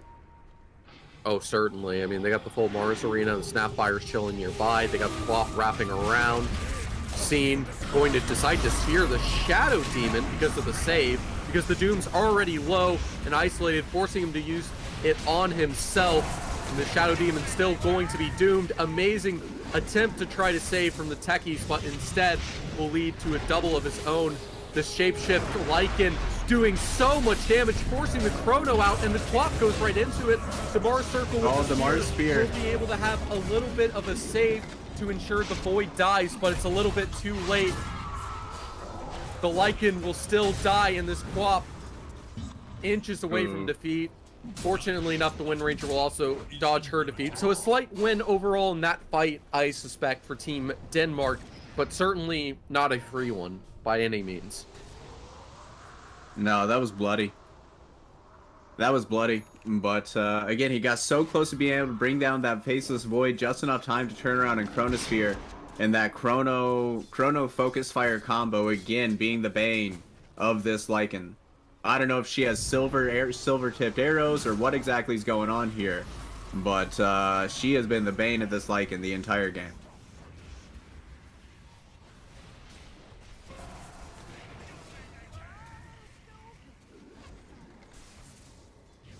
seeing the play that just happened, and here's where he goes. And that chrono, just that second to turn around and drop the chrono. Even the spear came a little bit too late, as there's an engagement actually happening when we come back to the main screen. Bubble coming out onto CY. Now he's going to be lotused up. Focus fire coming out. He's going to be lifted, drugged back, and brought down. Is Psy on the Queen of Pain. And with that, that should open the bottom tier 1 tower. Yeah, and that's sort of the trap they're stuck in. You have to try to focus on getting this Wind Ranger, but you have this Faceless Void that can save her at any time. It definitely seems like the Lycan and Mars is enough to keep up with the damage, which is certainly surprising me, at least early on. But it is coming with its cost. They're going to lose this mid-tier 1, but they're going to go for this pretty early Roche that's going to give them this a little bit of a gold spike, the second life. That's going to punish this ability of Denmark to go for these pickoffs, as they'll be able to just reincarnate and go again. How many double damage runes is she going to get? Just too many. Just both the mid laners just printing infinite double damage. I don't know where these runes are coming from. It's crazy. It's all berries, man. It's all berries all day.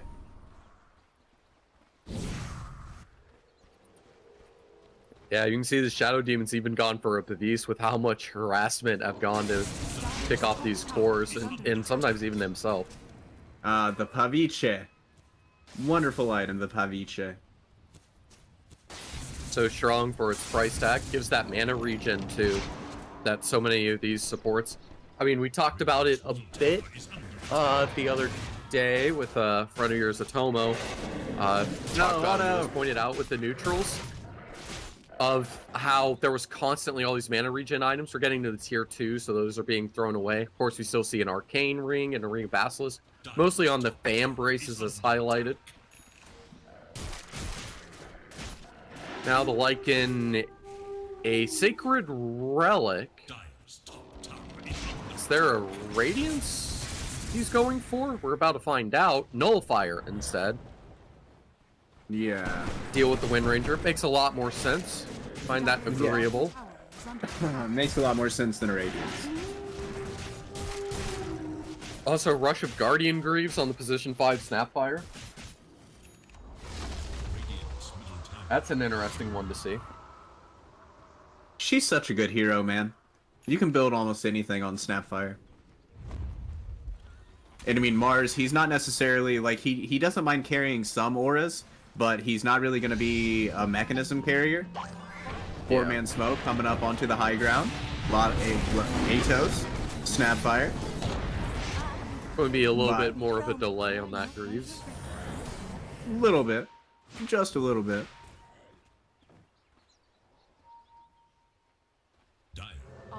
Mars is getting gang. Okay, I was about to say he's like out of mana, but he was already using the TP, so he's cool. He's Gucci.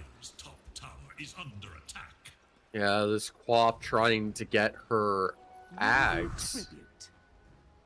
Which, I mean, I guess the AoE Shadow Strike is nice, but The Radiant Glyph is now active.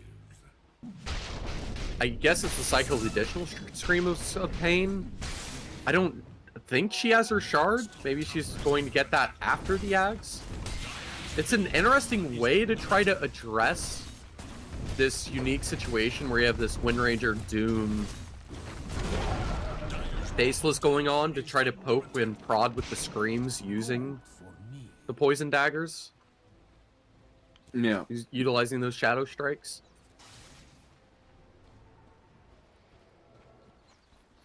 Starting to get a little bit worried for Team Denmark, man. Just a little bit. Not a lot of it, just a little bit. But I am starting to get a little bit worried for Team Denmark. The game seems to just kind of slowly but surely be fading the way of the Czech Republic. Yeah, the Czech Republic's gotten me worried in a couple of ways, how they've had the team fights and the individual performances, which is why I've had an open mind. But so far, their execution today has been so solid. It's a nice revenge pickoff on the Doom, and they want to go for the rotations. In theory, they could buy back into this. The adjustment of the Marshal to try to give some space, but even then, the Rubik gets the Quap out of it, tries to teleport out, gets denied, even has the Sentry on the high cliff, so no way for her to escape. and ensures that she gets removed. The rest of Team Denmark just running away.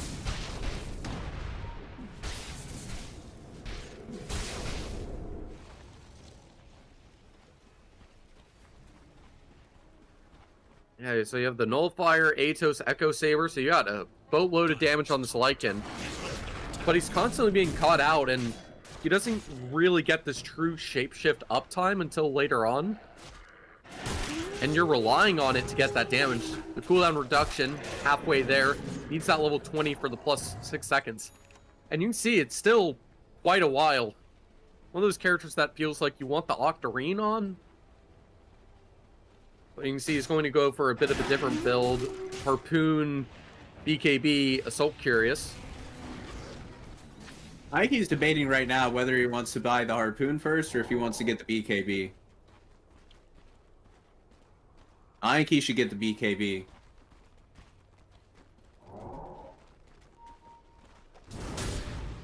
They just have so many ways to lock him down, so many ways to disrupt him and all the things that he's trying to do. I mean, it won't save him from the Chronosphere. I give you that. It won't save him from the Chronosphere. But this way, you know, the lift plays, the shackle shot plays, the disruption plays, stuff like that. All of that kind of goes by the wayside. Yeah, it at least limits it to the Doom and the Void to have the true lockdown. You see, I don't even again, think that the Lycan cares about Doom. I think if he gets doomed, he just still runs ahead, gets a couple of picks, and then he runs away. Like... I mean, eventually, but not yet, because I don't think, you know, because he has these very standard universal items like the Atos. So he doesn't really have any lifesteal to his name. The only way he can get it is either the shard or buying it through some other item. And that's the Snapfire caught out once again, a key part to this combo that Denmark wants to rely upon. So now left on the back foot once again. It's not a dominant lead from the Czech Republic, at least in terms of stats and everything else. Ag's finished. Hopefully a shard to join it soon enough, but we'll see. It's that good old blink buff, allowing for the screams to go off that I'm pretty sure additionally silence on it too, which is essential when you have all these disgusting spellcasters like the Rubik with important lockdown, the Doom as well. Lycan casually soloing the Tormentor, getting the Snapfire some help, and getting that gobble up that you're excited about going into this. No, this just gives extra distance on the cookie and damage on landing. Gobble up is the Aghanim Scepter. Oh, really? Interesting. Yeah, this is when she lands and it leaves a little pool of lava, is the Aghanim Shard. Oh, where it does the baby Mortimer kiss. Okay, gotcha. Yeah. Where he has the cookie indigestion. Beautiful Marzel directly on the Rubik, but Shadow Demon is plenty in the distance to be able to safely secure that he keeps his life. Again, it's all up to the Shadow Demon creating the space.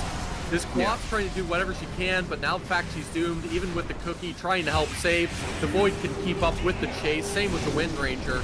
And now they're separated, isolated all across. When Team Denmark want to group up, and with the Stolen Sphere, they just keep the Mars separated, and this Lycan's trying to do what he can, but the ult's already been spent. It's faded away. Not that long of a duration with these extended team fights.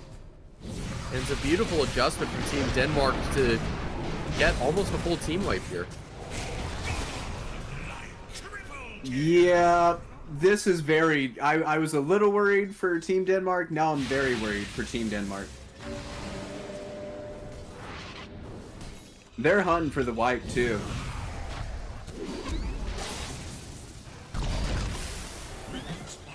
And they're going to get it at this point.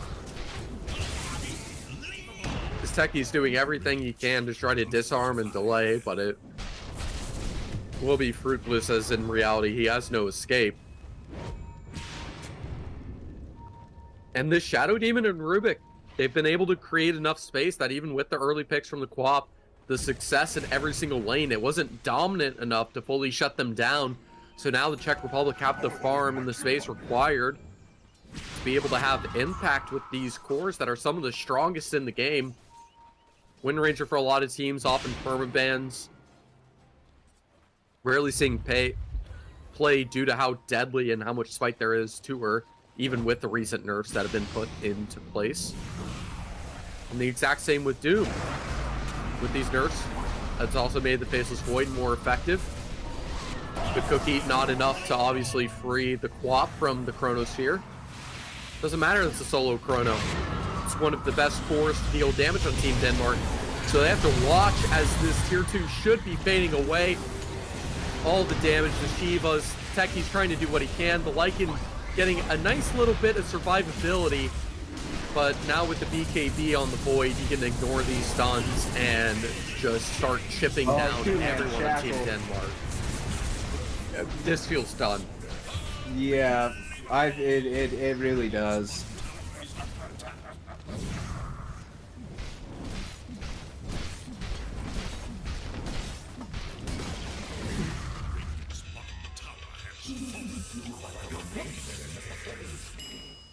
But there is still hope. There's always hope in the game of Dota 2, especially when you have a combo such as Arena Snapfire ult. So there is they have potential team fight. Really, they just have to find this Shadow Demon. They've got to be able to find this Shadow Demon and kill the Shadow Demon, whose Muff has played an almost perfect game. And this is kind of what I was trying to say when I was talking about like dealing with the techies, where in the lane you're not going to be able to deal with the techies, but the hope is when you get to the other side of the laning phase, you're still able to do your job. And since the laning phase, he has been doing his job perfectly. So many disruption bubbles. Yes, some heroes have died, but it always delays the engagement. It delays it, makes them focus their attention onto him. And here's going to be another bubble. Watch, the arena's going to come out. Blast off. Nice stun from the techies, the lineup with the Quap ult, but it's still not doing enough. You see how much damage it takes them. It's a struggle to even kill the Shadow Demon in this fight. They're trying to get the Doom with it, but at what cost is now the Void can just pump into this Lycan. There's no one left alive, and they can just clean up the rest. I wouldn't be surprised if they call it. Yeah, as this Quap's doomed. I mean, it's a creative move, but this Lycan isn't that good to be able to outcarry a Void, and that's what we're seeing right now. And this is a Void that hasn't even had to go defensive items. I mean, he's gone Nullifier. The Rubik has saved. The Shadow Demon has saved. The Chronosphere can be used aggressive or defensively as save. And yeah, the stats honestly don't lie here. This seems like Doom for Team Denmark. Yeah, their saving grace right now are the tier 2 towers that are still alive in the mid and the top lane. But they're just going to go back, take Roshan, and then start sieging and whittling down the top half of the map. And I'm just not sure what kind of plays they can pull off for Denmark to be able to bring this game back, especially when you have an Aegis of the Immortal on this Faceless Void. This is going to be what honestly seals the game as Denmark wait for their cores to respawn. They at least have buyback on the Quap. But I have no idea how a Lycan's supposed to outcarry a Void, especially with 4K net worth behind. They had a nice setup early, but they just weren't able to push the advantage off of it to really build a lead.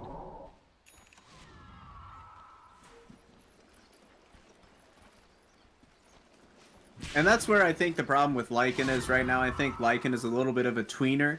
He wants to farm, he wants to get items, he wants to get big, but at the same time he kind of has to do things with his ultimate in the early middle game. And so he's just kind of in this little bit of an awkward tweener spot, as potentially we're gonna smoke here. Yeah, we're gonna 5-man smoke. I like this. We've got to try to make a play. We've got to try to catch them unaware, catch them with their pants down. But the smoke pops while they're up onto the high ground. So it's going to be canceled. Ade is going to be aggressive on. Atos is going to be there. Mortimer Kiss is raining onto the backlines. They have found the Shadow Demon. This would be big. This would be a big fight, but the Disruption Bubble yet again, using it on himself, and he's able to blink out to the other side. Muff, you got. And there's still a Faceless Void with 2 lives. Still hasn't popped the Chrono. It's just really whacking everyone and will decide, okay, yeah, they just now we can GG. just worry about the Quap, and they're forced to call GG. They understand there is no way for them to win this game. They've been completely outdrafted and shut down by the Czech Republic with an amazing performance, properly punishing the lack of real true cores on the side. Yeah. Yeah, they definitely got punished for a couple different things there, man. I think they got punished for rune control. How many times did the Windrunner in the early game? She had double damage runes. She had all sorts. She got shield runes. She got all sorts of runes. So I feel like they did a good job prioritizing rune control for the side of Czech Republic here in game number 1. They didn't really have a good way to deal with this Faceless Void, and they didn't really punish him early into the game. They didn't punish him enough early into the game, and that came around to bite them. And this Lycan pick, it just kind of fell flat. It never really got going. It never really got off the ground. And that was something else that they were punished for. So it was just punishment all around. Good thing that Dota is a masochist game, because they probably liked it a little bit, whether they'll admit it or not. We all do. But yeah, man, it was just a rough game for Denmark. But that's okay, because I think a lot of this, I think it was draft issues, stuff like that. And maybe prioritize getting your hands on that Tide Hunter or the Visage a little bit earlier, and not saving Owned Me's hero for the last pick, because oh yep, we were gonna go ahead and cut to the MVP of the game. Oh, yeah, soon. And they're making it. So yeah, I guess we talk about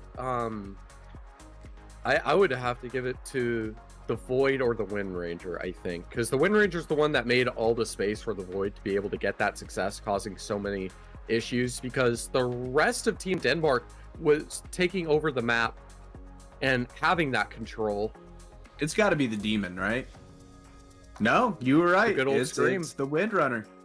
I mean, so much damage created in space, because without her, I mean, it would have been more of these snowball factors where the Void, he was getting ganked, he was getting completely shut down early. Same with the Doom, having no space to find success. But once the Wind Ranger had a little bit of farm, was able to come online, even though she was struggling against the Quap and not having the best time.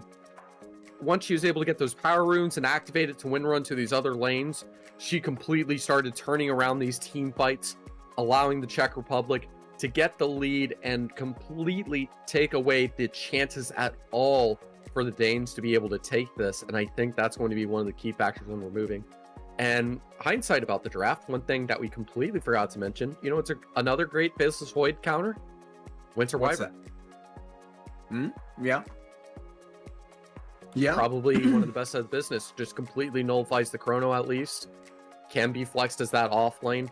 Now, with how their draft was handled, I don't think that's something you want to go for there, but something we need to consider going into that next game, that the Wyvern exists.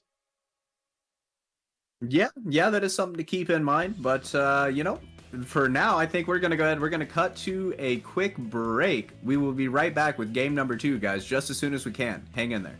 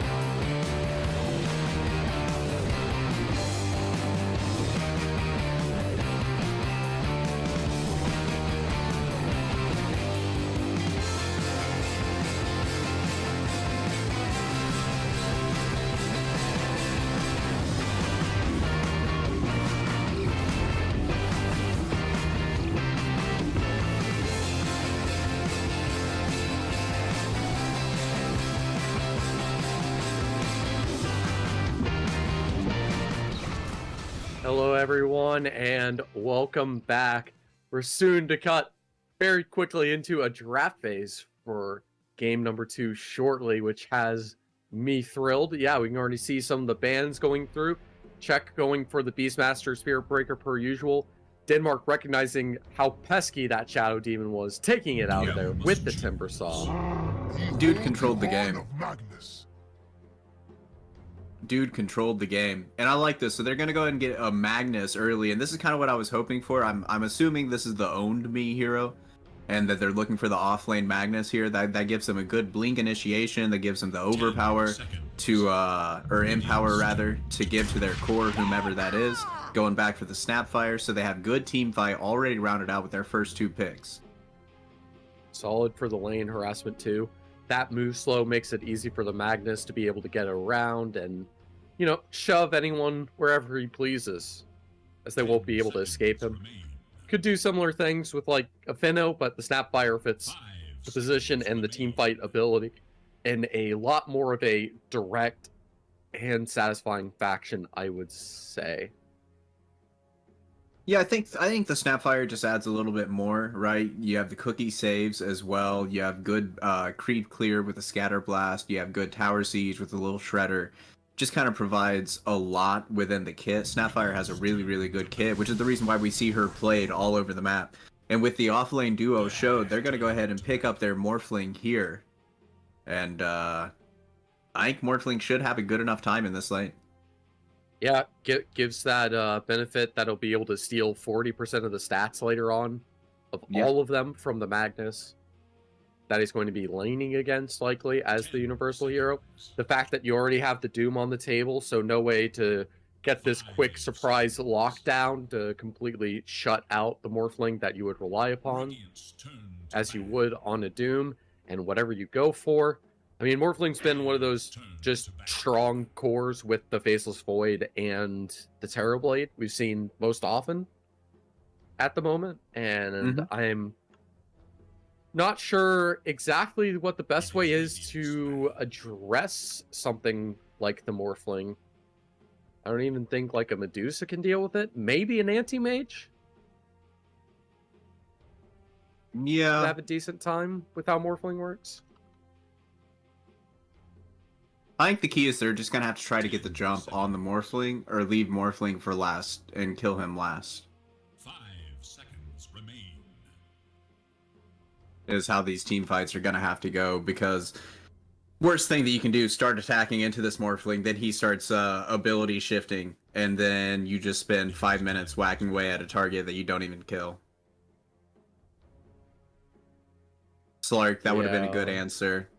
Naga, I think that would have also been a good answer. A good few options they can perhaps attempt to go for. Although I can't say I get too thrilled over any of them. Because the Morphling's just been so insane. What actually wouldn't be too bad, now that I think about it, is bringing up a 5 silencer. You already have things like the AA that have been banned out, and the Slark that would deal with the Morphling. But we're going back to the classic safe lane Magnus, it would appear, with the Underlord being brought out. Yeah, I was hoping that they would go, like, I like that silencer suggestion. I was hoping they would go, like, silencer Jug. But they're going to go a completely different route entirely and bring out this Underlord. So Underlord, he kind of provides the atrophy aura that's really nice, going to take away from him some attack damage, another global presence with that Fiend's Gate. He can get just about anywhere, and he's a great hero that you can just park in front of the lane, and it just now becomes almost impossible to push that lane with a Firestorm D push, as well as he's a tanky boy. He carries a lot of auras. It's hard to bring him down. So he's one of those heroes that you can just park in front of an objective and pretty much just leave it on autopilot, knowing and resting assured that he's not going to let it go. And talk about the silencer. Is the cost. This is the cost. Them feeling like they needed to go for the Underlord early is thinking like, well, they could have the silencer as the 5 later on. But instead, we have the Silencer Doom combo. And this Magnus could build something like a Manta to help himself out. But this is Yeah. already feeling like a complete outdraft. PL is available. You're spot on there. And this is actually kind of a good pick. He doesn't really care about the silencing. It's hard for Morphling to be able to completely steal off of him, being one of these Agi cores. The timings are kind of screwed, though, so there'll be benefits for both the Wind Ranger and the Doom. I guess it'll be Magnus v Wind Ranger mid. Yeah, I'm just really confused about their draft now, how they're going to lane this and stuff like that. I think what you just said is most likely it's going to be mid Magnus against the Windrunner. I think that should be Windrunner favored. Yeah, just interesting decisions coming out from Denmark. I kind of feel like they are more reacting than being proactive in their draft right now. And I don't think that favors very well for them to take this game number 2. Yeah, certainly. They're trying to ban around the assumption that... What would the Pango be good for here? Seems like an odd ban. I mean, 4 Pango used to be a thing, and he just kind of provides the same thing that like offlane Pango does. He just kind of provides utility, and he provides area control, makes team fights really awkward, makes it so you can zone heroes out for that for whatever objective you're trying to take, and you have to come through this impossible, impassable rolling boulder to get there. I guess it is a good way to have zone control and to clear the PL illusion, so maybe that's their concern. Yeah, and it does. We get to snowball the PL so they can't do anything on the Czech Republic. Yeah, and I mean, if the Pango gets Ags, then like bye to all of his illusions. It's easier to isolate, figure out which one is the real Phantom Lancer. So maybe that's kind of their thought process. But I'm not really too plugged into this European meta. This is kind of my first time casting professional European Dota, so this is all kind of new waters for me, new ideas. So the Shadow Demon's something that I never see in South America being picked up here in Europe. So just kind of a different game state in Europe than it currently is in South America. Even with what I've seen of European Dota, which is plenty, this is really wild for me. I mean, it's created from the Czech Republic, but I look at it and I think about it and I'm like, this is really solid. The techies to wrap it all together in a bow. Yeah. This looks absolutely solid. Just having the Morphling silencer in the safe. Techies with Doom is terrifying, and a Wind Ranger to go. I see how the Magnus can work with the PL to get some strong things going. The Underlord is probably one of the best counters you could have had with the against the PL, other than something like a Pangolier, for example. So it's good to just have it on your team as a sturdy offlaner that does this damage mitigation, nerfs this high evasion agility that the Morphling tries to go for, and completely cuts out 30 to 45% of that base armor, of that base attack. Be rather valuable, but I imagine Denmark wish they could have a Timbersaw right now. Yeah. I wish that Denmark could have quite a lot of things. I'm trying to think of what hero would be required to round this draft out. Presumably a 4 hero. Has to be. But yeah. It's rough. They've boxed themselves into a corner here, and I'm not sure what the answer is. Maybe Skywrath. I mean, they can lean into it, but with the silences and everything, I don't think that really matters at all. Yeah, I'm just trying to think of a way to deal with this. Pesky. And they go Puck. What? I mean, Puck is traditionally one of the ways to... I mean, no, Doom's usually one of the ways to deal with Puck. It's usually the opposite, isn't it? So it's 4 Magnus. I mean, yeah, the Puck could get doomed, and he's going to have a really bad time. Going to have to go Lincoln Sphere this game. But the Waning Rift Silence, that's the same reason why I was thinking like Skywrath Mage. I just didn't think that they were going to put this Magnus into a support position. I thought they were looking for their 4. But, yeah, looking for a Silence to help deal with this Morphling, I think, is what their thought process is, the Waning Rift Silence. It's also going to be useful against the Windrunner. double melee into the Morphling Silencer is going to be challenging, as tanky as Underlord can be. I mean, Snapfire PL I think is solid enough. Yeah, I just think they get denied. They just get chain denied. Like, but than I just could having any be wrong success, there. Yeah.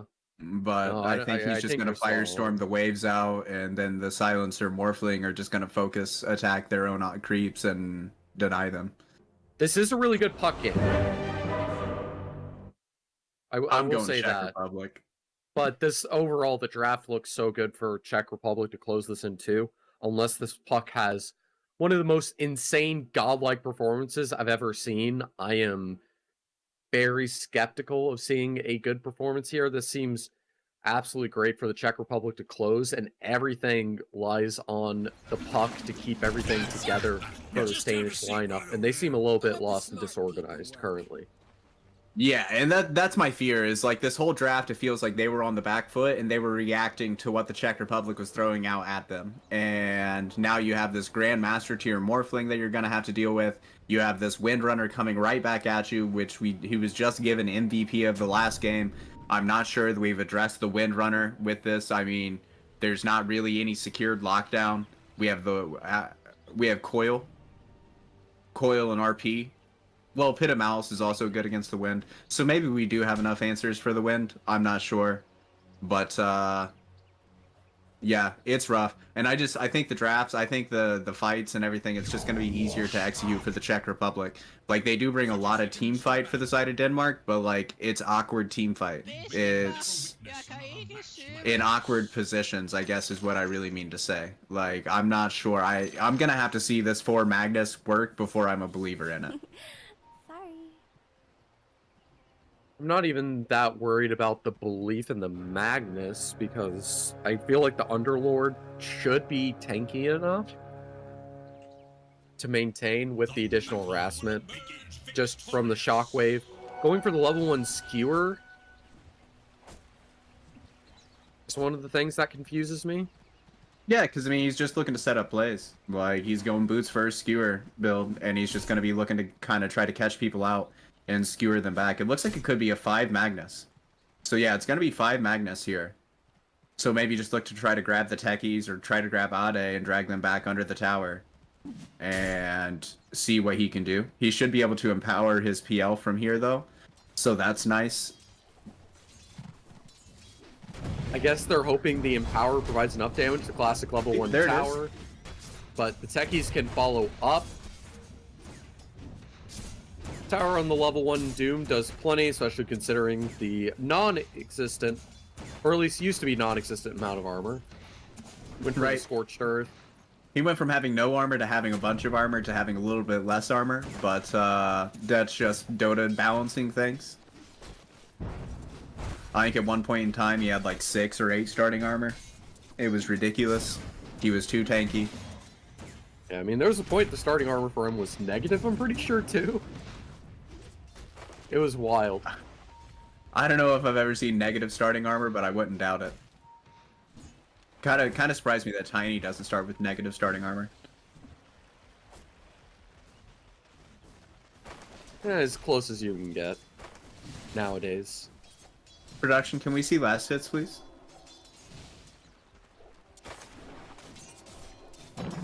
Porn star. It should be very safe for the Morphling, especially with the Silencer harassment. I mean, the Snapfire with the Underlord's a lot deadlier, so I can get that. It just, do they really believe that a Magnus can provide enough support to a PL to be able to stay in lane? I mean, PL is notoriously weak early, has to have his farm, and they're hoping a little bit of cheesy shockwaves and skewers will solve that. I'm not really on board. Yeah, I mean, there's kill potential there. As we already saw with that skewer play, I mean, the Doom got very close to dying, so there is that play potential. Rotate the puck up here, and then suddenly you have 3 guys who are all capable of getting a kill as maybe play looking for another wrap around with the skewer. Gonna decide better of it. Scorched Earth is going. Now the dagger connecting. Stoom taking a little bit too much damage. This Techie's really worrying about enjoying pulling the wave, forcing it to go under tower. Which PL, of course, despises, or at least do his best to make that the case. Oh, that's an interesting interaction. That's actually really neat. That's a good little detail. So a bit of good synergy. That's a good reason to have the Magnus in lane, especially because the Skewer, even if he's bound to die with the Scorched Earth and the right click, double kill. It's first blood, it's a lot more value. A nice attempt at the dodge, but it doesn't pan out, and a double for Ade on the Doom. He's going to be able to get that Vanguard nice and early at the 4-minute mark. No issue. And now with all this early gold fed to the Doom, I have no idea how this Magnus is supposed to do anything to get them off his back. Yeah, I mean, I think you just have to try to stick to the program still. You still look for the Shockwave and the Skewer plays and hope that it'll work out for you, as it did right there. I mean, they still lose the Magnus, but they got the kill first before the Magnus died, so he gets some experience off of that as well. And yeah, I think they're more just playing for game rather than lane. They're just hoping to have these big team fight ultimates and big team fight presence, and really look to make plays off the back of that. If they're able to get a Blink Dagger on the Magnus, and you have Blink RP into Coil type plays that you could potentially make into 4-man waning rifts, multi-man waning rifts. As a scrap happening down bottom, owned me, trying to kill Mini, but it's not going to work. It looks like he's going to die himself. That's going to be another double going the way of the Czechs. +4 int, I imagine, for the Silencers. It seems like he has gotten at least one level in those glaives. Be able to get that clarity going. Even the creep pull and the stack in. As you can see, the puck's tying about even with the Wind Ranger, so everything else falling to the wayside. Otherwise, a nice push into the tower with the Blood Grenade should be enough for the Techies to go down, but this Doom is so tanky, he can take the tower for him. And with that blast off, it's going to be another double. Supported, and another double for the Doom.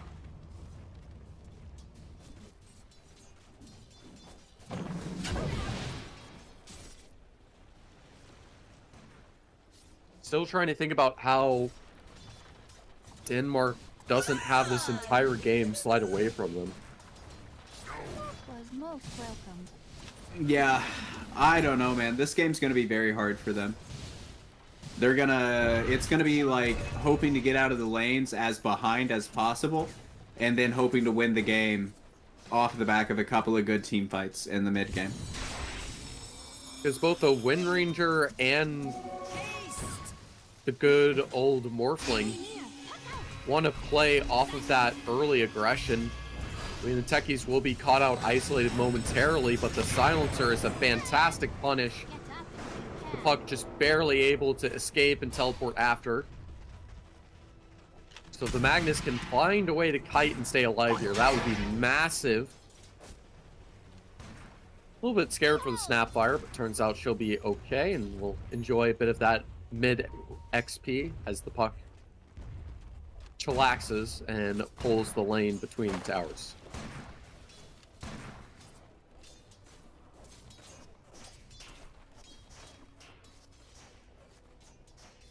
And surprisingly quiet, even though Doom's 1k ahead. Haven't been any kills or combats with the PL since. Just devouring his way. Well, he's having a great time. He's chilling. Doom players, they don't mind a slow game. They don't mind a slow game at all. They don't have to be running an in-your-face at all times and stuff like that. They're more than content just to build this fat lead and just to dominate the game based off the fact that you're 3, 4, 5,000 net worth ahead of everybody else. Important pick on the Silencer. That turns out has not obtained any int just yet. A little bit too far away when he's tried to attempt to get any of those kills, so won't amount to much just yet. But always a concern back of the head.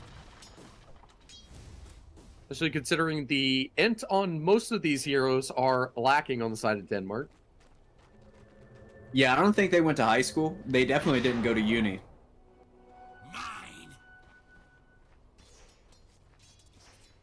Not a lot of smart people here. Definitely trying to man fight. The problem is the PL can't do that because the Scorched Earth is so strong this early, and with the Doom at level 6, able to confirm the kill. The illusions aren't going to get PL out of that. Very difficult considering the PL is such a momentum-based hero. It's hard to get that farm even early on to try to go for those fights. So many ways to easily clear out those illusions. And the weaker you are, the weaker the illusions are. Because that's all your damage melted away with that HP pool. It's nothing worse than trying to jungle with low HP on a PL. Feel pretty much useless with the low HP. A nice rotation from the puck, but again, Morphling can just morph his way out of it.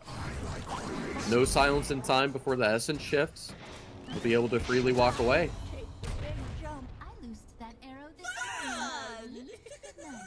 Now stuck with an 11-4 scoreline. This Wind Ranger continuing to build a lead, freely taking over mid. Yeah, this is troublesome. This is worrying already for Denmark, man. This is worrying. I was hoping for a game number 3, but I'm not sure that we're going to be able to get one at the rate that it's going currently. Had a decent effort keeping the first game competitive considering how rough the draft was. But this seems to be something else entirely. This is the wind run coming in with the silencer. This puck just barely able to get escape for a second, but unable to get that orb away far enough in time to be able to escape from the duel. The Snapfire at least able to get a trade on the techies, but it costs 2 int and a death as the silencer with the Wind Ranger get a bit of response, and the power shot's almost enough to take out the position 5 Magnus.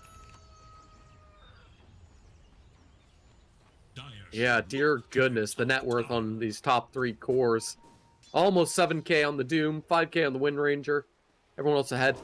The techies having most of the support gold on the side of the Czech Republic. I feel like the Silencer's going to be okay with that. He kind of enjoys being a very hard 5 and relying on just the impact of getting a couple of those spells off and calling it a day. Calling it good enough.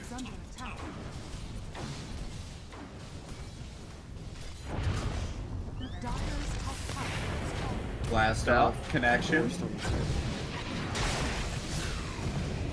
And now that's your main tanky offlaner to try to support survival taken out. Sure, the Silencer will be traded for it, but it's far more valuable to get the Underlord.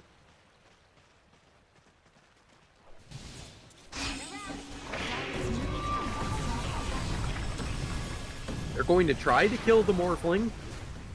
It goes about as well as you'd expect. Meanwhile, the PL's freely getting harassed by the Doom.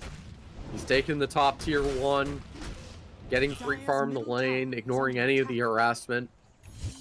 Meanwhile, Denmark come up with nothing. And this Wind Ranger's ready to hunt for some more blood. No sentries down on the floor. She'll be free to set this up with the techies.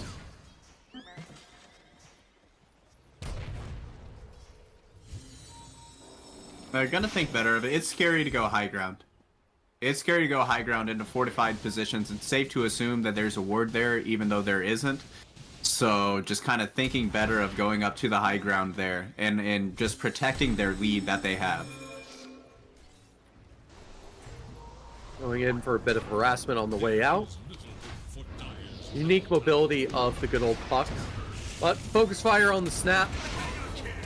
Interrupted for half a second by the Magnus. But this mid tower is now free reign. Just so many of these solid meta heroes picked up by They're very Czech metal, Republic. dude. It's Doom. He's heavy metal. Yeah, he's got the armor and the guitar now. He's got all the metal. And speaking of the metal of the Underlord being tested, and it will be likely to be wanting soon enough, as 3 of the Czech players hunting to find him, and he dodges his way out of there. Impressive enough.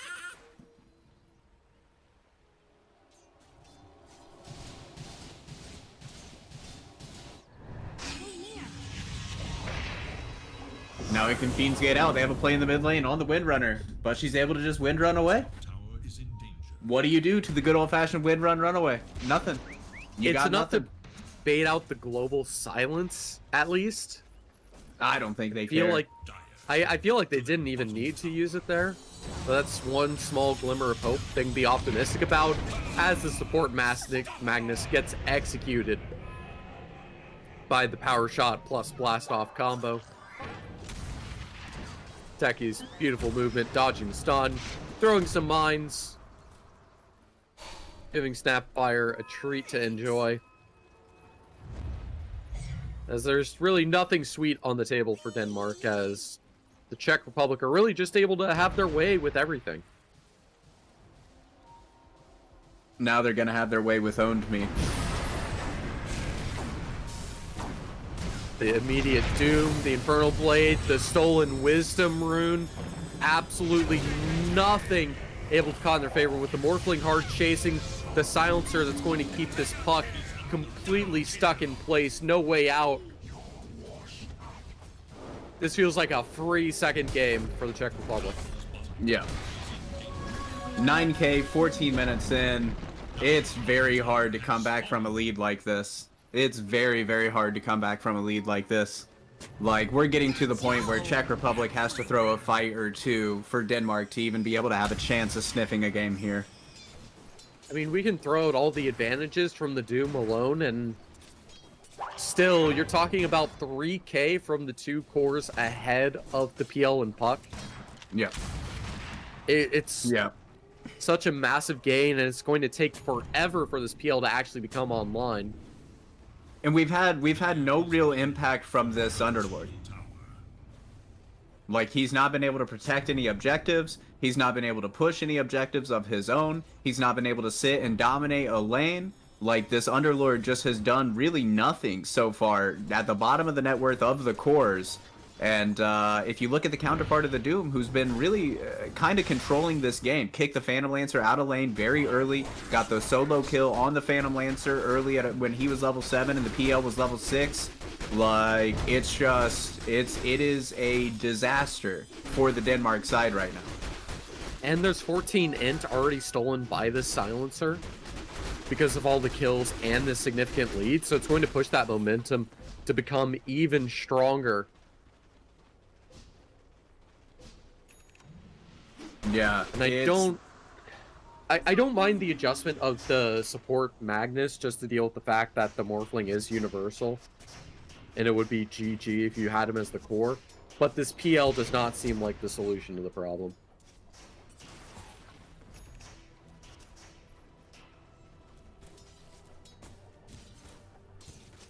Just unable to get anything going their way. The Wind Ranger soon to have a BKB. I feel like there's other items might want to go for first. But I guess the main thing Denmark has they can be optimistic about is the magic damage. Yeah, I think it's about dominance at this point. If she gets a BKB, there's absolutely nothing they can do to touch her.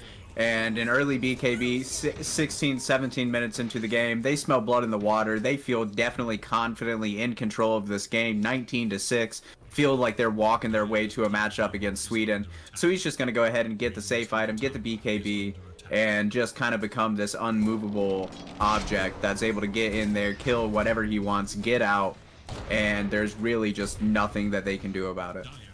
And this is only going to get worse with the Tier 2 tower top being taken out and removed. Only Sad going to build that much more hero. lead. Yeah, I mean, this is an Underlord with Vanguard. Completely getting destroyed. Yeah. It just doesn't matter, man. It just does not matter when they're out this far ahead. Like, They have so much lockdown to deal with the puck. Sure, it can have a decent time or even dominate the Wind Ranger in lane at times in the mid matchup. But once it gets to the team fights, you have to be flawless on the puck to be able to get away with these fights, and it's just asking for way too much. he can't keep getting away with this. Scream is hacking the game, dude. How did he get another double damage rune? He's in the Matrix. He just has that read. Knows when the double damages are coming up and make sure he picks it up. Yeah, first item Ags on the PL. Post farming Yasha. I think it will be a little bit more helpful for getting that damage out. But not nearly enough. We won't have the same opportunities as Owned Me. Getting harassed by that techies. The stun will interrupt the escape. Soon the wind run with the shackle shot. And the mines will finish him off. Unable to escape with the ulti. The good news is that the silencer has slowed down and hasn't stolen any int since the 14-minute mark. So no longer at that 1 int a minute stat line, which is terrifying to say. Yeah, they've slowed that snowball down a little bit, thank God. Now they just have to stop the other 5.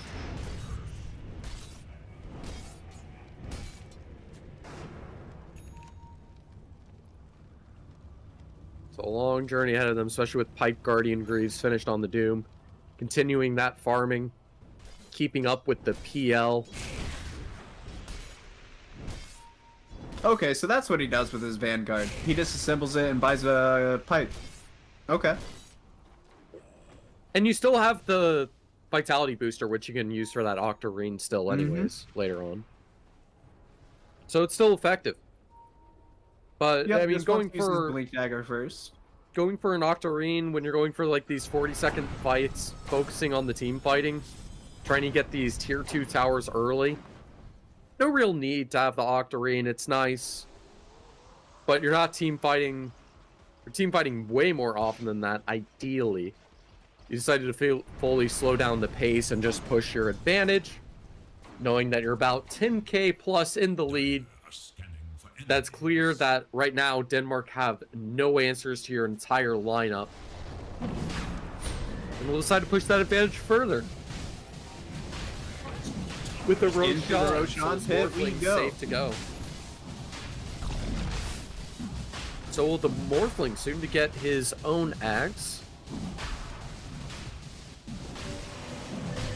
Unless these guys just feel like building Blades of Agility with good old point boosters for no reason. Yeah, whatever. At this point, he can just carry around whatever random items he wants to. He can have a yard sale inventory. It doesn't matter. I mean, yard sale's the definition of how it describes the economics of this Danish players' inventories. Nothing in their name, and even if they do have a miracle and get a quick pick-off on the Morphling, he's going to have a second chance to be able to escape and survive afterwards. Has the Manta for survival. Well, they do get to delay the Aghanim Scepter for 2 minutes, so that's nice. Okay, but now what will the PL do? Still trying to desperately farm up by split pushing mid, accepting that this tier 2 is forfeit.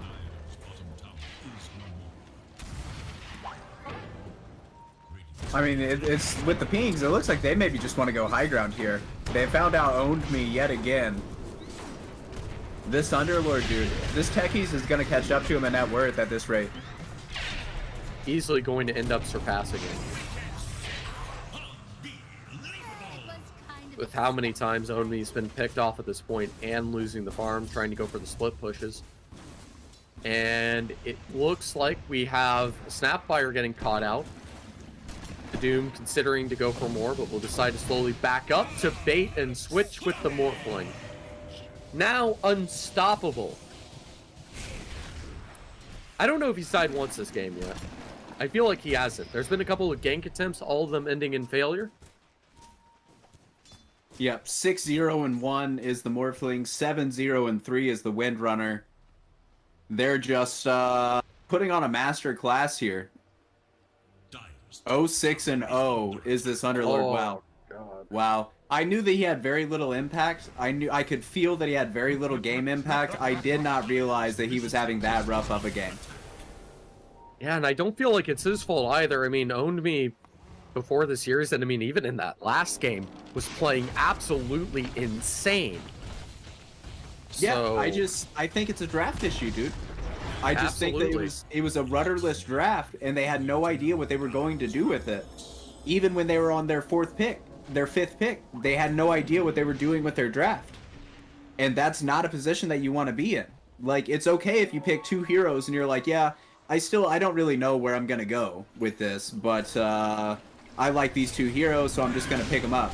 But you can't just keep picking heroes at random like this, and then just kind of hoping at the end of the day we're going to throw them together and it's going to work. Because this is a hodgepodge of heroes, man. There's very little synergy between the 5 of them. There's very little plays that they can make between the 5 of them. There's very little comeback potential between the 5 of them.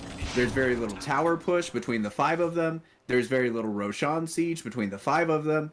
Like, this is just I really think that this game just kind of cuts down to the draft. Very rarely does a game of Dota boil down to something that simple. But I really feel like this game just comes down to the draft. yeah, I mean, such a well-played, dominant performance is an indication of the level of skill the Czech Republic's playing with. But the fact that Denmark can't find a way to salvage against it, it's rare when the draft not only dictates the fate of the game, but results in it being so one-sided like this. Right. As you have this Ags Morphling now, I have no idea how a PL is supposed to compete with this. Sure, he's topping the last hits. He's getting all the farm and space in the world. But I feel like but at this point, last hit isn't net worth. He's behind in net worth by a decent bit. Yeah, he's behind 2K in net worth on this Morphling. Like, he is... I mean, credit to the lad. He's been trying to find farm where he can and doing what he can, but he's just going to be chasing waterfalls all game. Every time he gets an item, he's going to need another item because the Morphling will already have his next item by then. By the time, I don't know what the PL is buying next, but by the time the PL gets to it, Morphling is already going to be to his Scotty, or over halfway to his Scotty, because he's already basically halfway to his Scotty right now. Like... And it's all thanks to those kills, because mentioned, I mean, this PL, he has been farming out of his mind, but with no kills to help supplement and nourish in that gold. Yep. He's still left behind, level 17. I mean, he has the Diffusal, he has the Axe, but that's all he has to his name. And the rest of his team is suffering to create that space. And now the tier 3 soon to be eliminated. And in the past, when you tried to delay these games to let your heroes get farmed, sure, it gets you this chance to go for the comeback, but in this current meta and evolution of the game as we know and love it, it feels like it only makes the snowball grow bigger and even more insurmountable.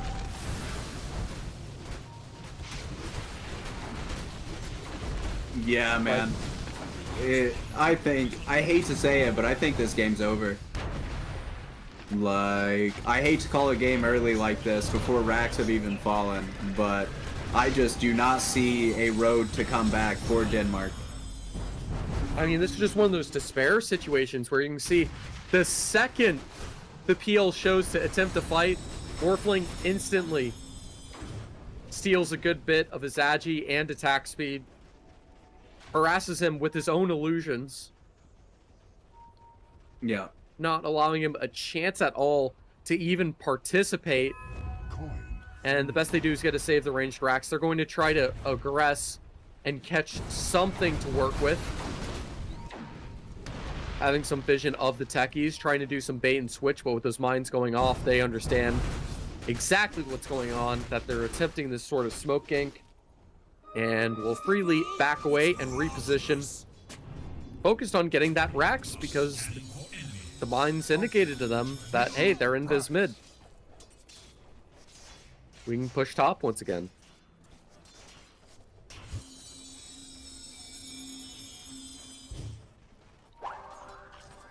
Just lying in wait is Scream. Begging one of these heroes to step up. And that's that BKB usage. Now he's just gone. Yeah, no way they're going to ever have a BKB piercing stun, at least for another 40 minutes at this rate. Yeah, I mean, they have to get Aghanim Scepter on Puck. That's the only way. Okay, it's enough success that it slowed them down and distracted them that the PL's above the Wind Ranger now. Actually starting to recover the net worth on the cores, at least a little bit. The problem is the Techie's also farming like a core at this point. With 9k net worth. This about Techie's 3k ahead of the Snapfire or the Magnus.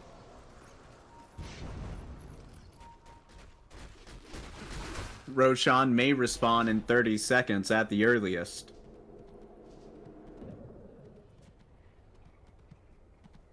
And plays ready to go for a little bit of information towards the pits, and that mine perfectly gives away that, hey, these twin gates aren't safe. You can't use them, bud. Losing a quarter of his health just from the single mine because he is essentially position 5 support. Magnus has no health to work with, no resistance, and the CD morph can make this range Rax disappear, or even better, with the Doom on the Underlord, maybe make one of the heroes disappear instead. We'll decide on the Rax as Snapfire creates enough space.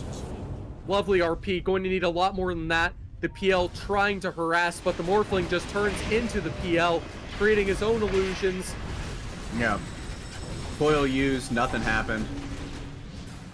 They just don't have damage.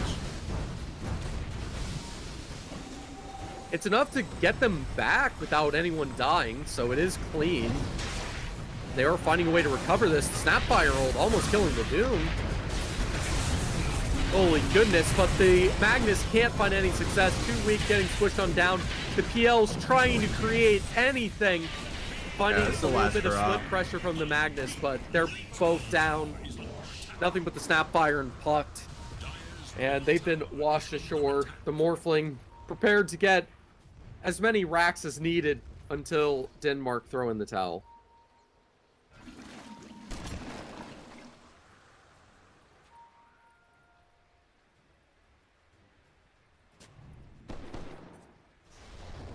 I mean, if they got a few kills, if they got one on that Morphling somehow, I would say then the game might get a little bit weird. That flux of the possibility starts to happen. But instead with the Morphling stealing the puck, outplaying her at her own game, having Psy down for 40 seconds, Snapfire Glepnir getting harassed and shut down. Morphling able to have the time of his life freely with the Ags. And with the Wind Ranger and Doom. Beating down another tier 3. Another Rax to follow. Just waiting for this PL to come back up to have any hopes of success.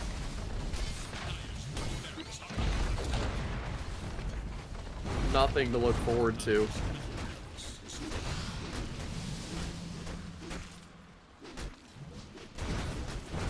Getting a little bit of chase, and I mean the PL's enough to scare them away, which is nice. I think it's more just they accomplished what they were out to accomplish. They got the mid barracks. They're gonna go. They're slow siege and gonna go bottom, grab the creep wave, bring it up, take the top or take the bottom barracks. They're just playing this methodically. 26k, 31 minutes in. They're not getting forced away from anything. They're just choosing when they want to leave. And this leaves just even more despair. As there is not a single answer that Denmark can come up with. Oh, that's a Hex out. On to play. On the Techies. So close to bringing him down. Just barely able to skewer himself out of range of that power shot. And now Roshan's available, so we'll take Roshan, then we'll just walk down the bottom tower, and that'll be the game. Putting a nice little ribbon on it. Could be all unless some kind of miracle can come up to place. For now, should be an easy assault. And with this Morphling having 2 lives, Czech Republic should be unkillable. This Morphling alone should be able to solo the entire team, honestly. In 1 life, let alone 2. You can see all that good damage. They almost had the opportunity to take out the Doom. But he's just able to run away in time. Has enough mobility. Got that movement speed with the Scorched Earth. And the PL, he's trying to wail on even the techies, but it's not enough. No. They just have a serious damage issue at this point in time, which is, it's naturally going to happen when you're behind 30k net worth 30 minutes into the game. And it's a lovely setup for the Magnus, but they weren't immediately canceled. It wasn't even just the out of position, it's the fact the Global Silence comes in and completely counteracts the setup with the gank.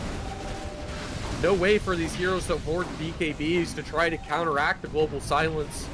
No way to handle it. It's another beautiful skewer. They'll be able to at least get the techies, but you got 4 more heroes plus the buyback. This techies wants to push the advantage even further. They want to end this here and now. This Underlord getting shipped down by the aquatic PL. All the illusions in the world, and as the techie jots in to join his team, the real PL is doomed. Yeah, so is Denmark. No way to save him.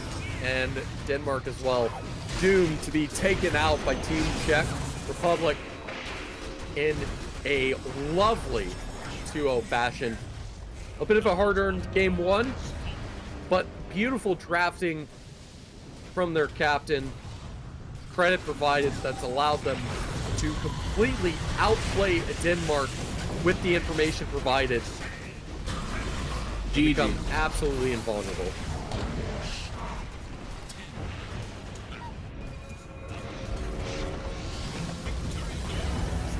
GG. What a heartbreaker. Most of the stomps we've seen have been in a fashion, I would say, that wasn't like this. There's usually these grindy games, but there's usually a very flashy start to it, and it's very impressive to see these performances. But this time around, you just go into the draft and you're like, this already feels doomed to start. You watch it and it just grows worse and worse, and you know there's no escaping it. The fact that it took 34 minutes, I feel like, is just purely the fact they didn't want to take any risk and ensure it was a clean close. Can't blame them. Get the 2-0, get the break, make it nice and easy. Yeah. Build in some of that good old confidence. Yeah, I'm a little disappointed, man. I really thought that series would go 3. I really thought that series was going to go 3 games, and we were going to be treated to a nice little back and forth series.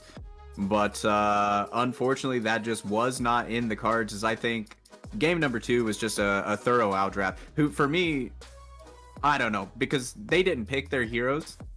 The MVP, though, I would say whoever is the drafter is the MVP for game number 1. But or game whoever 2. that is, when it comes to the absolute raw play style, this Morphling on RN from the Czech Republic has to be the MVP. Not only was he put in a good situation, but he excelled with it with flying colors, a 12-0. Yeah. Not a single death. Almost as much net worth as he had to do hero damage. Flawless victory. To get the scale in. Just surrounding, suffocating, drowning everyone on their opponent's side. This Denmark team was something I was hoping to see a lot from, to see them completely destroyed like this by the Czech Republic, which I felt like looked a little bit squishy and flexible. It seems like they've been able to do some step ups since that last day of games and have completely dominated Denmark. Alrighty, well, I guess that does it for me and for Trevor for the day. So thank you guys for tuning in and all that jazz. If you guys liked what we did, go ahead, hit us a follow on that Twitter. It's up there on the screen. I know Trevor and I would appreciate it. But Trevor, do you want to go ahead and take us out, buddy? Yep, that'll be all from us. It was fun, fantastic series to start the day. A little bit of a whimper to finish, as tragic as it is, but I'm sure there's plenty of more action to be followed up in the future. So feel free to stay in touch and keep up to date. But for now, we shall get some rest, so take care and good night.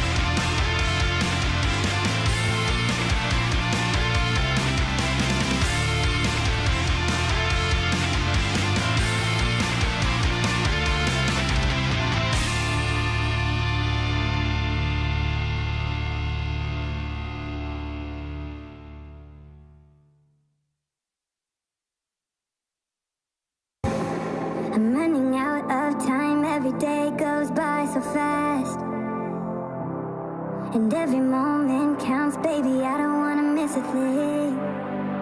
We can sleep under the stars, we can sleep under the stars, or hang out in hotel bars, driving somewhere in your car. We can sleep under the stars, we can sleep under the stars.